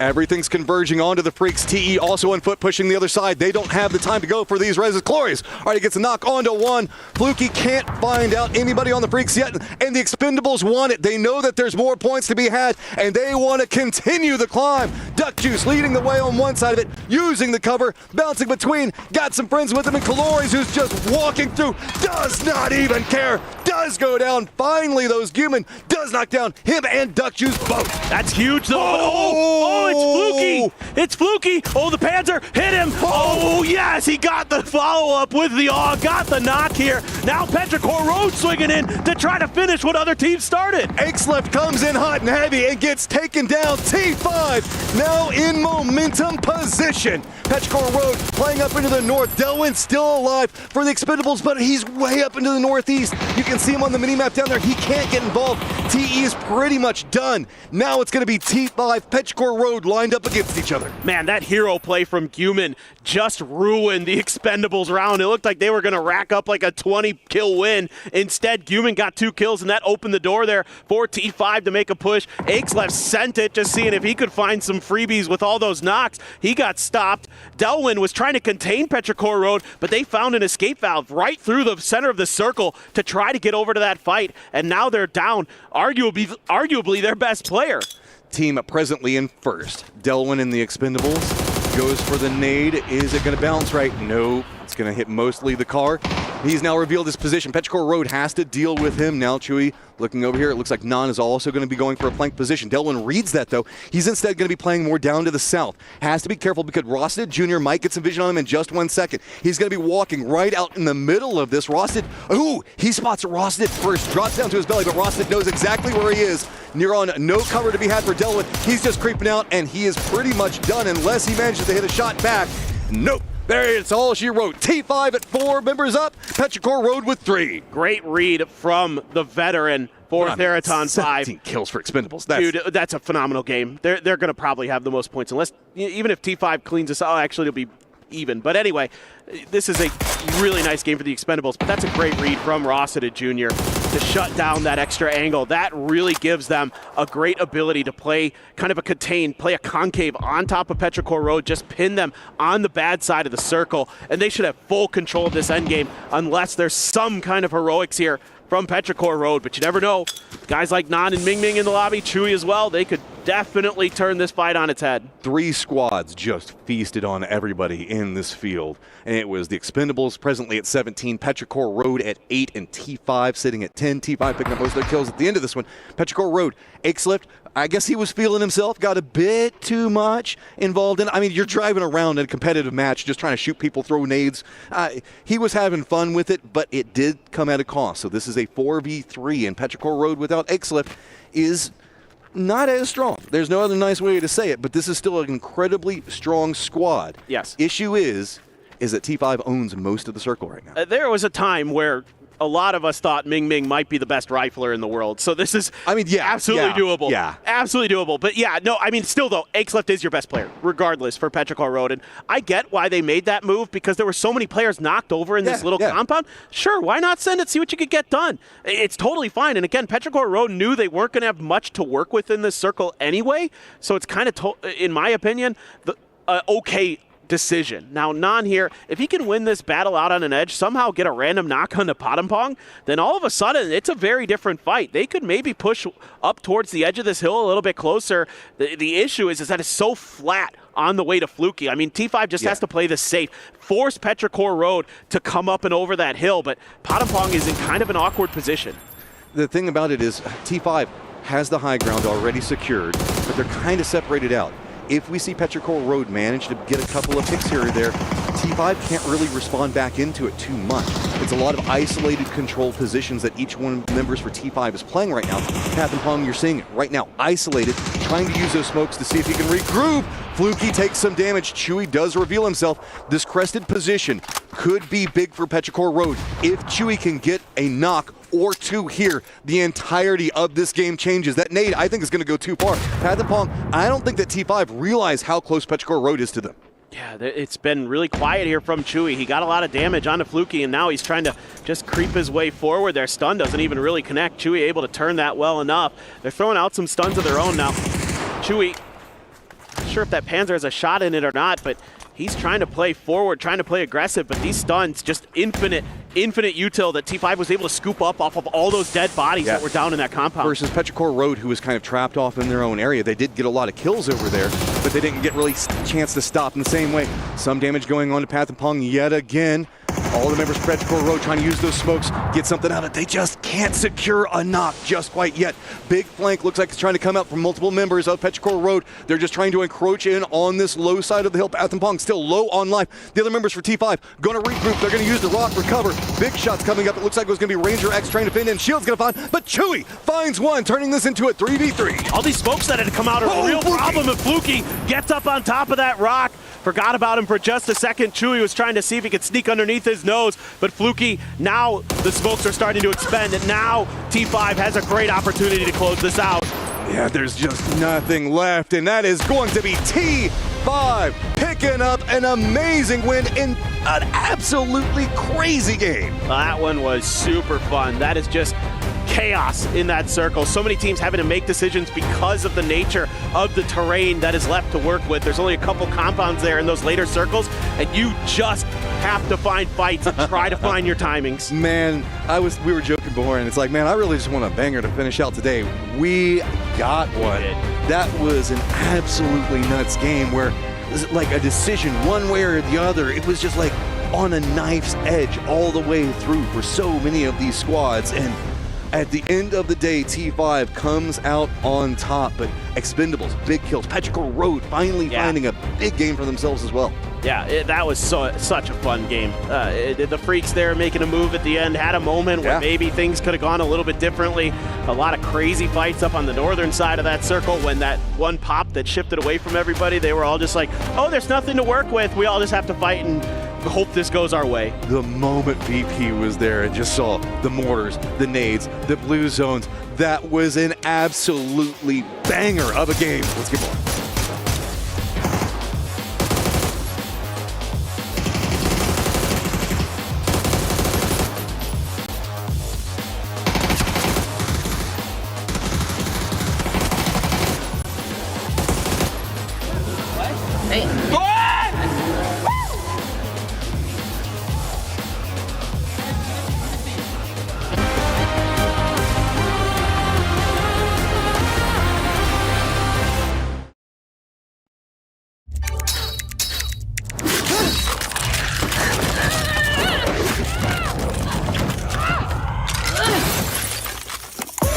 Reach your impossible. Lenovo Legion.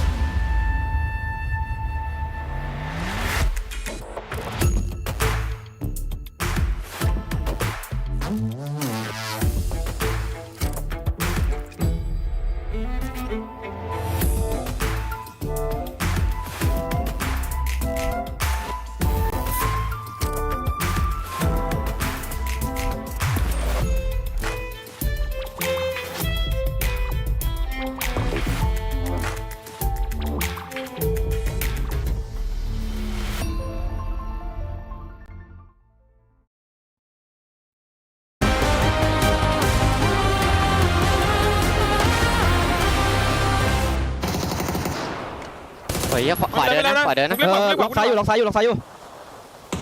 ขวาน้องสวยเหลือซ้ายมองซ้ายหน่อยรออยู่อย่าเปิดซ้ายนะมองซ้ายให้อยู่ พี่ตะบกให้อยู่พี่ตะบกขวาอยู่ มันอยู่แค่ใต้เนินตอนเนี้ย พี่ตะบกขวาอยู่มองรีบ ขอเจ็บมากเฮ้ยกูมีเน็ตสวย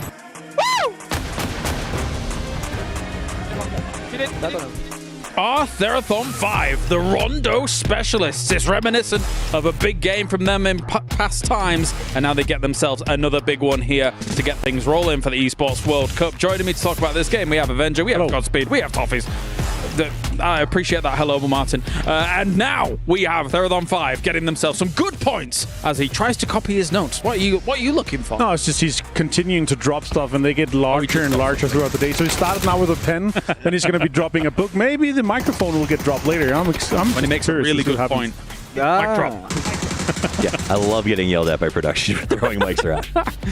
All right, well, let's talk about this win, of course, here, Toffees, because this is them looking brilliant coming in against two compound positions that I thought were going to have the linchpin spot, but did not.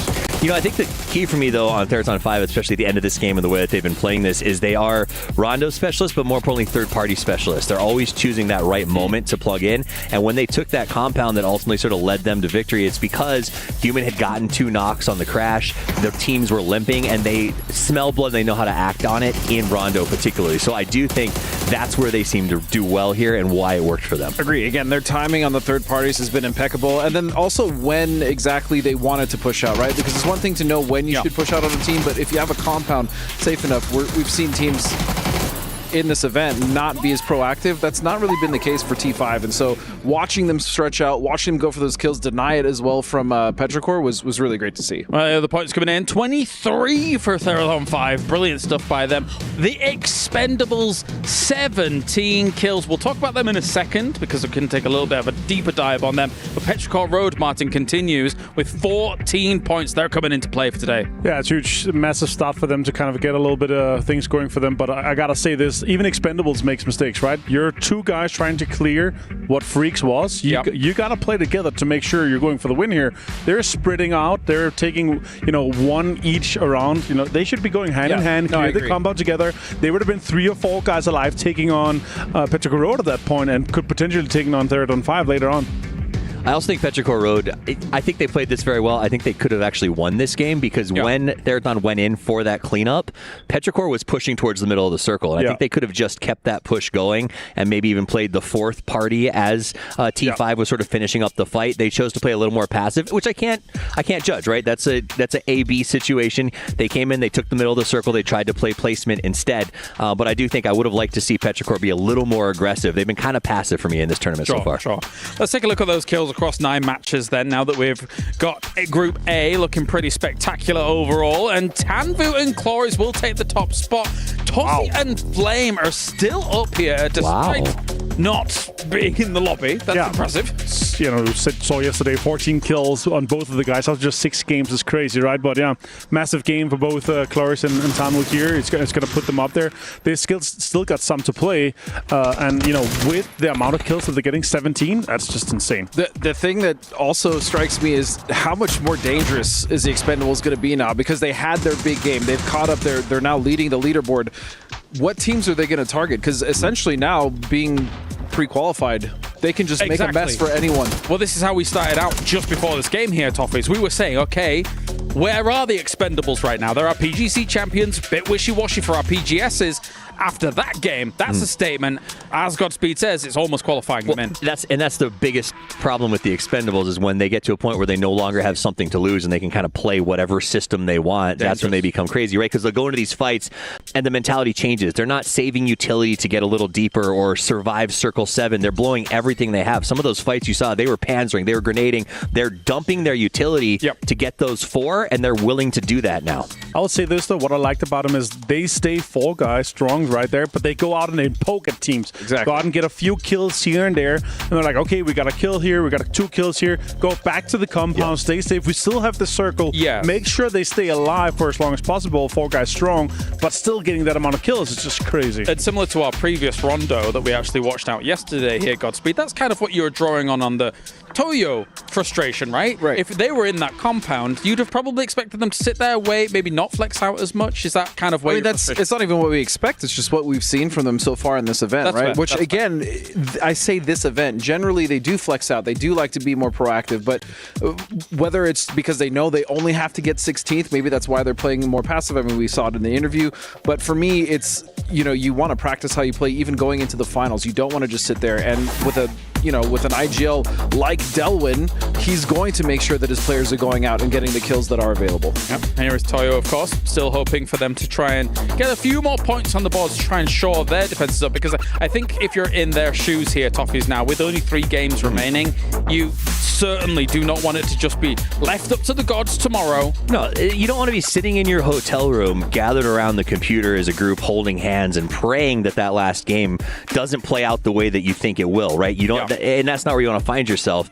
They are kind of the opposite, right? Their countrymen Rock, after 2 games, were still somehow holding the top of the leaderboard until this game, right? And they're not even here for the first 2 games. Whereas Toyo, who's about to finish up their run, is thinking, man, I hope our points hold up. And I guess that's the danger of just trying to be top 16. Here's the overall leaderboards. As you just mentioned, Rock is knocked off their perch. It's the Expendables, our current PGC champions, that take number 1 here, Martin. Yeah, it took 3 more games to knock Rock off the top. I mean, it talks to how good of the set of games they had yesterday, right? But we also got to focus what's going to be on the bottom here. Full Sense, 29 points, and Burium, 30 points. So just 3 games to go here, guys. That's a little bit scary for these. For sure. Let's talk about some of those teams in the danger zone. Na'Vi is a great opportunity to talk about here, Godspeed, considering they came in today with, 40 points? 40 or 41, something like that. So they've only garnered 4 points, which is not great. Now, you can look at the flip side and say, only Liquid, they've only gotten 6 points, but this is Liquid's first day of play.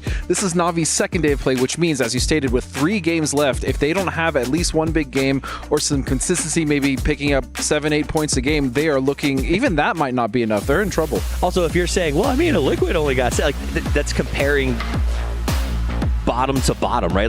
We can accept that Liquid is terrible, right? I don't know what's going on with them. It's not good. So that's what I'm saying. It's the comparative is it's also their first day of play. Right. But again, my point is this is just unacceptable numbers for both of these. Agreed. 4 or 6 after 3 games is brutal. Now, that said, Liquid, that was an interesting, in that last game on Rondo, they sent for a very valuable dip. I think they did it just a fraction of a second too early. It was too soon. They ended up getting super crashed by 2 other teams. In fact, I think Na'Vi was about to crash them and pivoted to a new spot and was able to get away with it because there were so many teams jumping in on top of Liquid. So again, I'm not super mad about Liquid's play just yet. It seems like they're just making the decisions with a couple of seconds or minutes off here and there, and it's costing them big time. Yeah, it's 9 points total so far for Na'Vi, which is still not good in 3 games, right?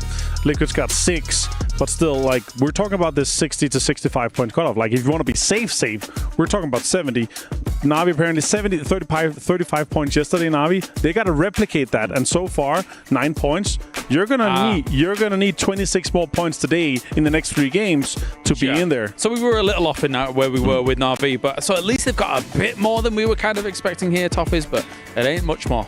And it's not enough for what their narrative needs to be, right? This is a team that was rebuilt from scratch. Allrain sort of got the reins to build something. They came in, they were very confident after their first event. We're calling them the young guns, maybe the future of PUBG. And then all of a sudden, the fall just starts. And I don't know if it's because the rest of the league figured them out, because of maybe the fatigue of playing at this level becomes too difficult, but they're just not the Na'Vi that I'm used to seeing. Well, since I'm expecting a longer segment, because we've had a few of those throughout the day, let's dive deeper into this. And I want to ask you this, Avenger, really, and we can get Godspeed's thoughts on it afterwards.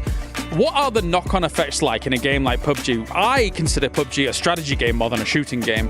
And then Na'Vi comes to internationals, they challenge 17 for hot drops. That means you don't necessarily get into finals and get as much experience as you should against lobbies like this. And then you lose DiffX, you bring in Extens. We know Extens is great, but not as much LAN experience compared to some of the other boys now. So do these knock-on effects have these situations where you're just like, okay, well, maybe we're not going to be able to rise to what could be the future of PUBG? What do you think? It also comes down to kind of what the meta shift is towards, right? It's being very, very center-heavy right now, but also there are some really, really good teams that are fighting on the edge that is kind of replicating or that is playing the same style that Na'Vi is, right? And if you're continuing to run into that, and especially for a while, I feel like it's been since last Esports World Cup last year, is the third-party timing and the fourth-party timing of a lot of teams. 100%. They are getting so much better at timing that and kind of getting in with the fight, third fight, and getting out again. Like getting in and kind of poking and damaging the teams that are fighting.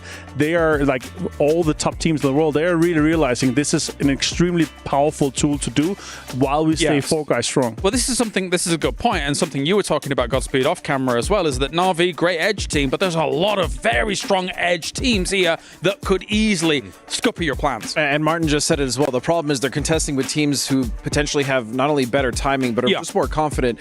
And then to Steve's point, when you have a team that isn't experienced when they come onto land, they're not going to be able to bounce back as well as like a Liquid or, you know, a Freaks or one of these teams that have so much more actual experience to be able to do so. Right, well, thank you very much, gentlemen. It is time to kind of wrap things up here. We're going to head over to the stage. Of course, we've got BB Team on the Battlegrounds, but we've got our own BB Team in Bella and Banks.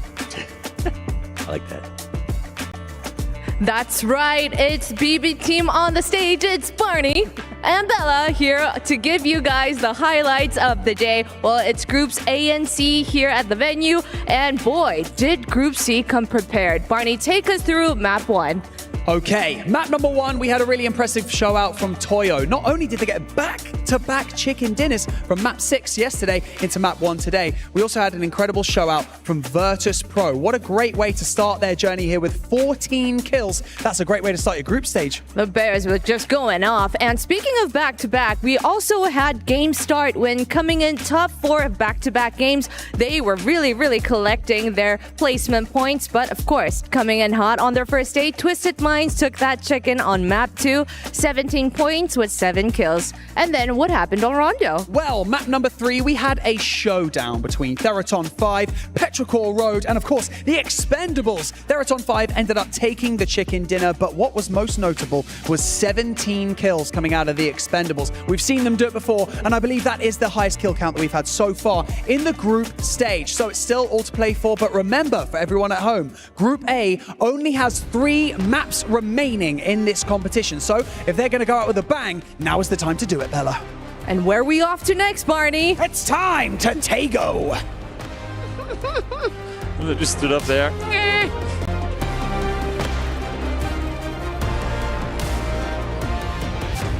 Great intro to this upcoming match. Thank you so much, BB Team 2.0, Banks and Bella, taking us through what has happened through the day thus far in great fashion. Poro joining me here. I'm Toby, and we're in for a great latter stage of the day, and as they're saying perfectly so, Group A. Well, these are the last 3 games for you to show what you got, because tomorrow you'll be sat back watching, hoping that you have claimed enough points to make it through to the finals. Yeah, nobody wants to be in that position, do they? I mean, it's tough enough to sit around and watch whenever you got enough points, but if you're struggling right around that cut line, and who knows, really, even where that cut line's going to be. I mean, we were looking at it, thinking about 60 might be the play, maybe 70, but now we're starting to see some of these teams starting to farm a little bit and getting a lot more points, where you saw, you know, over half the lobby got less than 3 in that one game there. So that's going to make things a little bit more interesting. Definitely will. We're seeing the flyover here of Tago, and goes to show with the music being hype as well that we are about to hop into game for match number 4 of the day here, second day of group stage at EWC, and here we are on to Tago we go. And I'm gonna come to you straight away here. Oh, okay. Who do you have your eyes on for this match? New viewer out there doesn't really know what's going on here. Who's one team to follow in this upcoming match? You know, I would say that you kind of got to keep your eyes on Liquid, right? Like, that's a team that's only had they talked about it during the desk. High expectations, right? A lot of high expectations coming into today, and so far they have just not really been delivering on those expectations. But as we saw last game with Theraton 5, all it takes is one big game, and all of a sudden you're right back where you need to be, and nobody's going to remember how you got to the final. All they care about is that you got there. And now, was it PGS6 or was it PGC? I don't remember, but I do clearly recall a match with Purdy and the boys ending on the east side here of Tago, where they netted themselves, I believe, a 15 or 16 kill victory. So they have shown in the past that they are very capable of pulling off big number performances on Tago. We'll be to see if they have the opportunity to do so once again here, as all players are on the ground. I'm not seeing any contest for vehicles, and that is the way you like to see it go. Yeah, that's a good start for sure. You do hear some. Oh, I say that now, and now I'm seeing FN and Toyo. Yep, and also, ooh, a halfway split circle. Yep, but nope, that's true. FN saying hello to one of the Toyo players, opted to go for a wide split, and they comes with a price. Yeah, you see the chunky side of this circle is on the north, so I wouldn't be surprised to see most of these teams trying to make their way up there early on, but those that dropped way off down to the south should have plenty of time to loot up as TDT and Navi getting a little bit close to each other. But I think it's, Van, and not sure who that is from Navi. I think it might be Hackatory off the, yep, there it is, and there it is. The art of talking too soon. Yeah. It's, yep. It is what it is. Well, I mean, this happened to Navi earlier on Erangel, and they were still able to collect Ferris's blue chip and get him back on his feet. So not all is lost for Navi just yet. It's interesting seeing, I mean, now we just got the last part of that confrontation with Toyo and FN. I would love to see the whole parachute, not the whole parachuting, but like 5 seconds earlier, simply because was there really no chance for the Toyo player to dip, seeing 4 parachutes that was not his teammates following him? We know there are vehicles around that compound because Evan took one of them and drove off, but I'm surprised to see that that he actually committed to it. It might have been a miscommunication on the team. Some people say, go for it, we'll be there right away to help you out, but in that case, Toyo, despite their 2 wins thus far in top placement, that was not the start that they would have wanted. Yeah, might have just been something as simple as he thought he had the better drop. Better drop, yeah, no doubt, no doubt. But even a better drop, 1v4, dangerous. But unfortunately for them, Toyo has come over there, has probably picked up a chip, and we'll get him back in the game at some point. Already got an E-pick up popped by Lil Ghost from 17 as they are on the south side of the river. That might be a play to go towards the north, but they are still very, very split up. I don't know if they'll actually take it or if it might just be Lil Ghost making his way across the river to secure a spot. Meanwhile, Team Liquid off in Oyoung, they are way, way out of circle, but they are very comfortable with taking their time. Oh yes, and I mean, just seeing where they're going right now, if you guys, I always say this, I'll say it again, make sure to have the map feed open, because there's a lot of info to be garnered from there, especially here in the early game. I would not be surprised to see them wrap all the way northeast. Maybe Shipyard, that's a bit of a stretch. They'll take the bridge just prior by Yongchon to get over on the northern side of this circle. I'd be very surprised to see Liquid play south side island at the end of this circle shift.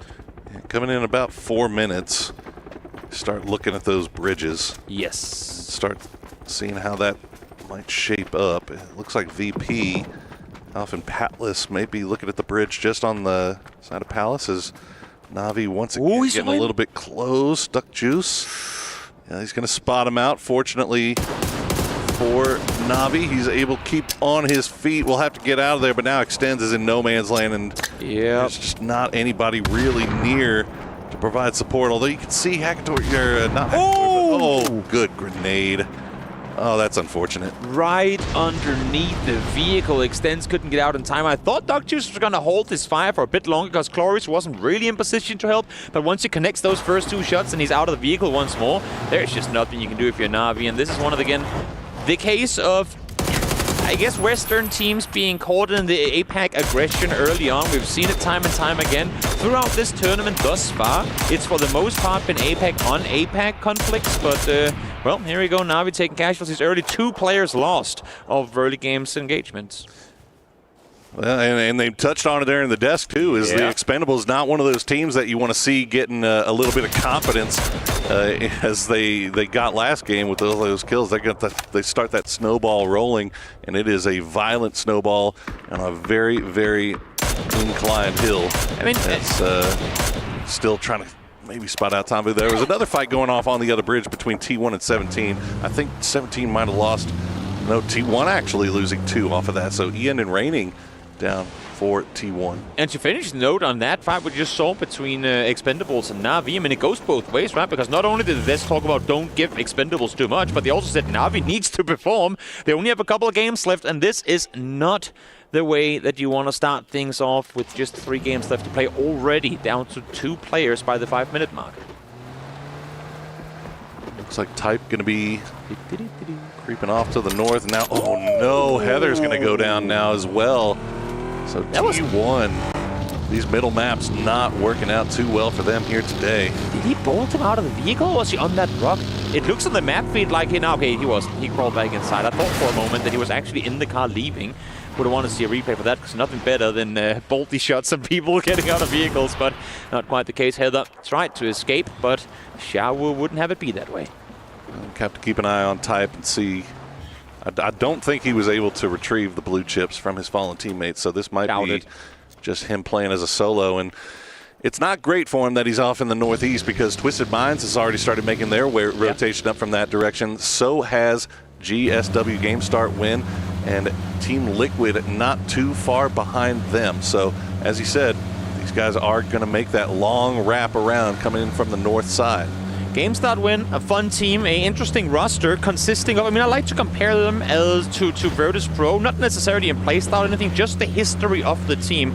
I like to think of them, alongside the majority of Virtus Pro, as players that were left behind by other teams. We have combination here of Tyloo, Tianba, and CC players as well, New Happy too, all players, Petrichor too, being left behind, found each other. Sort of the same story for Virtus Pro, with how you have Lucarux and Nixie joining forces after the Mad Bull split, and then, or pickup I should say. And then Beamy, of course, being dropped by a foot, coming over, and now joined by Corexi from FaZe as well. So, love seeing that just because you're dipped by one team doesn't mean you can't find success elsewhere, and that's exactly what both these teams are doing.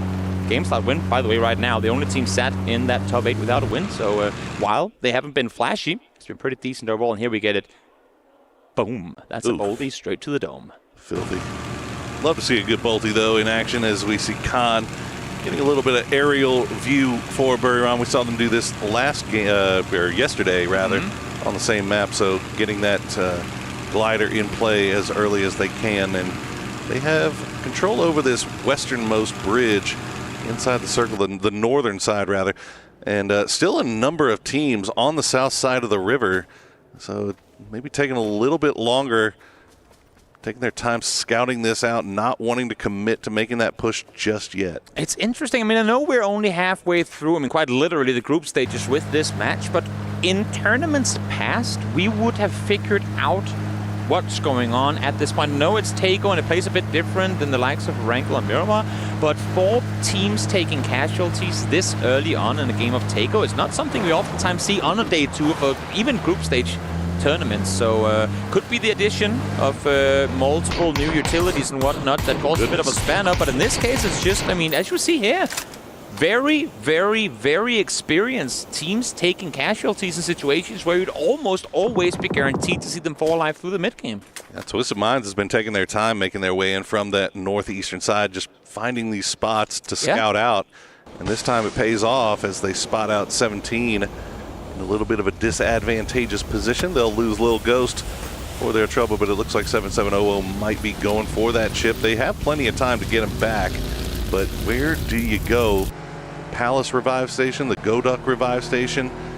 You got some decision making now if you're the IGL. Definitely, and just as we were talking about before, kind of expecting to see a north side Team Liquid rotation. They wrapped all the way north of Shipyard, and look where they're coming in from. If this one hard shifts north now, you're clapping your hands for Liquid fan. Should it go south though? That's a whole other story. Let's see where the circle takes us, and boom, there you go. Liquid blessed with I can't even count a 10-kilometer rotation from they were the furthest southern team now to become the most northern. It's honestly the best case scenario for most of these guys, for most of these, not only Team Liquid, but most of these teams, that the circle did shift fully north right off the bat, right off Circle 2, so they don't have to play that game of playing around the river. But you can see already all these teams just sending it through those hills just off to the east of Buriram as they make their way through, as the Freaks looking off in their direction. And they're going to be pushing right into GSW, right into Theraton 5, so they need to be careful about their rotation path here. Definitely, you can see Freaks kind of following their rotation with their scopes and seeing where they're opting to set up a shot. Mayday, mayday! Khan coming in, dropping straight down. That's one way to park a glider, I suppose. If this... wait, what? Oh, it got him. You know what? That's a logo that you is don't not see a logo often. you see very often. A glider run over. I'm not gonna lie, I could not remember that had its own logo. It's that rare. Okay. A glider run over logo. That's, well, you know, there's a first for everything. Get to see something new every day. As we get that one on. In PC Spring this year, we had a ton of urban Go Dog games, and while they were entertaining, they were also, as with city endings in general, extremely chaotic. So will be interesting to see if that's how far north we're opting to take this game, or if that's not going to be the case. We have is Petrichor? Yes, Petrichor currently flying. You see them being tracked there as well by the guys from Breweram. Looks like they're going to drop off to the west, which is good because there's still plenty of real estate for them to play around there, although Freaks will be taking shots over in that direction. So will Theraton 5 and GSW, but maybe they get down into the woods. They'll be safe, and it looks like they will. Okay. Keeping eyes on Godok, as you said, we saw before 17 lost one early, thought they picked up the blue chip, but now with that shift, they've kind of just taken over a compound. They haven't been able to go to the city to even try to attempt that revive, just because so many teams, as you said, Liquid being one of the biggest ones coming in from the north, kind of cut them off. And the perfect thing for Liquid is because they come in north and now set themselves up on the south side, they know the entire northern portion of the city is theirs for the taking. No one has been backfilling. They have that info 100%. So should this one go even further north, they can readjust as needed. Where normally in a city, if you're coming in late, you can't just run building to building. You have to play it extremely cautious. But for Liquid, that's a whole other story. Circle closing in, still 50 seconds to go, and a couple of teams still to make their mind on what they're going to do. TD team, also known as the Daredevil team, now kind of pathing in toward the Expendables. I wouldn't be too surprised to see some more APAC on APAC action. That's kind of been the name of the game through these group stages thus far. Oh, this would be so unfortunate for TDT. They just happen to be in the wrong place at the wrong time. And the spray is starting to come through from Tanvu. It's our kill leader. We'll take a few shots over in the direction of TDT, and now these guys are just mixed right in the middle of each other, but June will take them by surprise. Glory goes down. Delwyn now has an angle, has to pull back down. June hit some really good shots in the previous games here today as well, so maybe warmed up now, ready for the fights to come. Sayu finding a lot of damage onto Delwyn, will get the knocks as well. Tanwu does get one in return though, so even more damage coming through, and unfortunately for both these teams, it goes both ways. June could potentially be rest, but we're in phase 3, so it's going to bleed out that much faster with the blue zone damage being applied as well. Oh. Get out. I mean, hey, man, the Expendables, they wanted that fight. They took it, and they end up losing 2 for it, Tanvu and Duck Juice. And it looks like they're actually going to stick around a little bit longer and see if they can maybe get an angle. Tanvu has never seen a shot he is afraid of taking. Now, keep in mind that while this looks ugly for Expendables, you're thinking, World Championship team, why are they doing this? As Ades was saying earlier, all you have to do is get top 16, and they are in the final. So they can actually afford doing this. Who we should be worried for is TD team, or the Daredevil team, because they're the ones that need to stay alive and get more points, as we see T1 once again go out very early here. Unfortunate for T1, but they still have two maps on Miramar. Try to right the ship. As we see Toyo going to come right just on the other side of Petrichor Road. That revive going to come through for Petrichor Road, though, it looks like. So Toyo is, no, they've got Don on his shoulders. He's going to go down to the grenade from Benya. Yeah. So a trade of utility back and forth over the ridgeline, and now Chewy sees. Yeah, okay, this is about to get interesting. We've got mortars coming in as well. It looks like, fortunately, they're landing. Oh, no, the first one landed over towards Toyo, but now they're falling right on the heads of Petrichor. We're playing 4D PUBG now. All of a sudden, there are more factors to be taken into account, as if having to take a fight with Petrichor wasn't enough. You have a whole lot more to worry about. And great timing for Toyo here. Now, we didn't see it happen on screen, but we saw Petrichor take out the last remaining T1 player in Type. They heard that. They peek over the top, get a first knock to engage. Nan now down with the kill confirmed by Benya. Trying to see if they can get some more of it. And again, I mean, the desk and us have been asking for a little more tenacity, a little more daringness from Toyo. And this time around, they actually, to some extent, managed to shove back Petrichor. Oh, keep the happy feet going. I'll tell you one thing, these guys are blowing through a lot of utility. That is true. Trying to take care of each other. And you can see just in the pockets of Toyo, there's just nothing much left, as he'll try to hop in the porter and reposition. But Ike's left, not going to take that It's a good counter flash. Lightly, he will take that shot, but not going to find the knock. Toyo just trying to escape at this point. Yeah, I mean, get those engines running. You're at circle center right now. You know there's going to be way more teams looking this way. Should this next circle go your direction too? Let's wait another 15 seconds for that one to pop. They're going to go back towards the south. And now you can see FN starting to come up this way as well. Starlord, Korean player, had a brief period of play in Japan, opted to go back and play in Korea now. Joined by Rex, a player who, I mean, formerly in Gen G, really incredible individual fragger. We'll see what he can make happen as the circle does send up once more. There you go. 17 will get their man back. A little ghost arriving as the circle closes. So they'll be back up to 4 strong as Tanvu and Duck Juice try to make their way in. Tanvu, they're absolutely separated, but Duck Juice going for the res on the his fallen teammates in Palace. Can Tanvu pull a Bloomy on Beamy? Now that would be something, wouldn't it? Because Beamy has absolutely no clue Tanvu is in. Honestly, if you're Beamy and you get knocked like this, you can't really be mad. You've been doing this against teams for years now, as he does find him with the last bullet in the spray. And again, as I'm saying, I disagree. Really I disagree. I think you can still be mad. You taught them how to do this, Beamy. Yeah, I mean, I guess there's this whole your own medicine sort of thing. That's got to be one of those.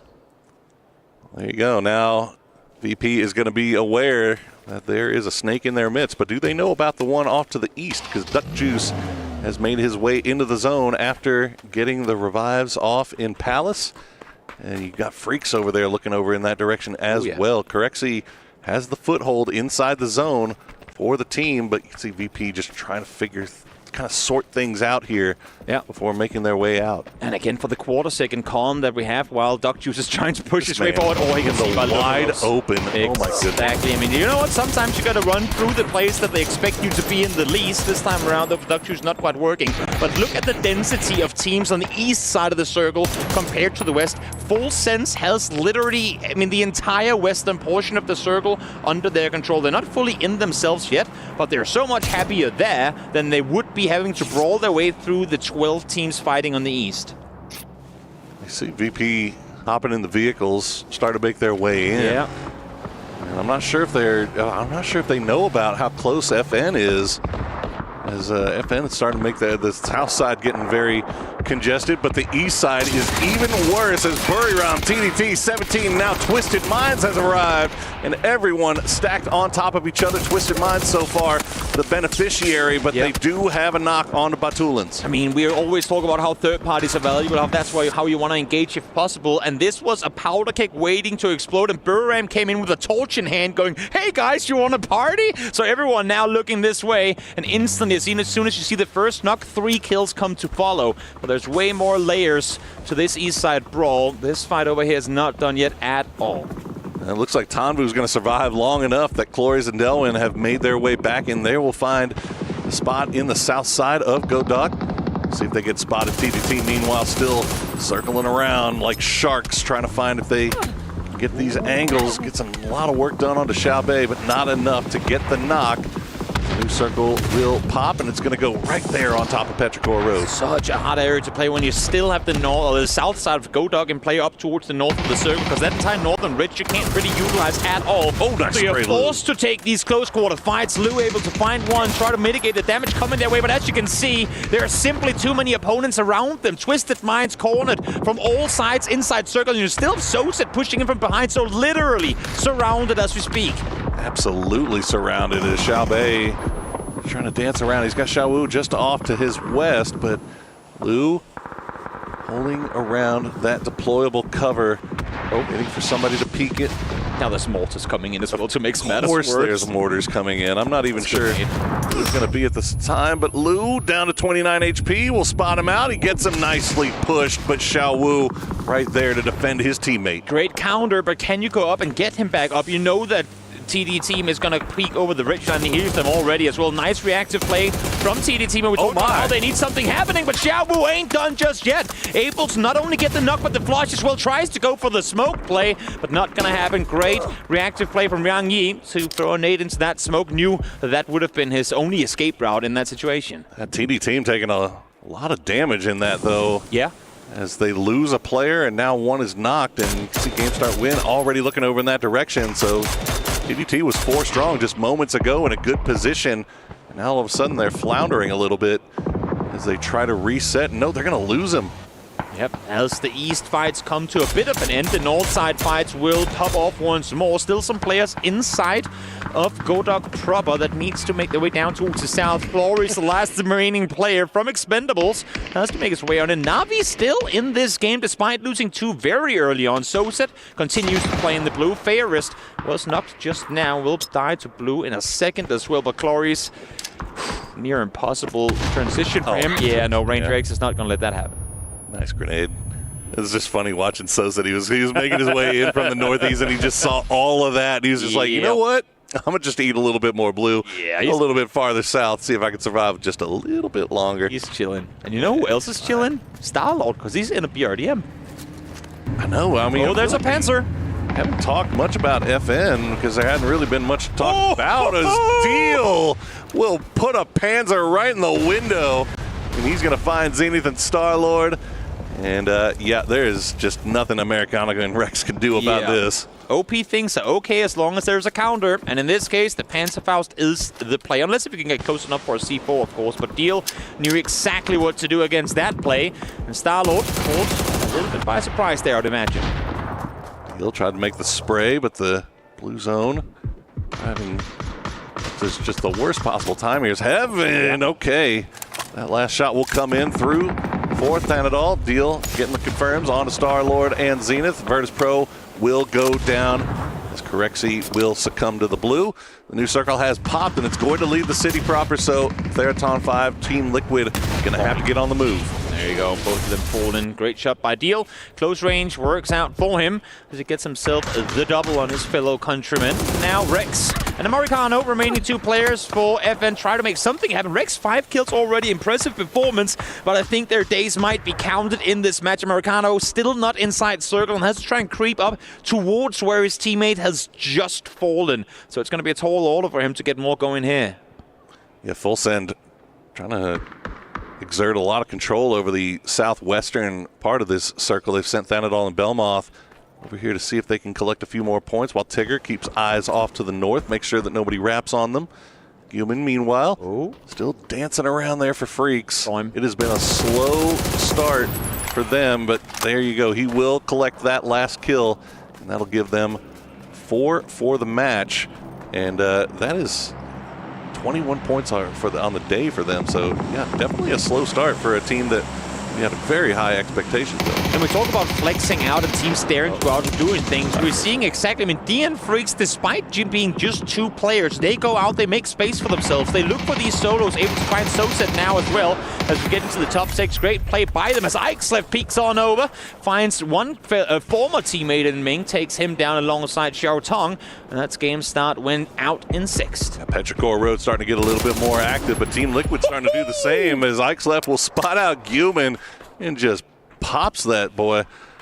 Tries to get the flush with the grenade, but they got to be quick about this as, the grenade from Deal going to find him. Now, how much is going to take before Liquid opts to fully engage in this? You can see they're still sprinting towards this ridge line, and I think Joey, he's got to be hearing footsteps on this northern side soon. They're trying to get the rest on up for good reason, because Ixlef you want to keep in the game, but those smokes are heat-seeking indicators of exactly where you want to lob those nades, and that's what they're going to do. Deal able to get one more with a nade, but Alo secures an extra, and that's going to be Petrichor down and out in an attempt to get their captain back on his feet. 6 kills, 750 damage for Deal. Solid. Freaks starting to show up here a little bit, but they are still in a little bit of trouble as Full Send have collected everybody and starting to sweep around on this southern side. They've got a smoke wall. They're going to try to pull around on the edge, but Guman not going to let it happen. Tigger will go down, and Theraton 5 actually finding angles on this from range. So Full Send getting pressed from both sides here. Yep, Deal now been found. I love the way that Liquid is pushing this one very, very kind of according to the book.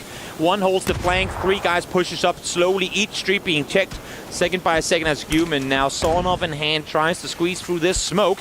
See if he can get a kill on the other side, but that nade should have his name written on it. One more just to be sure. Spots him transitioning, but Belmoth able to get him in the end. Okay, can we get Tigger back on his feet before Team Liquid gets here? No, it does not look like we will, as Belmoth will go down to Sparking. And now Thanadol, the last player left alive for full send.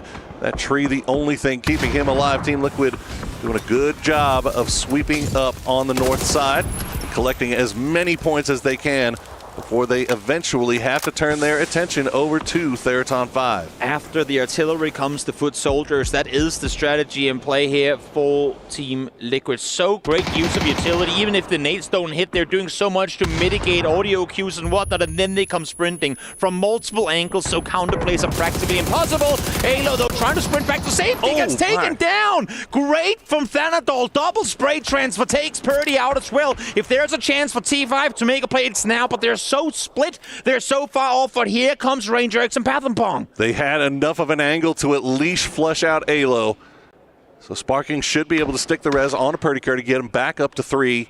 But Pathampong and Ranger X are sprinting down that hill to try to see if they can catch him before they get the full reset on. Here comes the utility, but it's going to fall a little bit short, a little bit left of where the Team Liquid players are. Such an important... that one's not. That's the links in hand as well. Such an important 1v1 just took place up on the northern side between Luke and Rossiter. They were fighting one another, trying to allow their teammates to make plays happen. But now, two players, both with level 3 gear that has barely been touched, trying to make plays here. They've lost track of Purdy. Can he make something happen? No, I think Ranger might have heard his footsteps. Yeah, this is brutal. There was a big supply drop that happened on the south side of this zone, and Theraton 5 managed to find it as Purdy will go down. Rossiter so close.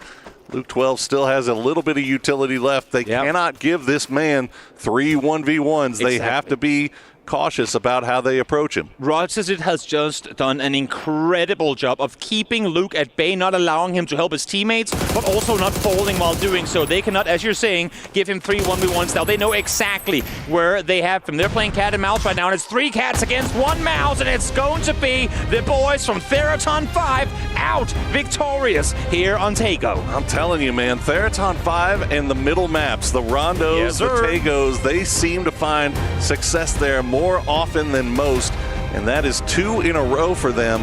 On they didn't get the win on Rondo, but that I mean, I think they got like 17 kills or something like that. So this is a good come up, a good glow up for Theraton 5 here in the middle of the day. Definitely, and it looked great as well here in the end of it. They had a perfect understanding of how to play out that end game against a team like Liquid, who are very good at closing out games in the end.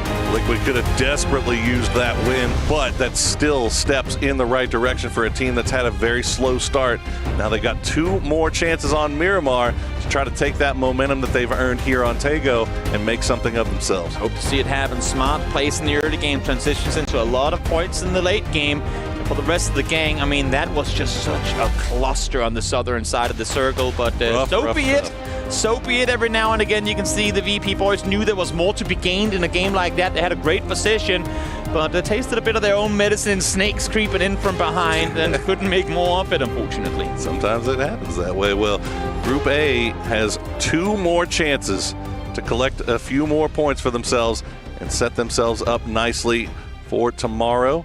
Or are they going to be sweating watching the games tomorrow and seeing if they're actually going to be able to qualify for this final? You can see the Liquid boys meeting with their coach Extreme, trying to figure out how to set themselves up for Miramar. As everybody, like you can see, there's no more smiles. Oh no. There's no more relaxing and stretching drills. Everybody's starting to feel the pressure now. You know what? Let's go down to the stage where we have an interview ready with the Expendables boys. Let's hear what they have to say after that game here. Oh, the Expendables always popping off here on the main stage, and I love it. We've got Cloris here. We're going to ask him a couple of questions because yesterday, Cloris, we have to say, you had a steady performance. It wasn't great, but today, after only 3 maps, you managed to secure the same amount of points you got in the whole day yesterday. So my question is, what changed between yesterday and today? What did you guys work on overnight?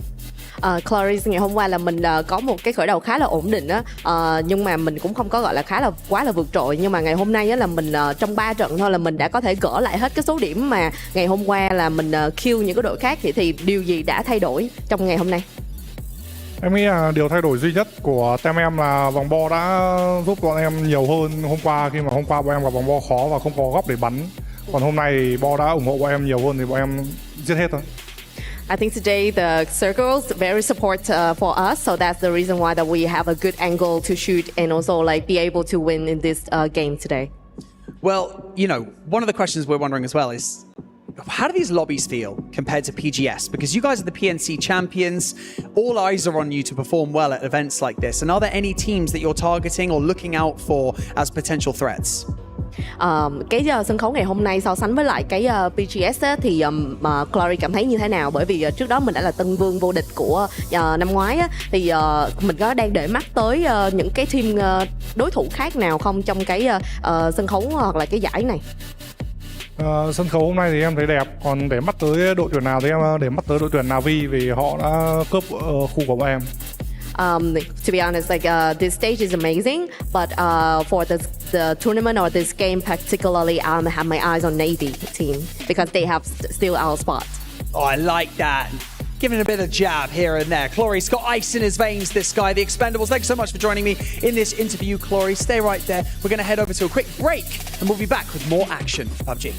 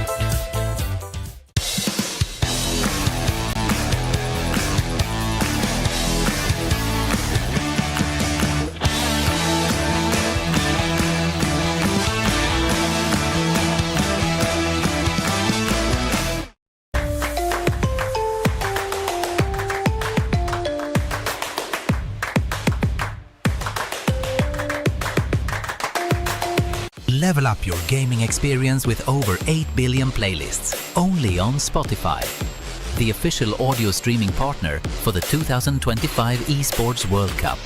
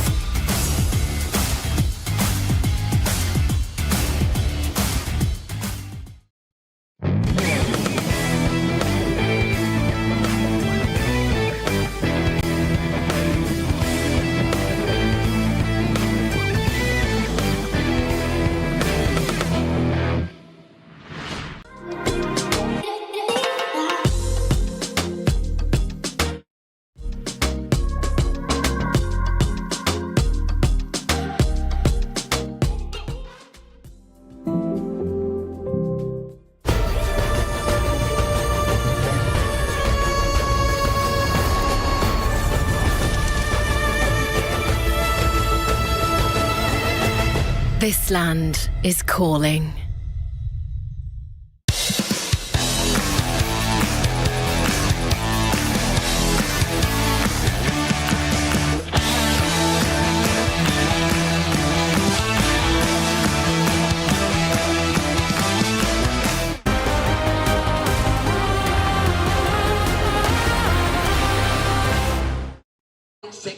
Hi guys, it's Bella here at the Amazon Esports Arena. I'm standing with Ryan and Tekken 8 has just kicked off. Tell us, what's been going on? It's been crazy. I mean, the players have been really hyped to get this underway. It's literally just begun. Couldn't have arrived at a better time. Man, 32 of the best players from all over the globe are here, and they've been hot through the qualifiers trying to get a coveted spot in this massive tournament. Yeah, and I noticed that's Korea versus Korea right now. And hey, tell us, how are the club championship predictions going? Who are the favorites to win here? Interesting, yeah. I mean, of course, it's going to come down to numbers, right, as it always does. Of course, that massive $27 million prize pool, super, super important. I think we've got Freaks, we've got Wolves Esports, we've got Twisted Minds, Vitality. The list goes on and on. Team Falcons are going to want to run it back after what they did last year in the club championships, right? So there's a lot on the line. Now, there's so many players here with 32, so there's a lot of teams in the mix. It's hard to say right now because it's literally just kicked off, but I think as the event unfolds, we'll have a better idea about who's looking strong to run it through the club championship. That is exciting. It could go any way. All right, thank you, Ryan. My pleasure. Thank you. I hope you enjoyed the show. And that's all from Amazon Esports Arena.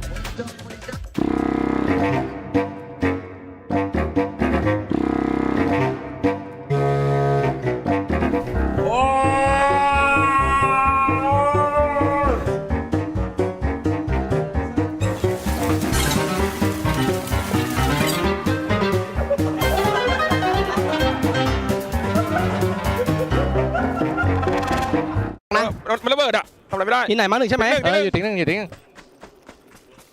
รอดอย่าพีเยอะพี่รอให้มารอผมรอมีลิงก์นะฝากกระบอกอ่ะไม่เห็นหรอให้มอสรอมันเดินหาพี่นะกำลังเห็นอ่ะหาไม่เจอว่ะกูเดินขวาให้นะเดินบอกว่าเดินนี้วะมันขึ้นหากูได้ป่ะรอกูหลังนั้นมาอยู่พี่เดินหนังเรื่องเหรอขวามาสองตาย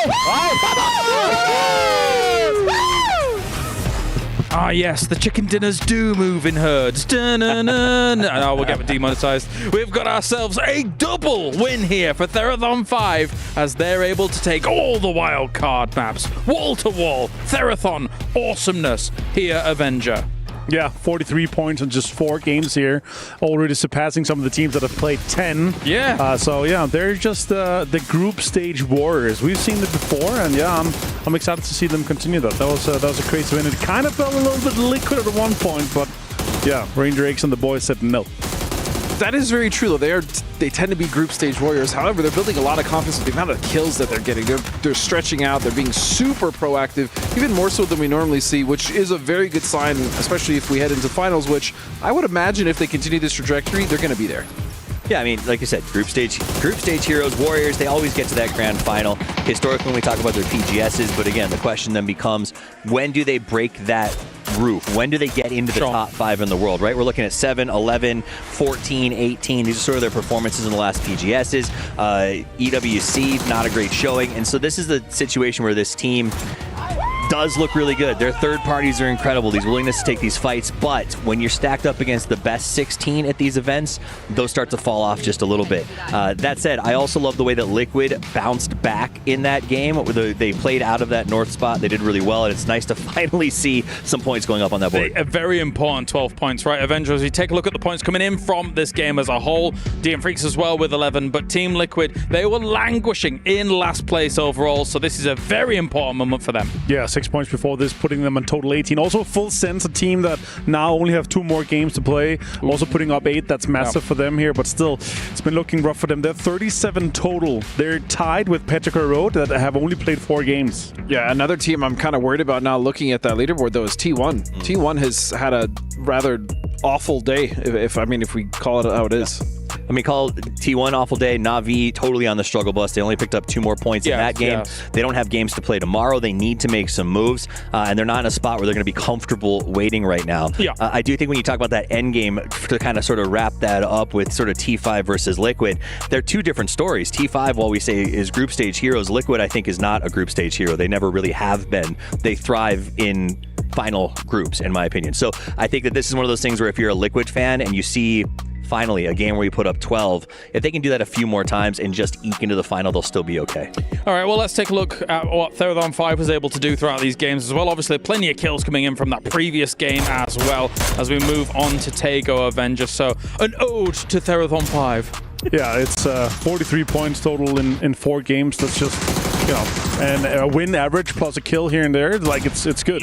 It's huge for them. 2 wins, they have 22 kills on top of that. Like it's the consistency that we want to see from them. They've done it before, in terms of what we've seen from them on a group stage. But as you said, Steve, I agree. Like they thrive in this kind of chaos or more unstable that the group stage are. Once we get to the finals, like it's very predictable. We're gonna see very more like the kind of smash mouth style from teams. Third party is still gonna be a thing here, and also how the circle worked out for them when they kind of got a hold on the northern side. Then everyone started fighting on the south. It was like, oh, let's go loot these crates. Yeah. Nobody's fighting for them. Let's just get everything. I mean, I think it's a symptom of the region. In the same way that we see sort of EMEA and the Americas do a little better in the finals because they tend to scrim, train, qualify on a more set system of play. When you get to APAC and you get to some of these SEA teams, I think they're just used to living in chaos all of the time. So it works really well in the group stages, but when you work with those formulaic teams up against you, it can be a little trickier. Sure. Well, let's take a look at the overalls then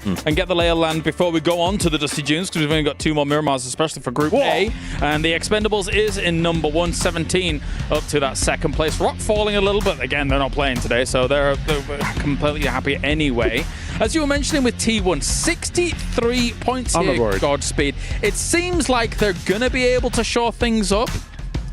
You would think so. I mean, they do have 2 more games. If they drop donuts, though, I mean, and they've been dropping donuts today, then I still... Again, do you really want to be the team that's on 63 points? This is the big one, though. Buriam in full sense here, like the teams that are currently, with 2 games to go. Na'Vi 2, 46, full sense, 37 with 2 games to go. It's and Buriam, with 31 points with 2 games to go. That is not looking good.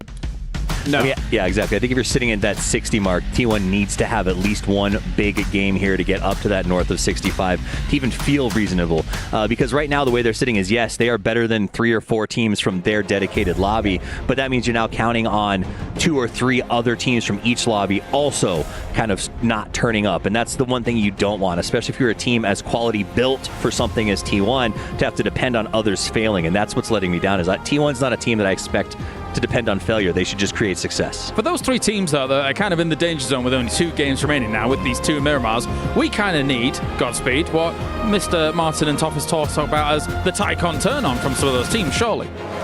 Yeah, and again, Miramar, I feel like Na'Vi actually played well on Miramar, so this is a big opportunity for them to once again come back. They have, again, just 2 more maps to do it, and it's can they right the mistakes that they've been making today overall? Because they've had control over the edge, but as Martin was saying earlier, All right, well, thank you very much, gentlemen. Time for Miramar here. The Dusty Dunes on the way. 2 more games for Group A to try and solidify themselves a spot in the groups overall.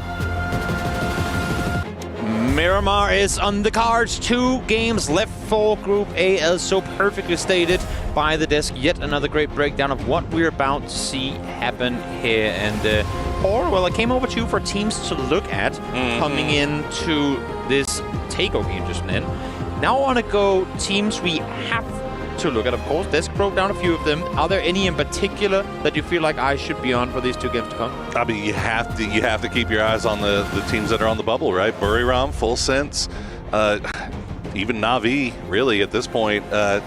These are teams that, in Full Sense and Na'Vi in particular, a lot of expectations placed on them, and we definitely may not have expected them to go for the win for the tournament, but definitely expected them to be in the grand final. So let me rephrase my question, because I asked you just exactly what the desk just explained, and that was kind of weird of me. Instead, I will ask you. Oh, man, I had it. No, you did well. I want to ask you instead, though. Oh, good.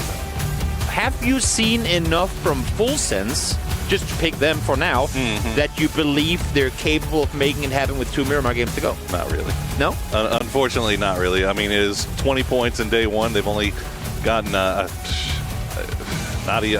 somewhat more than 8 points. I don't know. We haven't had a full updated leaderboard just yet for me online, but it's not been pretty. It's just not been good. Yeah. It's not been good, and this is a team that they've been around forever. Like obviously, not under the Full Sense banner. True. They're previously known as Day Trade.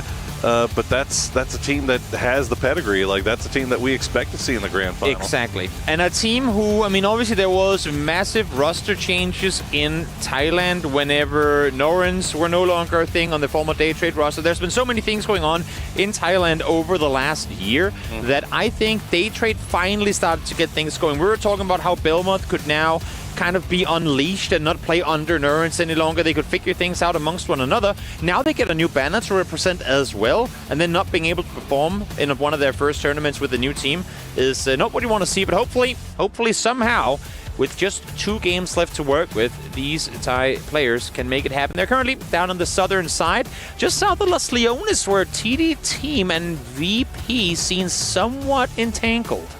Yeah, fortunately for both of those teams, it's a big old city. And that is true. They should have plenty of time to loot up by themselves. And and just like that, start going all the way to the northwest. So TDT kind of in the driver's seat as far as Los Leones is concerned. They can kind of leave whenever they want. But you start looking at all the teams towards the south. A lot of options here about how you want to rotate in. Whether you want to do the long to the south, coming from the southwest side, or if you want to go all the way to the north, coming from the northeast. It's a lot of options. Nixie saw them land here. He's jumping around in the open, shooting for bait? Question mark. I mean, I'm wondering, is he trying to pull them his way and set up some sort of trap? Because his entire team is on the far southern side. So, I mean, you don't shoot like this knowing there's another team around you if it's not because you're trying to, like, draw their attention. Yeah, maybe Peacock, I guess. I don't know. I'm not sure, because I thought normally you would do that to have them come after you, and then you have a guy holding the crossfire. It's working. You got Huang is creepy walking just to make sure he hears any footsteps that may be approaching. And meanwhile, Nixie is just making his way. He did that just so he could get across that street for free. Exactly. And it worked. Maybe he's just trying to, bait enough attention that that allows for him to escape, and able to do just that. Circle, as we saw before, is up towards the far northwest, and plenty we can call it pretty obvious rotations come to mind as we look at this map. Probably you have the far southern rotation through Val del Mar, you have the up and over in La Cobreria. Are there any other in particular that you would think, I mean, for example, take a look at Pero, far out on the eastern side, not taking into account, of course, E-pickups. How would they go about their play? I'm going to be honest with you, I have no idea what you just asked me. How Petrichor is going to rotate? How is Petrichor going to rotate into this next circle? Petrichor? Oh, okay. Without an E-pickup. Without an E-pickup. Because that's the easy answer. I think you take the long north route, right? Yes, I think you come in from that Oasis, La Cobreria kind of spot. But the where it starts getting a little bit more complicated is if this circle does kind of favor towards the southwest and it turns into one of those El Pozo field type beats. That's when it gets a little bit concerning. I mean, look, again, we're keeping eyes on a couple of teams in particular here. Na'Vi, they've got center circle, essentially. They've got kind of their option as to what they want to play around towards whether they want to play in the hills just to the north of El Pozo. Obviously a pretty good a good shout. Yeah. You got Ferris on the high ground here. We'll be able to scout a lot about what's going on to the south. So if they do want to make moves, they can kind of have a good idea of what's laid out in front of them. So hopefully for Na'Vi, they can kind of find a way to make things work this time around and get that ball rolling in the right direction. Yeah, I mean, they are in, so to say, home turf territory. They normally get better performances on Miramar, so hope for them with this first circle having come their way that they can make something happen with it, as we are seeing the big migration towards the north. We haven't seen Petrichor in particular make their rotation just yet, but both Freaks, Liquid, and Birderam are starting their northern reps. A team that sat here ready and waiting, though, is T5. They looted in and around this area, and while I thought they might opt to go further center, they've actually opted to stick around in this split. This is bad news for Team Liquid, obviously. So far, that last game kind of got Liquid going in the right direction, but still, it's only 18 points on the day. And 2 more games left to play. I think they would love to be able to get 30 plus, but yeah, Alo just in the wrong place there. as Rossiter will get that one for free. I feel like once the first shot is fired, once I believe it was Purdy sat on the other hill, realizes, wait, there's players down here. You say buildings, don't go near any of them. They could be anywhere. Liquid, an unfortunate loss in the early game there. I don't think Elo had any idea that they were going to be around. Yeah, Burham trying to make plays happen as well, but Freaks stopping mid-rotation, saying we're probably not going to be the only ones trying to make this play happen. Let's set up a trap, because again, these trap plays, unless if you get really unlucky and someone just beams you out of a car, or beams you out, I should say, while driving past you, they are the easiest kills you're going to come by in a competitive game of PUBG. If you're 4 guys just waiting for a car to come down the road, it doesn't really get a whole lot simpler than that. So if you can accumulate enough of these points over a 12-game series, that can be the difference maker in whether you make it to the finals or not. Keep an eye on Burham. I'm curious to see if they get an opportunity to go for that blue chip, get their man back, and get up to full strength. They did. It looks like Freaks kind of left them to their own devices here. The Expendables, meanwhile, coming in from that south side, running into a GSW 2-2 split, but it looks like they might get a little bit closer to T1. Ian already set up to maybe get an angle, but looks like TE will avoid most of that for now. Seems like Floki's under fire as well, having been knocked further north of here, obviously, so it won't be tracked on the feet as of right now. As Expendables try to run the gauntlet through the El Pozo fields up towards you. You'd imagine El Pozo City, but FN are sat here ready and waiting. You'd have to imagine at least they're going to hear the vehicles coming in. Raining, first one to fall. T1 has been in trouble all day long, and this is once again not a good start for them.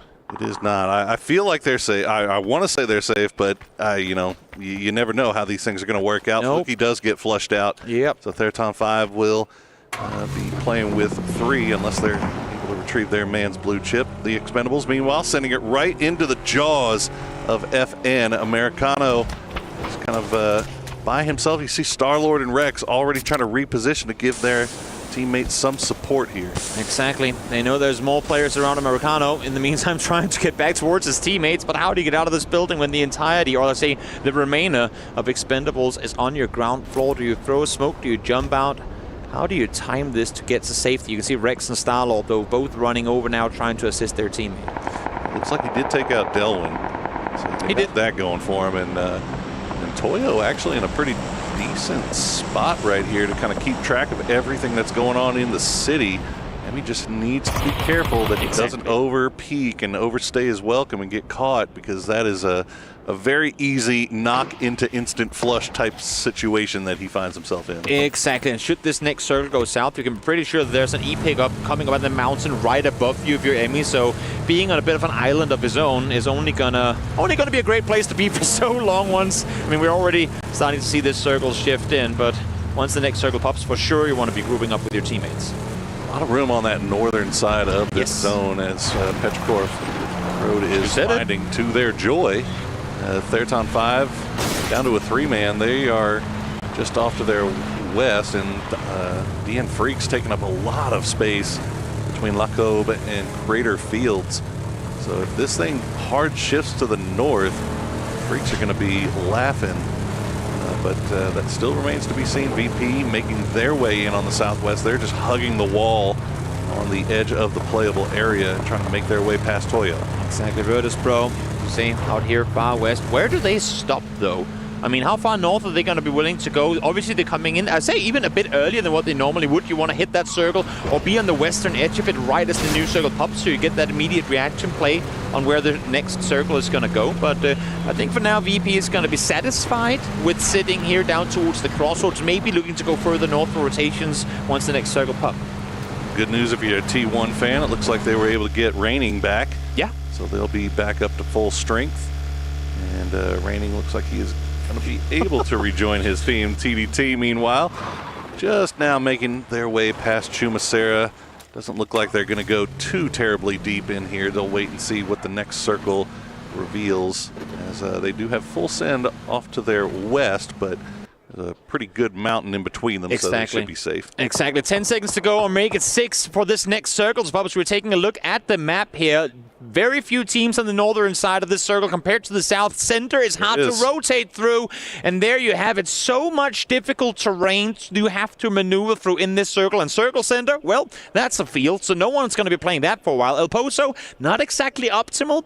but phase 2 city commit, some teams are going to have to try and make that play, Paul. I think there's going to be a number of teams that try to make that play, especially the ones coming in from the north side. You see it more often nowadays, especially with these Pozo field circles, that teams are not adverse to just sending it 4 men into the city and playing their way through that. We'll see how that plays out here as Freaks, Petrichor Road, Na'Vi, Team Liquid already looking like they're skirting their just bind extends. Gonna find the wheel for Sparking, and he's gonna find the head of Sparking as well. Team Liquid lose another one. Yep, Na'Vi trying to set up, and they do so successfully, knowing that this was going to be a funnel of teams trying to come through. And honestly, if they wait around here for a bit longer, T5 might be the next ones to make the same run happen. But, I mean, even with the loss of Sparking, at least they make it to the city. And should Circles continues to go this way, there might be placement points and kills to boot for Purdy and Luke, who now find themselves alone on the east side of Pozo. The Buriram, they were doing that wrap around to the north side, but now that the circle has gone to Pozo, they've changed their minds. We're going to come back down to the south, try to avoid Petrichor Road after they took out Riz. I mean, in the last game, we had Liquid being the first south team. By phase 2, they were the furthest north. Now we have Petrichor being the furthest east team, and just like that, they're the furthest west. Last game, that got Liquid into a top 2 situation. I don't think as of right now, it's going to be that blessed for Petrichor, but if we get enough western shifts, they might be fine as they're coming in just on the southern side of Alcantara. Looks like T5 found themselves an E pickup, so this might be them as a 3-man. Taking that E pickup and maybe finding some high ground in El Pozo itself. Other than that, I don't know where you would go at this point, this late. See Ike's left leading the way. A lot of room on that western side to play around. Exactly. I mean, this is a perfect overview with the map and the in-game as well to see exactly how the lay of the land is. Pathapong now, I mean, alongside the rest of T5, they can only be going Pozo. Pozo or Mountain. Mountain, playable, but so many players are already in that area that the odds of you getting to land there is slim to none. And if you wanted to make that play, you might want to wait a circle or at least another 30 seconds so that you get there once you know the circle's going to go in that direction. But only other team still yet to make their way on in is Buriram here coming in the south. So a lot of shots getting traded. Yeah. In El Pozo. It's tire pups. Oh yeah. See, Americano has taken a knock, and just off in the distance you can see that bright orange Theraton 5 starting to find their way in. Yeah.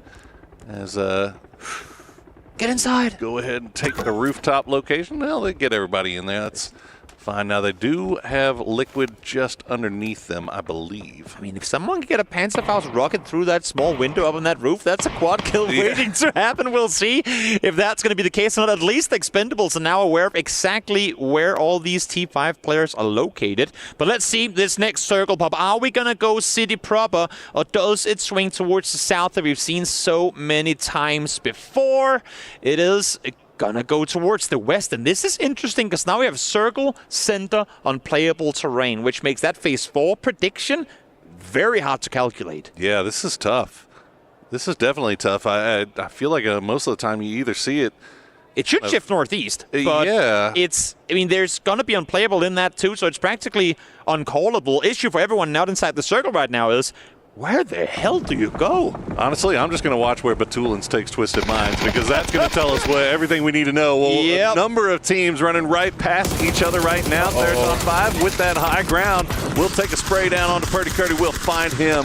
Patapong will secure the kill, as Example trying to get a few more shots into Na'Vi in passing. But now they've got to turn their attention towards Team Liquid. It is just brutal in the fields already. We're talking last resort locations, the furthest back page on the playbook being utilized right now. We're only in phase 3 as the pull-up comes through. So said MG3 in hand, finds the first one, goes for the second one as well, as he peppers down Twisted Minds. Just Perfectix left alive, and I don't even know for how long he's going to stay on his feet. Well, never mind. There you go, he's down. I changed my mind. Maybe don't look at where Batulins decides to go, because that did not work out very well for them at all. Na'Vi in perfect position with the perfect weapon for the situation that presented itself right there. That MG just absolutely decimating Twisted Minds. Well, Na'Vi still has Fairest hit that high ground off to the north, and Hackatory still kind of pinned down under here while Theraton 5 still holds on to their high ground spot. I mean, if you're Na'Vi and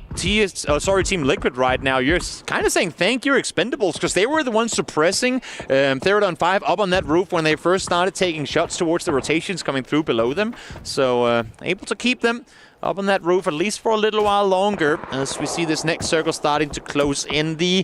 I think immediate chaos has been dealt with, as the only teams that really need to group up now is Na'Vi set in a pretty awkward 2-1-1 with Ferris up on the mountain, 2 players down on the southern side, and Hackatory still on the silos.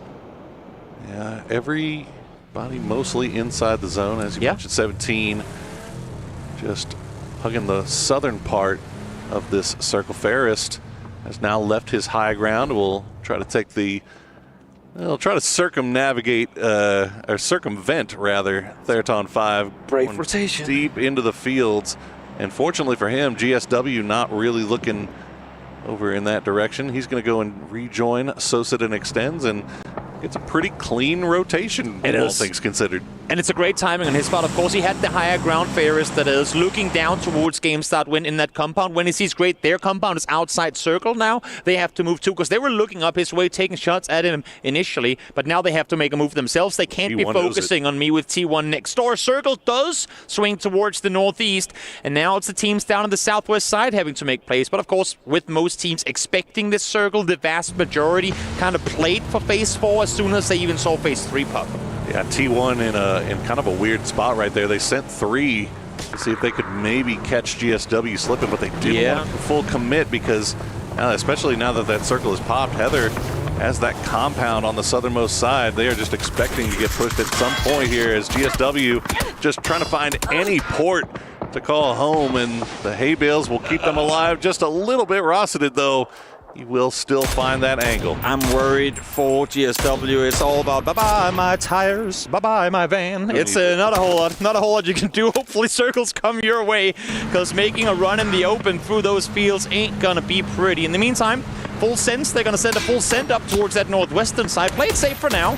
Wait for the circle to make its thing happen, but they're being tracked by TD Team, who is in a great position to force them going further north, and that's exactly for what they want to do. Avoid that conflict, because maybe then, if Full Sense goes into Petrichor, goes into Freaks, that's a third-party opportunity for them to engage on. Here you go, another gatekeeping opportunity for T1, keeping eyes to the south.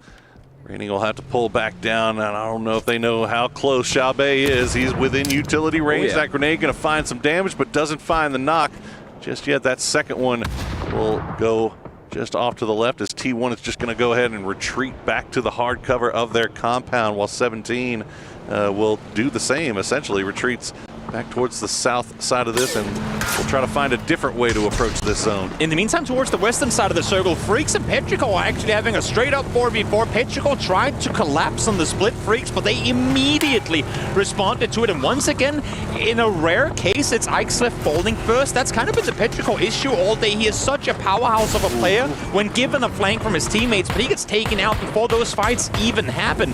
So Petrichor in trouble, thought they had the end Freaks in trouble, but nope, that was the other way around. Now they lost Chewy as well, so Petrichor down to just Nan, as 17 tried to come in from the dead south, and they run into Toyo. They do manage to get the knock onto Emmy, and might be able to get Lil Ghost back up, and you can see T1 is looking over in this direction as well. They have angles. Emmy should be able to get back on his feet, as they do have that hard cover to play with. And Theraton 5, they actually get Fluky back, so they're going to be 4 strong once again, playing from El Pozo. Up in that northern side, if they get the circle that direction again, it's going to be the best E-pick up they've ever executed early on as they get up on that roof. But yeah, I mean, down towards the south, 17 Gaming, they would be all right had there just been one side shooting at them. But right now, they can't suppress at all. T1 is shooting from the comfort of this wall. As you can see, you have TD Team on the other side. There's no safe angle for 17 to play. They're waiting next circle, and oh my wow, it's shifting north once again, Poro. Off of that second circle pop, you never would have predicted that this would still be an El Pozo circle, but that's what we're playing with, and Theraton 5 going to be the big beneficiaries. Expendables in full send, actually going to be in a pretty good spot here, as well as 17 just refusing to go down. They are fighting just through everything. TDT They take one knock and immediately 17 going to try to capitalize on that. You're only going to be giving so many chances to make a play. And I shouldn't say they can't make a play. I say they shouldn't be able to make a play, but they're making opportunities where they weren't on. Thing is, TD team knew exactly what was about to happen. They instantly shut down the three-man push, and now it's just Xiao Wu left alive on the hillside down below. What a great response. Yeah, amazing. Great response from TDT there as 17 was going to try to capitalize on their knock, but they were ready for it. And now 17 down to just Xiao Wu as TDT will get June back on his feet and they'll get in the vehicles, try to find a way into this zone. But Virtus Pro has been sitting here ready and waiting. So TDT, they have got their work cut out for them. There's making space and there's taking space, and that's what we're seeing happening right now. TD team trying to push further forward, figuring out which team can we dislodge, which team can we force into not just like a couple of dips, but into one small position. Shots being fired from across the map here. Nixie finding a knock on him. Look at it, Xiao Wu. He was kind of playing behind him, and yeah, he's going to find Wong F as they try to make the run. He will go down in the end, but he's going to take two, and now TDT, after getting that full reset, they are down to just two as Virtus Pro looking over in that direction as well. T1 still fighting their way through Toyo, and it looks like both sides have taken their knocks, but somehow Petrichor Road, they're still alive with two, despite being down to just one player moments ago. They're living by the fact that no one can fight them around each other right now, because they did what they had to. They got on the inside of the shenanigan out on the edge, and now those teams are going to have to fight one another, as we're seeing right here. T1 trying to take the fight to Toyo. They need to suppress, but every time you peek up and over, the teams that are sat in the comfort of the buildings inside Southern El Poso get free shots at you. Toyo, though, on the good side of this one, trying to take this fight to T1. Oh, well placed. Nate Benya here could be big. A little bit undercooked maybe, and it's going to fall. Yeah, it's hard to hit those on those hills and will go down to Capitan. Just raining now, dancing around. He's going to spot Capitan, but not before Benya puts one right in the dome. And that is it for T1. Freaks, meanwhile, they came up behind Virtus Pro and took advantage. They will take care of them. Looks like they should be able to get their knockman back up. And you're really wishing he wasn't shooting blanks there, because a big knock on Cumin would have been potentially what could have made a rotation, but I stand corrected. Thank you, Pena, for shutting me up, as they do find the knock in the end of a deal gone down once again, and there should be no way they commit to the rest. I say that, but Heaven is still on him. I mean, that might be a little bit more annoying for Freaks more than anything. I mean, Toyo's just so far away, they can't really capitalize on that knock, and they'll just continue playing around their ridge line here. They do have a path in to the next circle if they choose to take it, but meanwhile now finally El Poso, all our teams that were playing in buildings, they're going to have to start making moves here at their top five. They've just been farming from those high ground positions, and they're going to finally have to make their way in. FN, they've still got 4 up. They hold the only compound really still inside the zone, as the Expendables and Full Send will have to find their way. A great overview here. You can see just in front of Toyo what they're working with. They don't just have to walk through the valley. They have to come downhill into it first. Such a great opportunity for DN Freaks to get points here. All you can do if you're Toyo is expend literally all you usually have available to try and make that play happen. Freaks back to 4 on their feet. There should be no way for Toyo to get inside this circle. I mean, outside of maybe staying alive by the amount of smokes they have, but as you can see, they barely have any available. And they also still have to worry about the shots from long range from their top 5 as they get another knock there on the Benya. Freaks had a little bit of a slow start today, but they have found their footing. 7 kills now, and looking to add a few more as they have complete control over that southwestern side. Full Send, though, are trying to wrap their way down in this direction after leaving El Poso, as the Expendables still just kind of square off with Theraton 5. I was going to say, you have to imagine they stay roadside. No way they're going to commit to driving up that hill, but I like the wrap.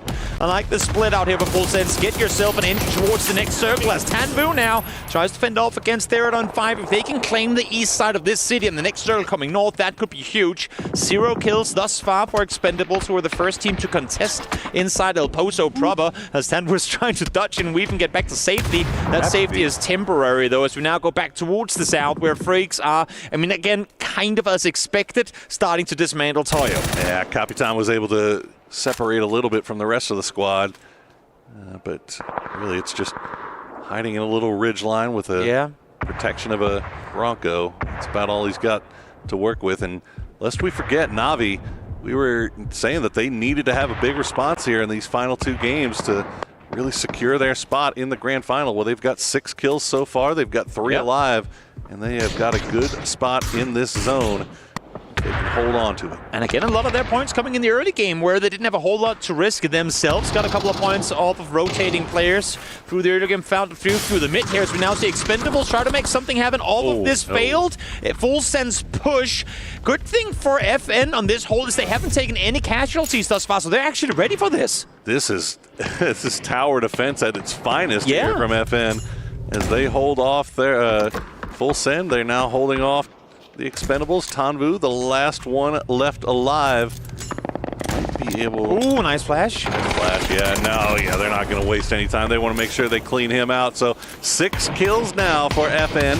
As you can see them continuing their climb up the leaderboard. Exactly. Instantly, we go over to third on 5, who with the fights happening towards the east know they have to make plays now themselves. Issue is, Soset is still active and kicking with the MG3 in hand. Double blue, so nail up around the corner.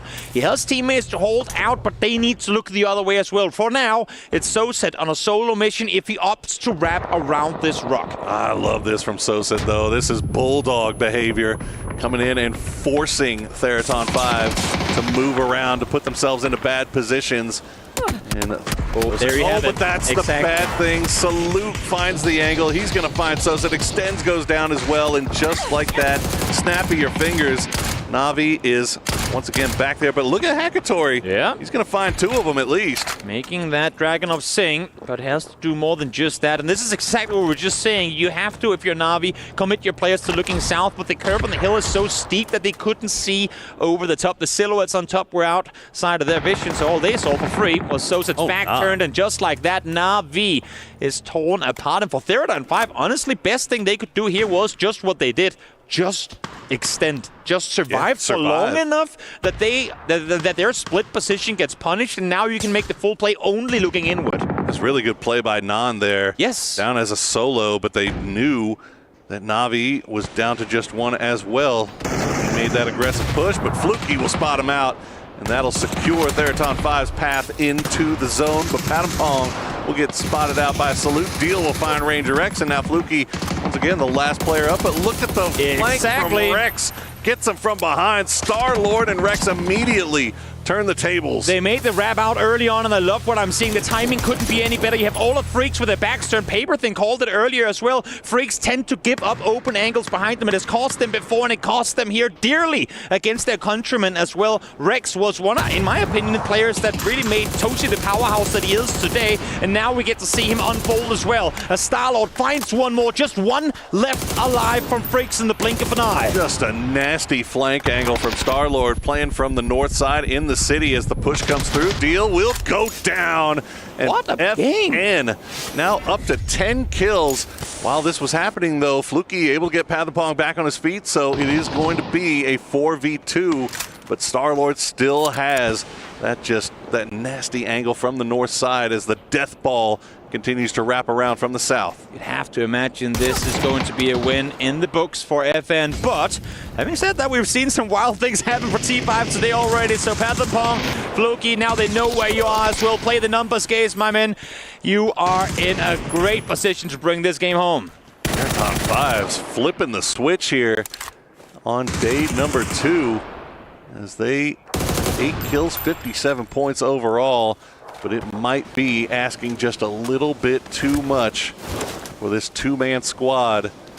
Take down FN as Star-Lord once again will make that Dragunov do work, and they know exactly where Patampong is. Let's see if they can get the point for him. And this is one of those amazing wins where you got it here, 12-kill victory for the boys. Jeez, World Championship coach here standing behind them instantly there with the high fives. A win that you didn't see coming with the amount of points that it gets them here. They were sat tight in El Poso for the longest of time, but most importantly for them, they maintain buffer space throughout. No one ever collapsed upon them, and when they did in the end, they were there. They were in position, ready to take them head on. 2 teams fight towards them, same time they deal with them, and then a great push out of Poso to win it.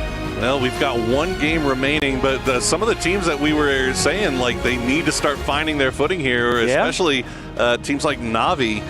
finding a little bit more success there. In the end, they do go down, but not before collecting a nice little stack of kills for themselves, and they put themselves in a nice situation going with one more game to play. Definitely. They still need a nice little stack to be sure of themselves, but this is great for FN. They kind of had a slow start today, all things considered, but one big game, that's all you need to kind of put yourself right back into the conversation. Rare smile on the face of Style on a global stage. He's had trouble the last couple of times. He's managed to make it this far, but this time around, that was FN's game to bring home, and I love to see them enjoy. Of course, on the counter side of that, there are frustrated players that know what they need to get done in the game to come. Just one more left in the day, but for now, let's hop to a break before we come back for game number 6.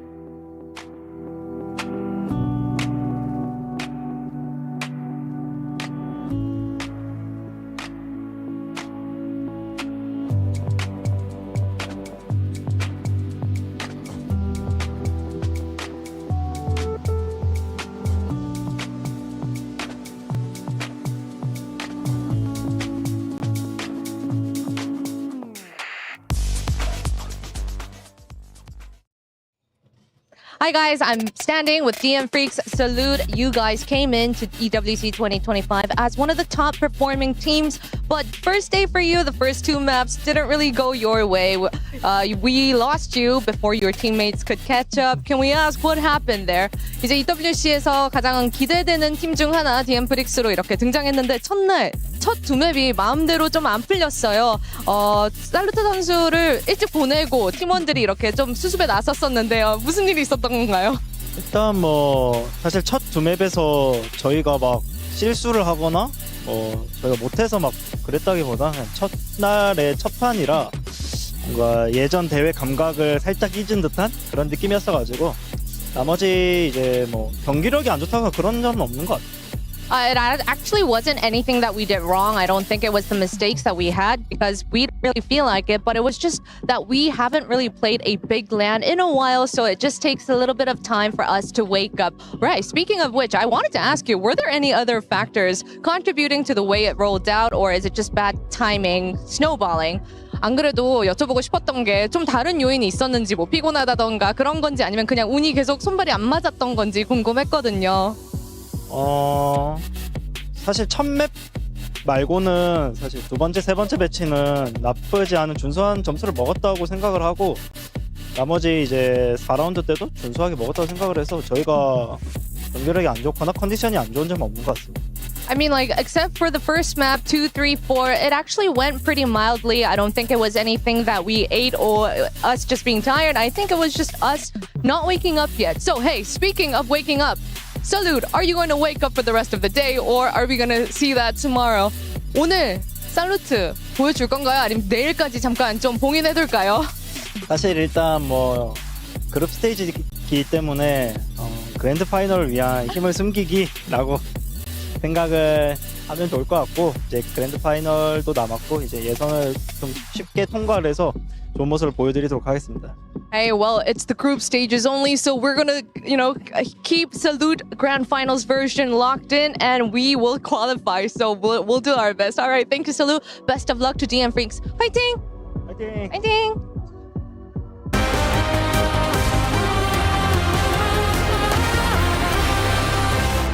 올라가 봐줄게. 태우소 필. 확인했어. 올라가서 봐줄게. 얘네가 나와야 돼. 형 2번 차 뒤에. 확인했어. 올라가는 거 봐줄 테니까 살리면서 해봐. 피케하지 마 세게. 내가 얌전하게. 기다려, 얘네 폭 없는 거 같아. 얘 3번 가드를 뒤하나. 기절이야. 레스 세우소야. 야 세게 그냥. 그냥 세게. 생각해. 점이 뛰어봐. 나 대놓고 간다 그냥. 불자 갔어. 죽는다. 불자 가자. 나이스. 잘했다.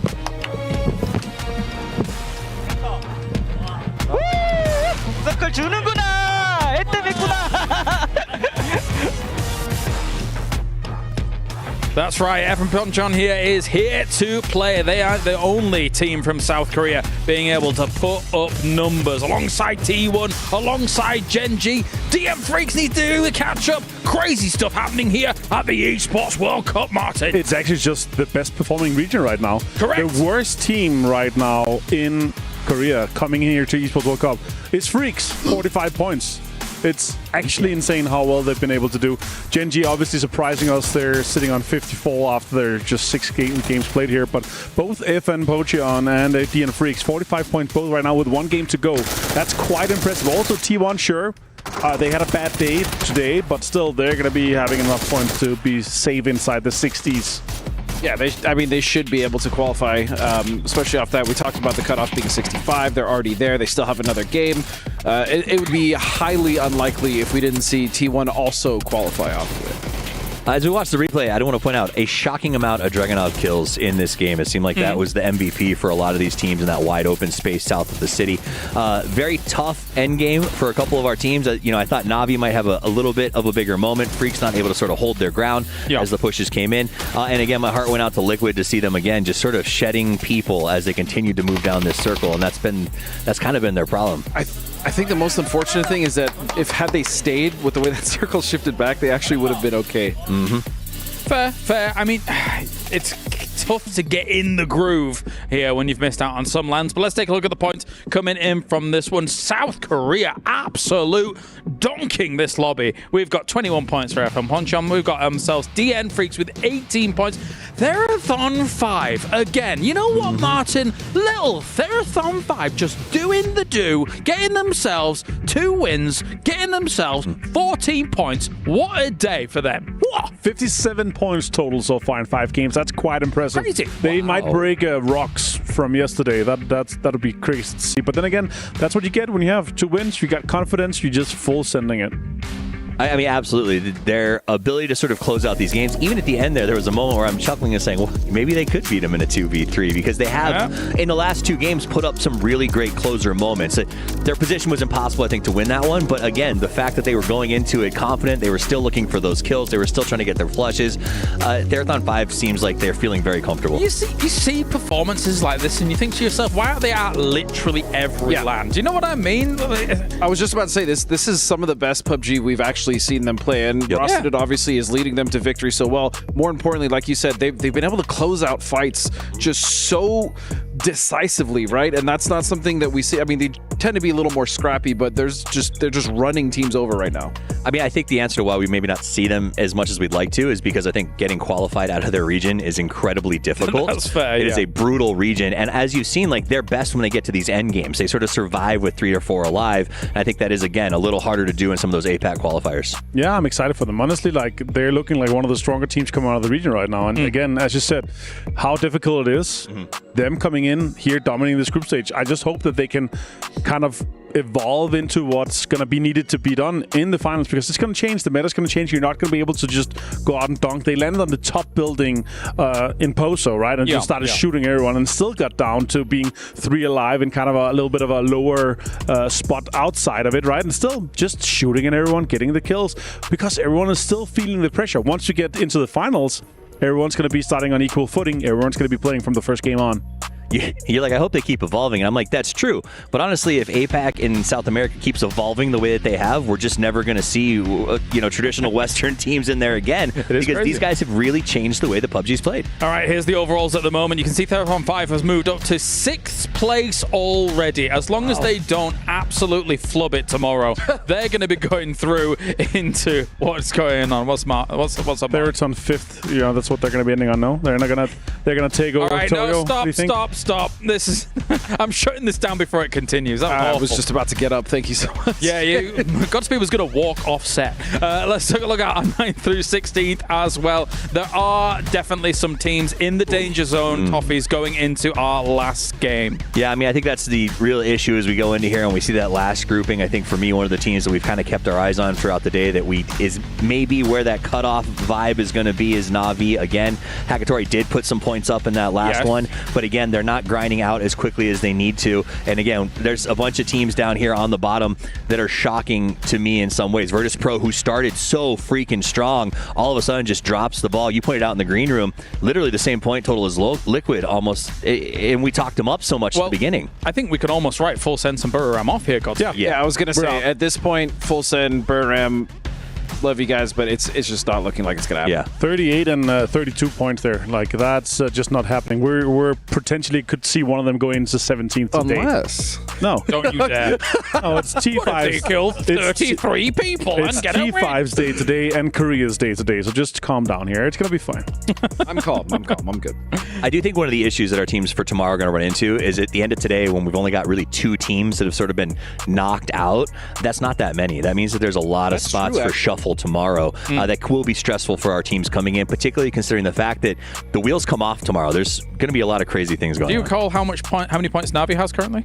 55. 55? Yikes. Yes. So they are not safe. One game to go with 55, safe. Right? They're not safe. They need, a 10-point game here to feel anywhere close to safe. But as I said to you guys in our green room here, I think it's going to be closer than ever with the amount of teams that are, kind of scrapping, getting into that 60s. And also, I don't see Rock going out and replicating what they did. I don't see them going into 120 points, right? So we're going to see a lot of teams that's going to be having one bad day, one good day.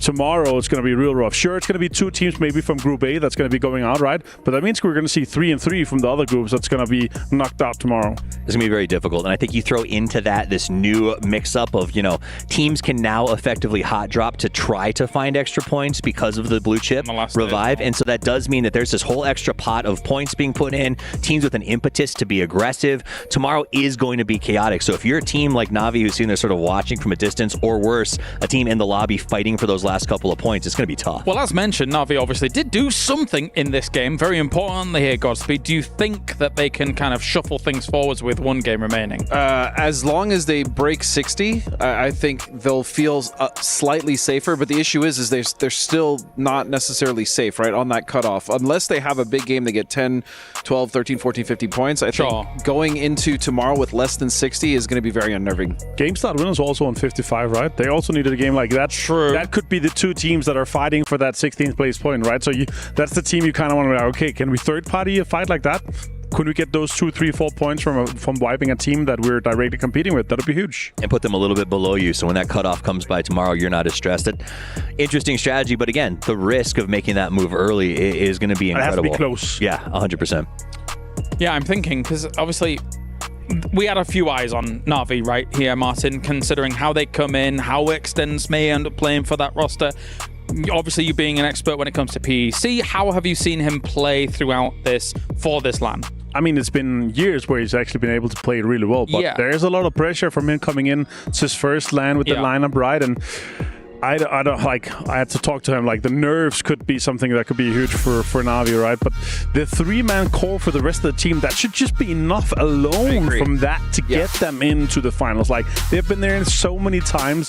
The IGL is still the same. Extends is able to make supplement in terms of the shot calling when they see something ahead of him. He's very experienced, albeit it's been his first LAN with this lineup. It is. I mean, the issue is right now it's just Hackatory. Every time that we look at them putting points up on the board, he's doing it by himself. I think various calls are fine, but at the end of the day, he needs a second person to take that pressure off him, to make sure that when he is forcing those peaks, when he's going for those kills, there is a backup. There's a secondary breach, and it's not there at the moment. Well, let's check in with our Saudi National Bank head-to-head of the day. At the beginning of the day, we looked at T1 going up against DN Freaks. Technically, T1 has played more games, yes. However, looking at what DN Freaks has done so far, Godspeed, it's not too bad at all, considering South Korea's looking strong. Yeah, South Korea overall has been looking strong. Again, T1 in a good position right now. And Freaks, with the trajectory that they're going on today, I'm sure even after they go back, regardless of whether they do well in this last game or not, I think going into tomorrow and being able to look at what happened today and what they can correct, I think Freaks are going to be fine. Let me blow your mind. Second worst team today, T1, 16 points in 5 games. Wow. Oh, that was a mic drop moment. I thought he was supposed to be the one dropping things. It was rough. That said, I do think they have the one more game on a map that they're a little bit better on, so there's a chance to turn things around and catch it here. But for me, what I liked most about that interview when we talked about Freaks, T1, this whole region, he said, I want to play his final salute. And that was interesting to me because they brought up this idea that maybe we weren't doing it initially. And they turned it on finally and have gotten to it a little bit earlier. I think the same thing goes for T1, a roster that was sort of put together. They've been shuffling and find a right synergy between them. Yeah. You can tell that there's these moments where they're just not, I don't know, communicating on the fights the way that exactly. The click's not quite there. But they still seem like they're good enough that potential will eventually catch on. I mean, when you have 49 points on day one, right? You're up there in the top 5. Like, oh, it's fine. We just need a decent day. You're like, you should not be shifting your strategy. You shouldn't be changing anything. Just do the same. Fight the teams that you're able to fight. 16 points, sure, might be fine here. I would like to see them get 2 or 3 more points here before things end for them. 65 is not where we want to be at to feel safe. The problem is, though, is how many times do we see teams have a great first day and then they at the end of it, they end up playing not to lose. That comes back to bite teams almost every single event. And so that's pretty much what happened to T1 here. And then for the teams that are going into tomorrow with 6 more games, I hope that that's not going to be the case. Because, again, we're bringing back B, so it's going to be BC. All right, well, thank you very much, gentlemen. Time to head on over to the Dusty Dunes once again. Miramar is on the cards to round out the day. Will we continue to see some big dominance coming out from the big names throughout the day? Let's finish it off. Let's finish it off. Indeed, thank you so much, boys. Great breakdowns once again, setting the stage for what we are about to see here, Poro. Absolutely, and I think the boys hit the nail on the head. I think it might be too little, too late for Full Sense and Buriram, but there is still a battle to be seen with Na'Vi. Game start win, and you know what? I'm going to even throw in Toyo in there. I think if you're Na'Vi, you know, you go in there with one simple goal. Let's try to finish ahead of Toyo. There's 7 points ahead. Yeah. And if we can get ahead of them, then that's one more team, or 2 teams rather, that can kind of put ourselves between there and the cut line. Definitely 62 plus would be a great place to be, but in order for that to happen, they have to step up here as we go over to Miramar for the final time on day 2, for the final time for Group A, to try and make something happen, to try and secure themselves a spot in the top 16 and make it through to the EWC Grand Finals.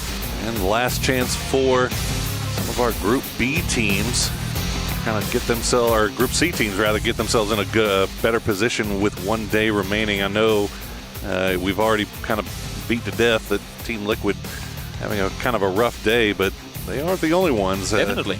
You know, so, trying to see who else is in B that we haven't really touched on, that having a rough go of things. But Liquid was one that we were kind of looking at as being a potential contender to win the whole thing, right? Yeah, some teams are having their overall poor performances kind of hidden by one good game. And yes, I mean, when you look at the points total a team is able to garner on a day of PUBG, if let's say 20 of your 40 points comes from one game, or maybe even more than 20 if you're double-digit kills and a win. Sure, overall, if you just look at the leaderboard, you're all right. But if you had, let's say, 4 or 5 games with under 5 points, you're not satisfied. I mean, you're not fighting for the one game pop-off and then everything else being nothing to write home about. You want to have a consistent performance. But I will say, with how much chaos we've seen through the early game thus far, it's been very hard for almost any team to avoid some of these early game shenanigans, because they're taking place all over the map. I'll go ahead and say Twisted Minds. Yeah, great example. You know, Twisted and Virtus, 26 and 27 points respectively. That's not a good day for those teams. Nope. And they will definitely be kicking themselves, and they've put themselves in a little bit more of a difficult position going into tomorrow, unless, of course, they can find some success here in the final game of the day. You see Game Start win. They are in that same boat with Na'Vi. They would love to be able to get themselves a little bit more separated, a little bit more distance from that cut line. Exactly, Twisted. I mean, they had, 15 of those 26 points off of just the Erangel win that they had themselves. Yeah. So great again. I mean, a perfect example of what we were just talking about. We'll see if they can make something happen here. Of course, last game, I mean, phase 1 didn't exactly implicate that we were going to end just on the edge of El Pozo, but that's where the game wanted us to go, and a lot of teams fell trying to get there. This time around, it's going to go more center towards the north. Water treatment in play. The intersection of Doom down in the northeastern side of Hacienda has taken many lives along the years of PUBG with it as well. No, you're absolutely correct. And honestly, those water treatment fields. Oh yeah, those are just some of the most brutal spots to play in and around the late game here on Miramar. I've seen so many teams that manage to keep 4 alive playing from the south, but once it goes to those fields, there's just nowhere to go. So we'll keep an eye on how these circles play out.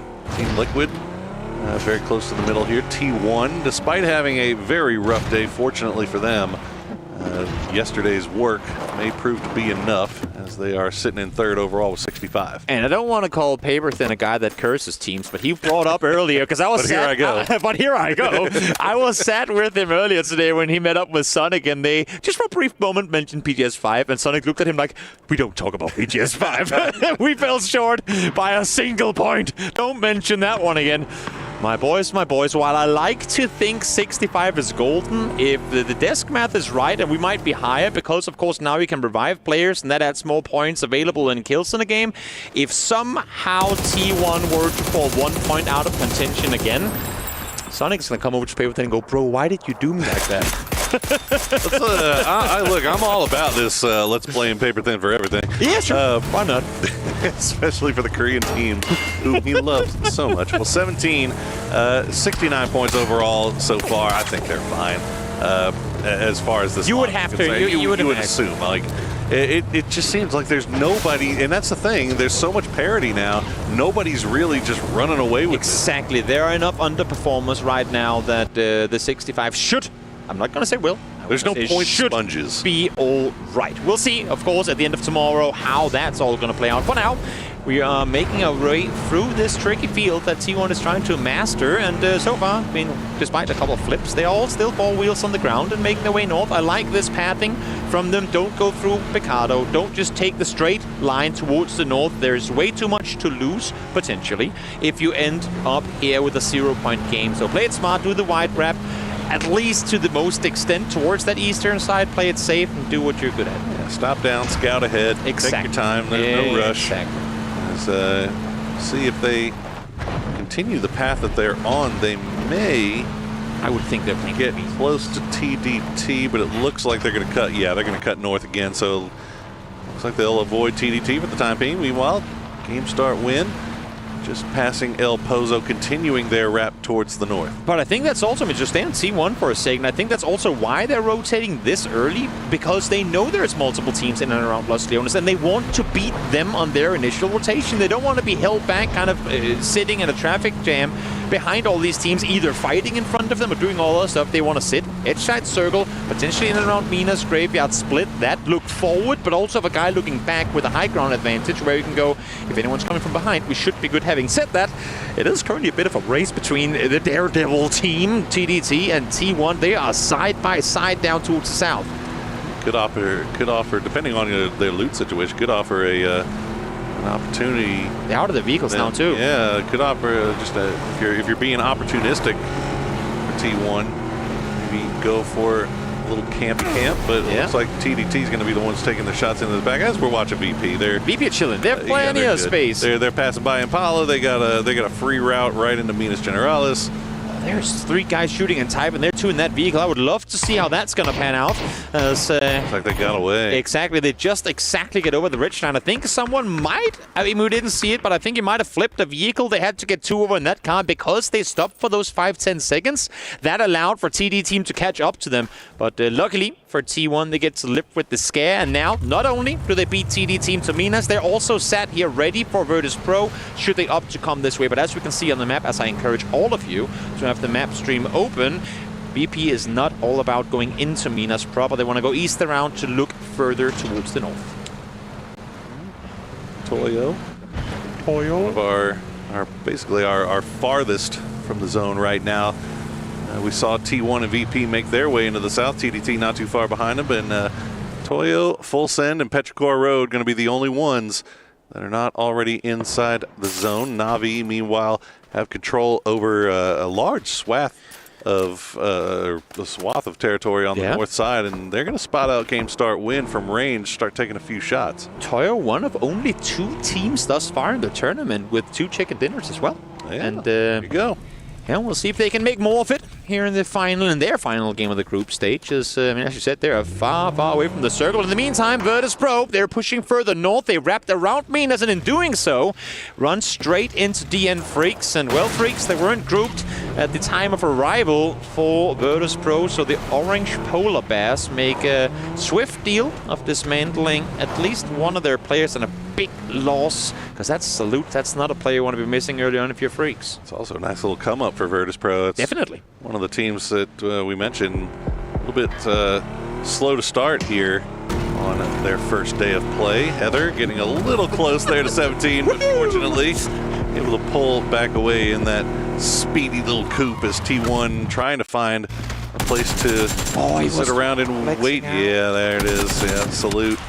Just pulling right up into no man's land. Again, underlines the importance of early rotation, because it makes good sense for DN Freaks to try and get more control. They're currently split down on the road side. They wanted to have one up on the hill to get a better overview of what's happening down below, so that if they were to group up, they have one that can kind of help connect their pathing. But because VP comes faster north from that Los Leones split, they're sat here way earlier than what Freaks expected there to be contest from the southern side. Great play by VP to get here so fast. Yeah.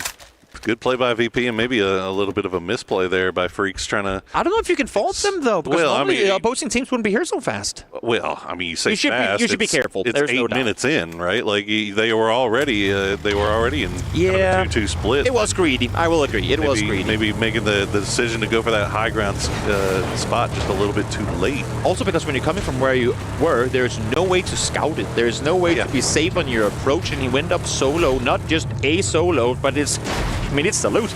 It's Salute that went up solo, so clearly thought they were safe, but far be it for me to claim that Salute made a mistake. I would never.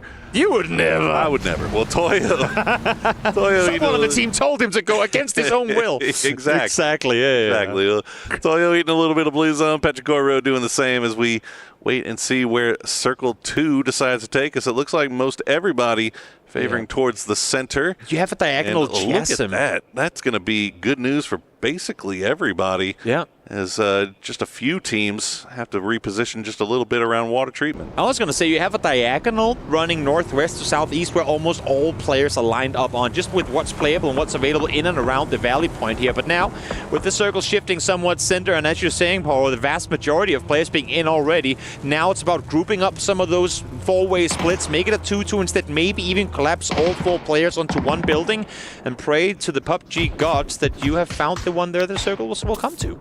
And you can see T1 getting everybody into that compound, and immediately, as soon as they started getting, they just started shooting their guns, letting everybody know, hey, this is occupied. Do not crash this.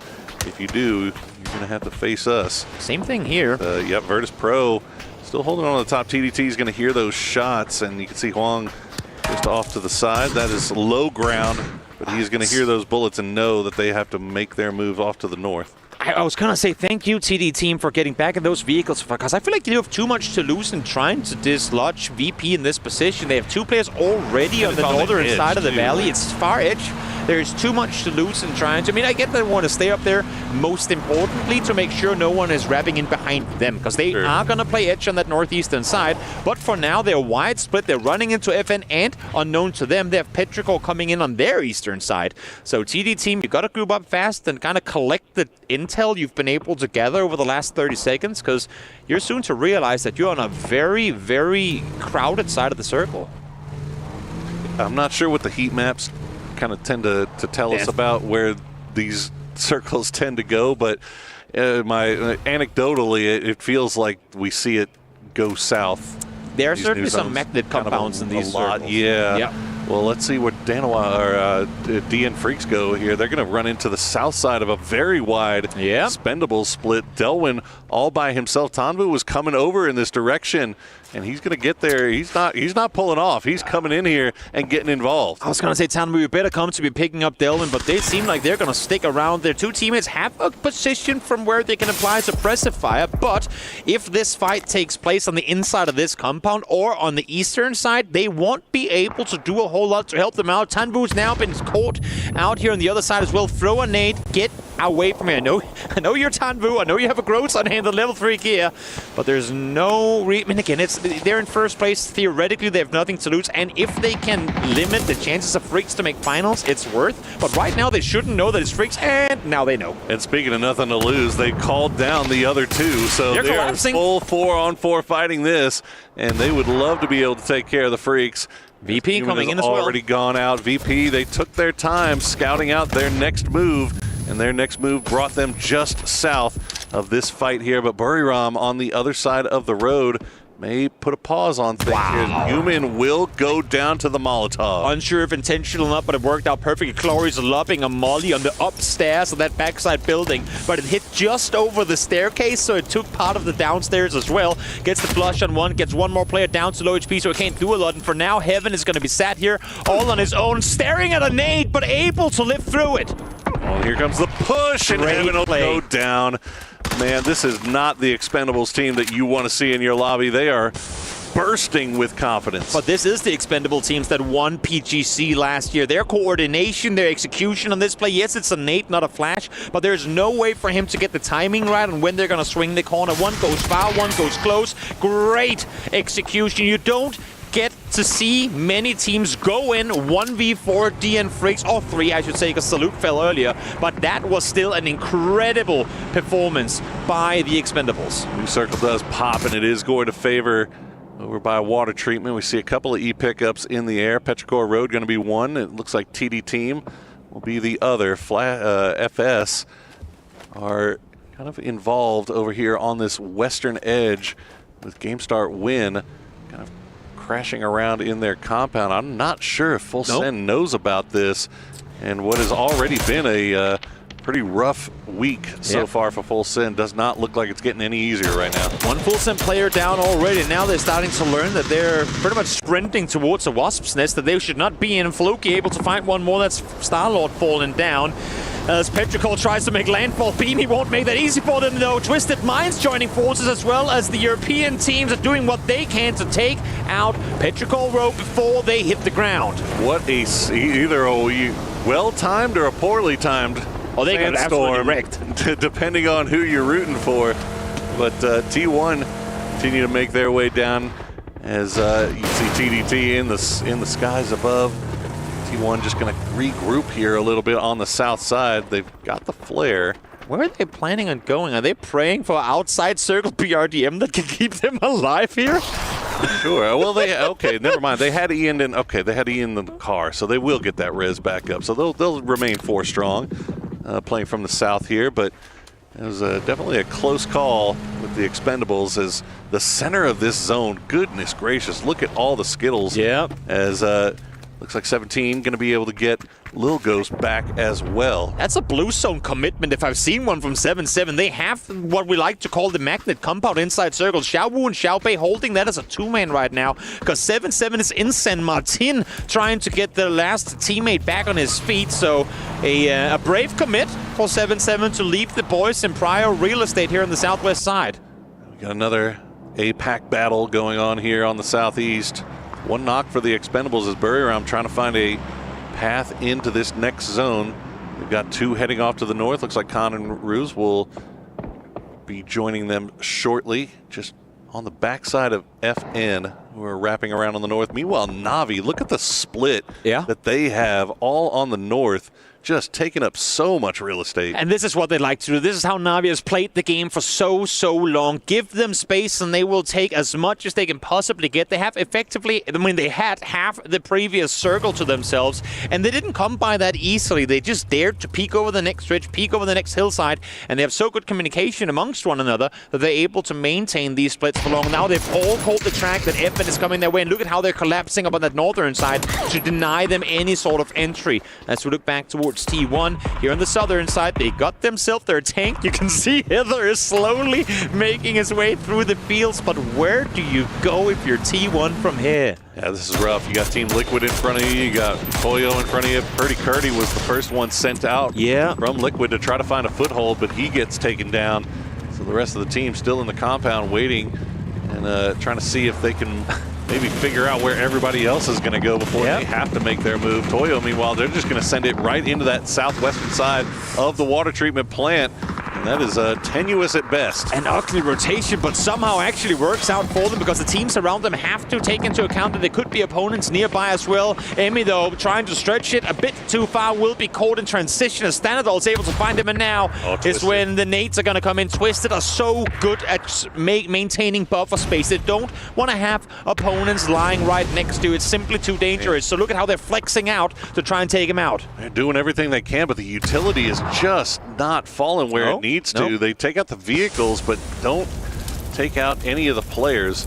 And so Toyo's able to stay alive for right now, as you see.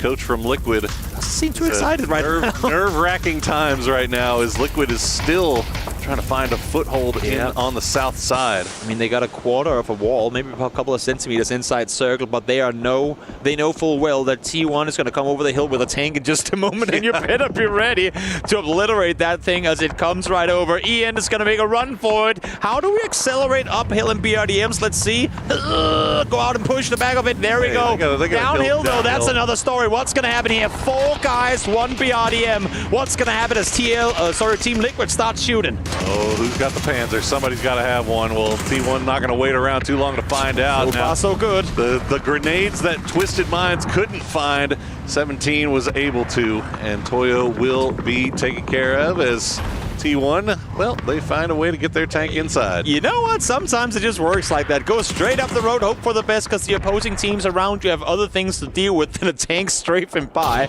As multiple fights pop off again, this is out in the open. This is Na'Vi doing a lot of damage from that north side, trying to contain these teams that want to challenge them for the high ground. In the meantime, towards the south, all these teams that couldn't make it to water treatment, but had to run through the fields, are starting to really feel the hurt. Okay, new zone about to pop. Oh, there you go. Sparking landing the double grenade, and now 7700, the last player left alive for 17, and he goes down as well. And 17 is out. We'll see if GameStart win and continue to make that push and run into Team Liquid. Meanwhile, the circle does pop and is going to go just off to the east of water treatment.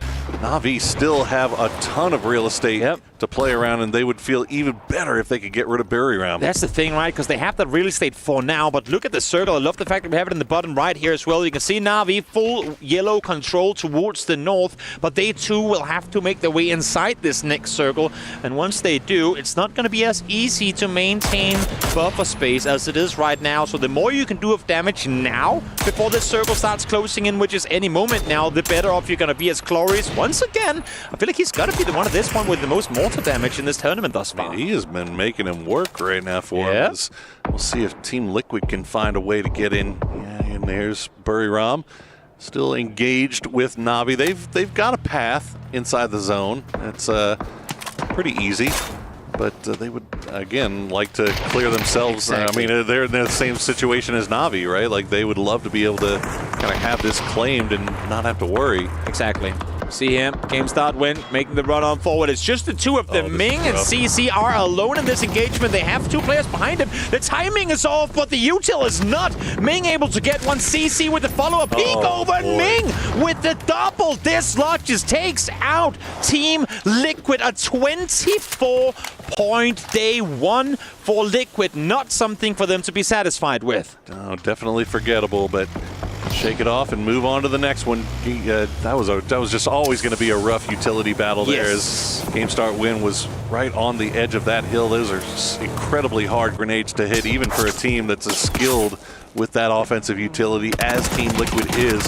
As GSW, they're going to continue their push around on this south side. They're starting to get a little bit more aggressive, I think, realizing the situation that they were in. They needed more points. They needed to get more secure with this being their last game. Exactly. I love the way that they're playing this one right now as well. They know all these other teams are all so close to one another, so if you can come in from behind and shoot the teams in the back that are looking forward, you might get something going. 5 kills already yet to take a casualty. Xiao Tong does get taken down here, but he's behind the the shack, so it could potentially be restable. Issue is the remaining 3 teammates are in another vehicle, so he's on his own. As Expendables are now running in from the south as well. And TDT going to put a pause on their push as, yeah, they're not going to come through on Duck Juice, so that's good news for Virtus Pro.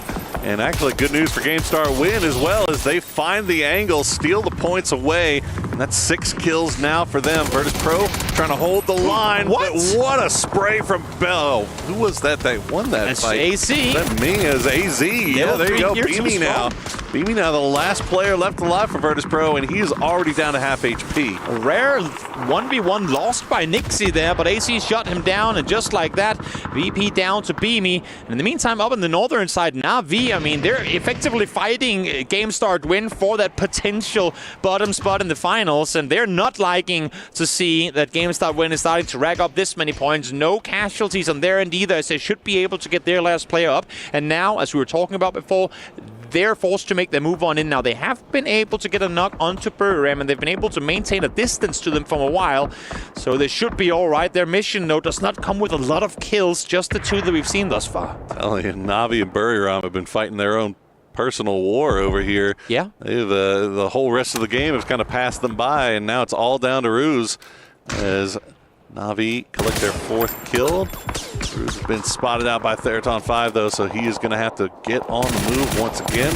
It's the spray onto Sosit, but not going to find the knock. And you can't really fault Buriram for the way they've been playing this. All they've wanted, as they do fall here, all they wanted was to force Navi off the high ground, force them towards the west, take a fight there, and then they could make their way on in. But Navi just did not waver. They didn't give them any space at all, despite how hard they committed to try and deal with them. So great play on Navi to stand their ground and maintain the high ground position. Credit where credit is due. GameStar Win and Navi both in a back against the wall type situation going into these final games, and they have been producing in a big way. Oh, that would have been a triple. Ming now the last player left alive, and TDT trying to make the push. He's got to dance around. He's down to half HP. Can he get another one? He's going to spot out Van, but Van will get the kill, and GameStar Win will have to watch tomorrow's games while sitting on 64 points. Yet again, level 3 gear reigns supreme. There was a 3 HP survival on him there. As Heather tries to squeeze the tank through the fence line. Not going to happen. Has a nice little angle. I think Lou might have seen him, though. That's an insane catch.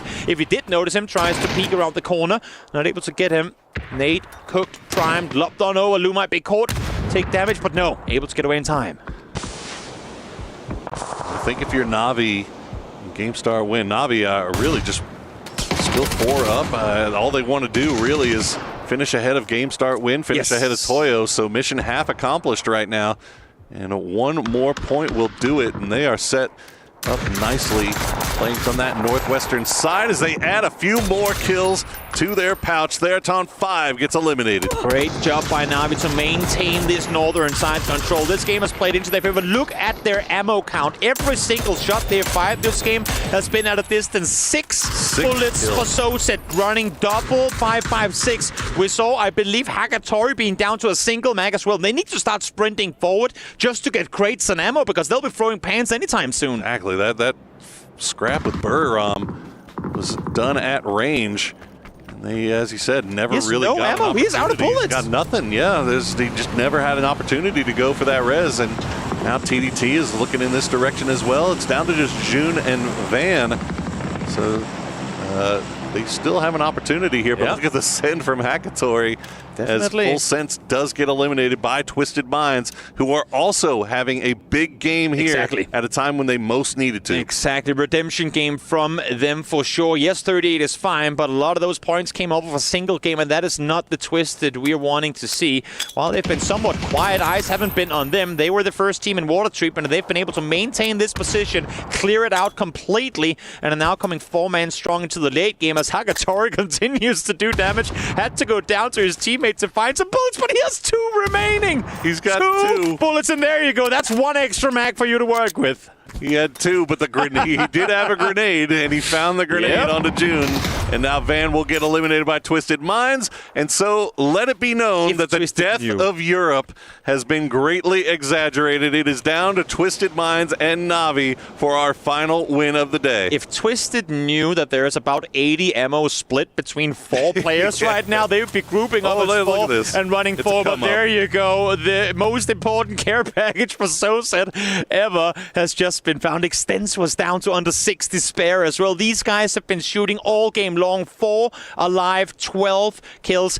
We look through the stats coming into this game. The 3-man of Na'Vi has been playing well through this so far. Extens have been lackluster in his performance. Of course, latest addition to the team. It's going to take some time to get used to him, but I feel like this game itself, since they get to play Na'Vi-style PUBG, has got to add that extra level of comfort for Extens that coming into the finals, assuming they'll make them there with 73 points, they'll be looking like a whole different team. Look, we say it all the time. Nobody remembers. As long as you make the grand final, nobody remembers what you had to do to get there. Exactly. And right now, Na'Vi, when the pressure was on, they are delivering in a big, big way, just as they have always been expected to, and they have this high ground to work with. Yep. Twisted Minds, meanwhile, waiting 5 seconds. They're basically waiting and hoping. Uphill, downhill, uphill, downhill. Well, center hill is what we're going, but more up than down. A little bit more than We'll see what they can do here. Look at Batulin's an example, just kind of working around on that north side. They'll spot out Fairest, but this is going to be really tough for Twisted. It's going to be slow. Have to imagine. I mean, this is. Na'Vi just has so much room to work around. And think back now to how much util Twisted Minds used on trying to take out Toyo earlier in this game that didn't really work, because as you were saying, 17 got the vast majority of those kills, right? I mean, they might not have a whole lot to make this play happen. Of course, can they get to the bottom of the hill? It's very hard for Na'Vi to peek down and look at them without exposing themselves completely. But you know what's dangerous? A Lynx. You know what's even more dangerous? What's that? A Lynx in the hands of Example. So we'll see if he can somehow make that happen. Should Na'Vi opt to over-engage. But as you can see here, they're playing it so far back on this hill. They're actually saying, you know what, Twisted? Come up close. This is what we want. We don't want to peek over and have players get knocked because of it. There's some scary hours, with the Example, with the Lynx. But you can see Sosed on that edge of the blue, just making sure that nobody tries to do any cheeky wraps. Got the emergency cover getting called in. Oh, it rolls downhill. Rolling immediately downhill. It's a landslide. Watch out. The rocks are falling down the hill. Imagine if they just kept tumbling and found Batulins down at the end. They would have been unlucky. Wait, is this actually Na'Vi throwing them downhill? Na'Vi. Trying to roll them down to get kills with it? That would be hilarious. Oh, my goodness. We're playing Donkey Kong I know. They're having to duck the barrels here, but so far they've been able to do just that. But it looks like Twisted, the plan has been set. They are going to try to group up as 4 and wrap around from this northern side. The grenades will come out, but Extens and Fairest already on the move. Flash, 2 nades followed by yet another flash. It's so well coordinated. You can see Example still trying to hold the southern side. Once Soset and Hagatori realize they are fully committed on the northern side, they have to sweep. They have to swing around the western side and deny Twisted this push up. But good thing for Na'Vi is they still have util available. All their fighting has been at a distance, so they still have nades. But here they come, 3 guys peeking over. Lou still on the low ground. That deployable cover could come in huge, but Fairest will go down to Perfectix. Nice spray from him, and the utility will return from Na'Vi to try to put a pause on this Twisted Minds push, and they will take that into even more deployable covers coming down. But Na'Vi doing a good job of slowing down the push here from Twisted. And again, there's no random nades being lobbed on over here from the side of Twisted Minds. They are some of the best in the game when it comes to utility usage. It's great smokes to try and corner off. Now nades to follow where the shots were being fired. Hagatori forced to bend off, forced to run back for a little bit as Twisted again. 3 guys on the top. Lou still containing the southwest side, but Soset is still to cross. They're expecting there to only be 3 here. Soset is fully believing that they're coming around their side, but once again, more deployable cover. What's happening here? I'm telling you, man, this is I'm going to go back and watch this on replay. This is just a masterclass in utility usage and management from both of these teams, and they are just preventing the push. Extends, going for the flank, but doesn't hit the spray. Will eventually get Batu. They're all 1 HP. Example now is starting to pop off from the north side. Soset down to blue. It's just 1 player left alive. 3v1 just like that. Again, they isolate them with the smokes. They don't dare to push through. And here they have them in the end, able to net themselves their 2nd win of the day. Twisted Minds, are they back? I'm not sure, but 2 wins on their first day of EWC is scary if you're anyone else looking to win this tournament. That is one of the sweatiest end games you will ever see. That was difficult. difficult from both sides, but at the end of the day, Twisted Minds with a huge win for themselves. That's going to kind of reset the day, essentially. But in the end, you know what? Navi doesn't get the win. Doesn't really matter. The work they needed to do, they did. Exactly. And they got exactly what they needed to out of that one. I love games like this where you have the two teams fight for the final overall for the win, come into the end game in such different fashions. Navi was all about DMR, long-range containment. Twisted Minds had people in their face from phase 2 up in that water treatment area. Constant close quarter fights. And there you have, and as you can see, these guys just won 2 out of 6 games and they're not smiling. They know there's more to be done in a day of PUBG because they had their chances to make more things happen, but they're not satisfied with it, not yet, and I understand why. Navi on this other side, as you say, a smile, a breath of relief for sure. They can be satisfied with that last game, but there's more for them to be done in the finals as well. Go back to the drawing board and watch the games tomorrow and start setting yourself up for the grand finals. Hopefully. I don't know if there's any way that 70-some points won't get you through. Oh, they got to be through, right? But yeah, as he said, still a lot of stuff to fix, a lot of things to tighten up, getting ready for that big grand final. Have AC there from game start win. They're one of the teams on the cusp. Them and Toyo would be the two teams tomorrow. Yeah. Exactly. Them and Toyo tomorrow are going to be the two teams to look at to see if that's going to be enough. This lower 60s, if the math is right, they've talking on the desk about the 65-point margin being the cutoff. If that's the case, both those two teams should fall short. So it's going to be close, of course, tomorrow to see exactly how things pan out and which 16 teams will make it through to the finals.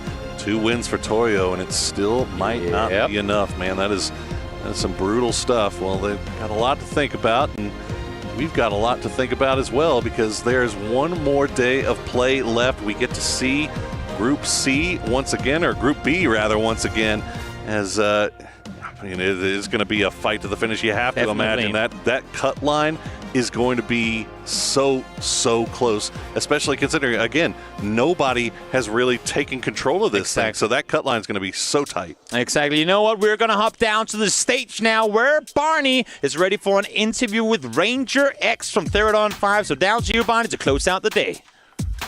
That's right, gentlemen. Thank you so much. 6 maps completed today, and one of the most dominant teams here, possibly the most dominant team, Theraton 5. I am joined, of course, by Ranger X. I want to talk to you a little bit about today. Maps 3 and 4, back-to-back chicken dinners. Map 5, 3rd place.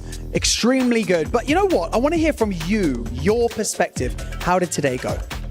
ก็ในวันนี้นะฮะก็จบไปแล้วนะครับกับ6เกมนะครับอยากจะสอบถามเลยครับว่ากับเกมที่3และ4ที่เราได้ที่1เนี่ยที่เราได้ไก่นะครับและในเกมที่5ที่เราจบที่อันดับ3นะฮะรู้สึกยังไงบ้างครับกับผลงานวันนี้ครับแล้วก็รูปเกมทั้งหมดภายในวันนี้ครับก็วันนี้โอเคมากครับเล่นแบบว่าละเอียดครับผม Yeah, we think that we made it quite a great performance and on par to what we have been like practicing all along that we have been prepared like for this entire year. So like hope you guys are gonna look forward for us.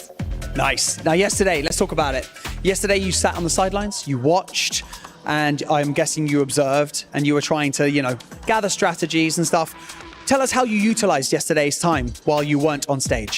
ก็พูดถึงเมื่อวานกันบ้างนะครับเมื่อวานเนี่ยทีมของเราเนี่ยฮะไม่ได้มีการลงมาเล่นลงมาแข่งนะครับวันนี้เป็นวันแรกเลยอยากจะสอบถามว่าที่เราได้มาดูเกมเมื่อวานเนี่ยฮะก่อนมาแข่งวันนี้เนี่ยมันทำให้เราแบบว่าได้มีข้อได้เปรียบอะไรมากขึ้นเพิ่มไหมฮะก็เราแค่รู้สึกว่าเมื่อไหร่เราจะได้แข่งสักทีครับเราอยากยิง Actually there's nothing like we didn't gain any advantage from yesterday match at all so the only thing that we keep getting in mind is that when it's going to be our time to come down to get to play on the stage and like eliminate everyone. I like that. Okay, the aggressive mentality as well, of course. Now tomorrow, Group B are back in the mix. You're going to be on stage with them. Are there any teams that you're kind of looking at that as potential threats going into tomorrow? ก็พรุ่งนี้นะฮะเราก็จะได้ลงแข่งอีก1วันนะครับผมคิดว่าในกลุ่มที่เราต้องเจอในวันพรุ่งนี้นะฮะมีทีมไหนที่คิดว่าเราจะต้องระวังเป็นพิเศษไหมครับมีแค่ทีมใกล้ๆเรานะครับแต่ว่าเราก็ทำให้เต็มที่เหมือนวันนี้ Yeah, actually it's going to be the team that come from the same like continent, same zone from us, like from the APAC. But we're going to try our best and hoping you guys going to keep cheering us and supporting us to the end of this journey. Of course, we are enjoying everything you're doing, and we're going to support you and encourage you and cheer for you as well. Thank you so much for joining us in this post-match interview. Congratulations on such an impressive day. And of course, tomorrow we're going to have to see what happens. But for now, we're going to talk about what happened today over at the studio. That's right, Barney, because the last game of the day was classic EMEA non-stop action, which was kind of a stalemate for quite a while, but then they got into a fight at the very end, and that was great. A 4v4 here. Twisted Minds and Na'Vi, Avenger, Toffees, Godspeed joining me to talk about the EMEA powerhouses. Rah, Toffees. Okay, deployable cover was awesome in that. It made that whole hill fight significantly more interesting. But awesome walk-away power for Na'Vi to get all of those points in that game and get themselves secured. And Twisted Minds for really turning up, which, you know, we shouldn't be surprised by. They've got the pedigree to do it. We are always developing new strategies. Now, throwing deployable cover downhill to make it roll upon our enemies. I mean, how sick would that have been if he had two knocks to win the game? Like, that would have been amazing. I love that. The one thing I want to say, too, though, is like we talk about all the time where these teams get position and sometimes they don't do everything they should with it. Na'Vi, I mean, going into the endgame fight, they had 6 kills. I don't think a single one of them came from just a team fight. They were stealing so many kills, getting so many knocks from distance, and that was impressive to see. Even going into that last fight, it was, that was a perfect game for Na'Vi. Very well done. Let's take a look at the match ranking coming in. It's 21 points for Twisted Minds. A huge finish to the day for them. This was so important for Na'Vi, though, Toffees, to get these points on the board. 18 go their way. It has basically saved their group stage. I think it's big points for Na'Vi, huge for them, but also game start win because they got that 9. It puts them 2 points ahead of Toyo, which means if that cutoff is 62-63, Toyo drops and GSW doesn't. Yeah, it's kind of nuts, right? 64, 62, 60 points. Like, there's so many teams around that 60-point mark. As I said earlier, like, I think our the cutoff fight, usually it's a few teams that are fighting around there, but it's going to be 4, 5, 6 teams in the 60s that's going to be fighting all the way to the end here. But yeah, it's great to see Na'Vi pop up and get them on a point pick up. It was a big swing game, right? The point that you pointed out. They were at a place where they were not high enough to guarantee advance. They had to have a big game. Was it blessed by the fact that it wasn't really the circle, it was the fact that nobody went north, Godspeed, and they just got to sort of enjoy space, time, and the ability to support each other? Yeah, it was a combination of no one going north, but again, them flexing out. At one point, they had sent Hakatori all the way out to the east. I mean, they had complete dominance over the circle, and on the flip side of that, looking at Twisted Minds, they fought through that water treatment team after team, and they looked flawless doing it as well. Much happier faces on the faces of Twisted Minds at the end of that one, because let's be real, that first win that they got, they were like, it wasn't really that big a deal, but this one really meant a lot. Let's take a look at the overall rankings, though, to get the lay of the land, setting us up for tomorrow. 74 points for the Expendables, our PGS champions at number 1. Na'Vi jumps into second after 12 games here, Avenger. So, as we said before, really saving their bacon. Yeah, the big focus here, though, is game start win on 64 and Toyo on 62. This could be teams that could be taking over tomorrow here. Like, Thirds on 5 on 60, very impressed with them. Rock, they're going to easily come into. Rock could potentially come in and take first tomorrow in their first couple of games, right? Yeah. Genji also looking great. Full Sense, this is a team I'm very worried about. I think they're out. 46 out. I think the fact that Toyo also got no points in that last game, I think really opens the door for our groups tomorrow, because that means there are 4 teams from the group that is not playing tomorrow that are essentially eliminated. And they had opportunities to get those points, right? It's playing not to lose that we were worried about that unfortunately did bite them again. They could still be in a 63, but you know, as Martin was saying, I think for Full Sense, for Burram, like, you know, the journey ends here. No, definitely. It's tough. It is tough. We can take a look at the Gadia top plays of the day and continue to talk about everything that has gone down, because one thing that really does stand out to me here, Toffees, is the fact that Toyo, with 2 wins, is in the danger zone. That's tough. I mean, it is a symptom of what they said. We're just playing for 16. We thought we got our 2 chicken dinners. You could tell that they were playing passive, sending to middle, trying to hold positions, not taking fights, and that is the danger of that defensive style of play. Whether it's traditional sports, whether it's PUBG, whether it's any other esport, when you shore it up and you play defensive, it almost always comes back to get you. Yeah, and again, we're seeing it here. I mean, TDT as well, they had some good fights today. We see them kind of holding up DNF, but I will say FN and Freaks both end the day with 45 points. Very good day for both of those teams. For sure. Yeah, absolutely. South Korea definitely showing that they are potentially back in this group stage here eventually. Yeah, I mean, the best performing region so far here. Obviously, still have a day to play tomorrow, but yeah, they're looking extremely good. Virtus Pro 35 as well. Pretty impressed with TDT, getting one more point than Virtus Pro on 36. That's going to be good. Again, AGAL, All Gamers Global, only on 30 points. They're going to have a big day tomorrow to get into that mid-60s where our potential cutoff is going to be. Yeah. I think there's a shocking amount of good teams sitting at that 30 mark, and that's really going to be the test tomorrow. There's not a lot of space for all. There's too many teams who need 35 plus days.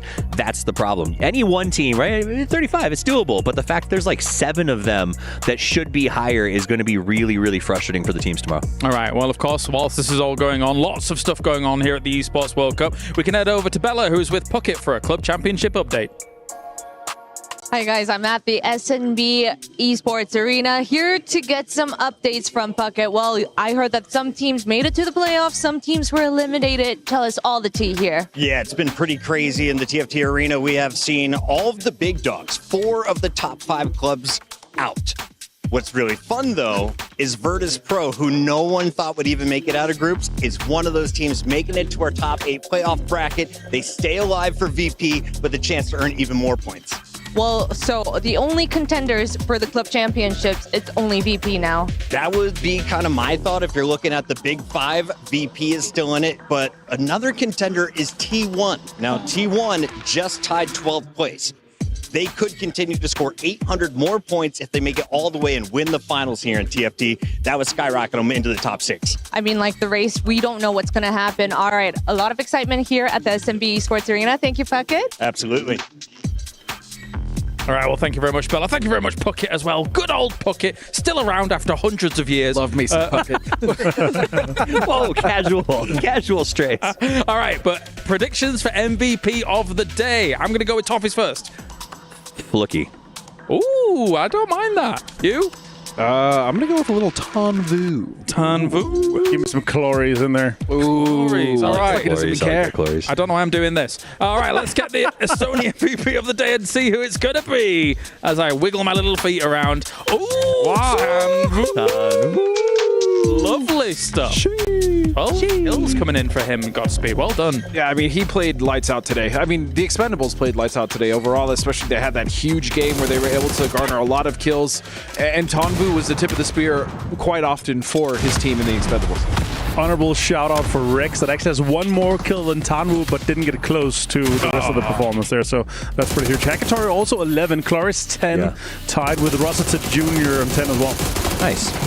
Big for Akatori to be up there. Yeah, I think the points that Navi needed to that put last together. game was big. But it all comes down. I mean, Expendables, defending PGC champions. We've been wanting to see things out of them. PGS 100%. Felt disappointing. Yeah. This has not been disappointing, right? This is one of those situations where you can maybe come to EWC and say there have been naysayers who said that this one-off by Expendables was a bit of a fluke. Yeah. That PGC was kind of a wild experience. Coming here and making these statements, I think it put a lot of haters to rest. All right, well, thank you very much, gentlemen. You guys at home can keep up with everything that's going on here at the Esports World Cup by going and checking out the app. Just scan the QR code right down and then you can potentially get yourself, not potentially, you'll just get yourself that app, and then you can keep up with all the games that are going on. That does it here for day number 2 of the group stage. Thank you, Avenger. Thank you, Godspeed. Thank you, Toffees. You've been lovely gentlemen as always. Thank you to Colaris because he's cool as well, I guess. Thanks, James. Thank you. Thanks, James. I appreciate that. All right, we're done here. We're heading over to Barney, who's with Tanvu, our MVP. Woo! MVP stands for Most Valuable Player. Welcome back to the Gidea Esports Arena. I've got Tanvu here from the Expendables. Tanvu, an outstanding performance today. Congratulations. For you, obviously, you put out performances like this like it's every day. So, I just wanted to ask, from your perspective, do you feel like you had a particularly good day, or was this another day at the office? Tân Vũ chúc mừng bạn với lại cái màn đấu vừa rồi ha, rất là xuất sắc. Thì dựa trên cái cá nhân quan điểm của bạn thì bạn cảm thấy là ngày hôm nay mình đã hoàn thành rất là tốt hay là chỉ là một ngày bình thường thôi? Theo em thấy là đây là một ngày bình thường, tại vì bọn em chỉ bắn được đúng một game thôi, còn mấy game kia thì cũng là bình bình thôi ạ. Em cần phải bắn chắc chiêu hơn nữa để đạt được nhiều điểm hơn, để vào chung kết bắn cháy hơn. I think like today, to me, it's just like a normal day at the office, to be honest, because like we need to do better because only today is the one game that we do so well compared to like last game that we had. We need to kind of like keep it up more to the final game. Yes. I think that's a fair assessment. Also, you wouldn't really be acquiring an MVP award, I would say, if you didn't have the players to back you up as well. So why not give some props to your teammates? How did your team perform today? I know that you said it wasn't quite what you would have hoped, but you've got such an amazing roster behind you as well, right? Có thể là đối với mình thì ngày hôm nay mình đã perform khá là ok thì nhưng mà cũng sẽ không thể nào thiếu được cái đồng đội của mình để mà có thể hỗ trợ, thì mình cảm thấy là ngày hôm nay đồng đội của mình đã bắn ok không? Dạ, đồng đội hôm nay của em đạt được phong độ tốt nên là tụi em giành được cái vé được vào chung kết. Mong là anh em giữ được phong độ cao hơn nữa để giành được chiếc cúp vô địch lần này. Yes, my teammates has done a very good job today, and however, in my opinion, we need to keep it up and keep it stable in order to kind of like get the championship in the grand final.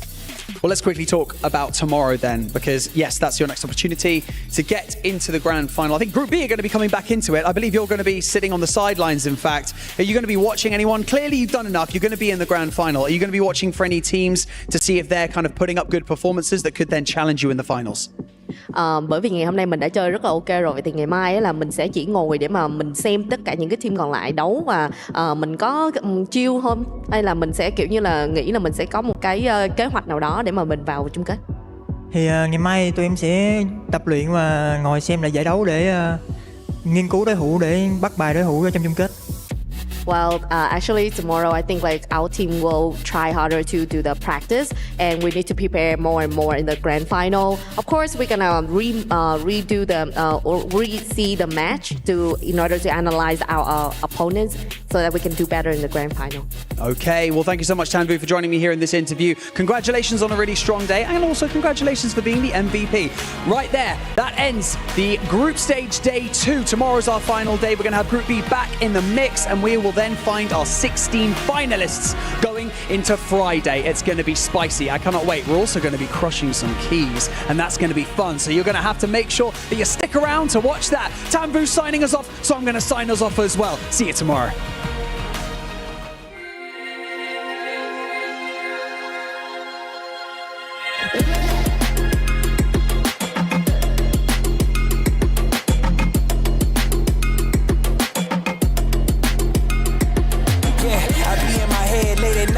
Contemplating all of my goals. Look, will I fold or will I chase them? I got adversity, two options. I can handle it purposefully or I can let it murder me. But sign up for war, point out the target, show me the giants. Hold your applause, just getting started, sending the lions. Ambition ain't for the weak, I see it before I speak. Ready and willing, is you ready for me? But I'm flying away, with or without your end. Oh, you try to make me stay. Now there's nothing you can say, 'cause I'm flying away.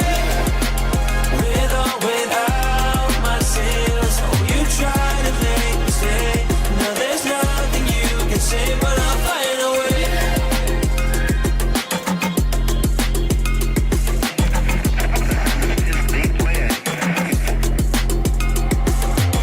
Now I ain't looking for handouts, I'm looking to stand out. Got the vision coming, watch how it pans out. I've been writing my plans down, trying to stay focused, put out the notice. Who the GOAT is, me hands down, yeah. No time for arguments, I cut out the politics, no. It's all my competence, I could cause your apocalypse. Ambition, it ain't for the weak, get it even when I sleep. Ready and willing, what you ready to say? But I'm flying away.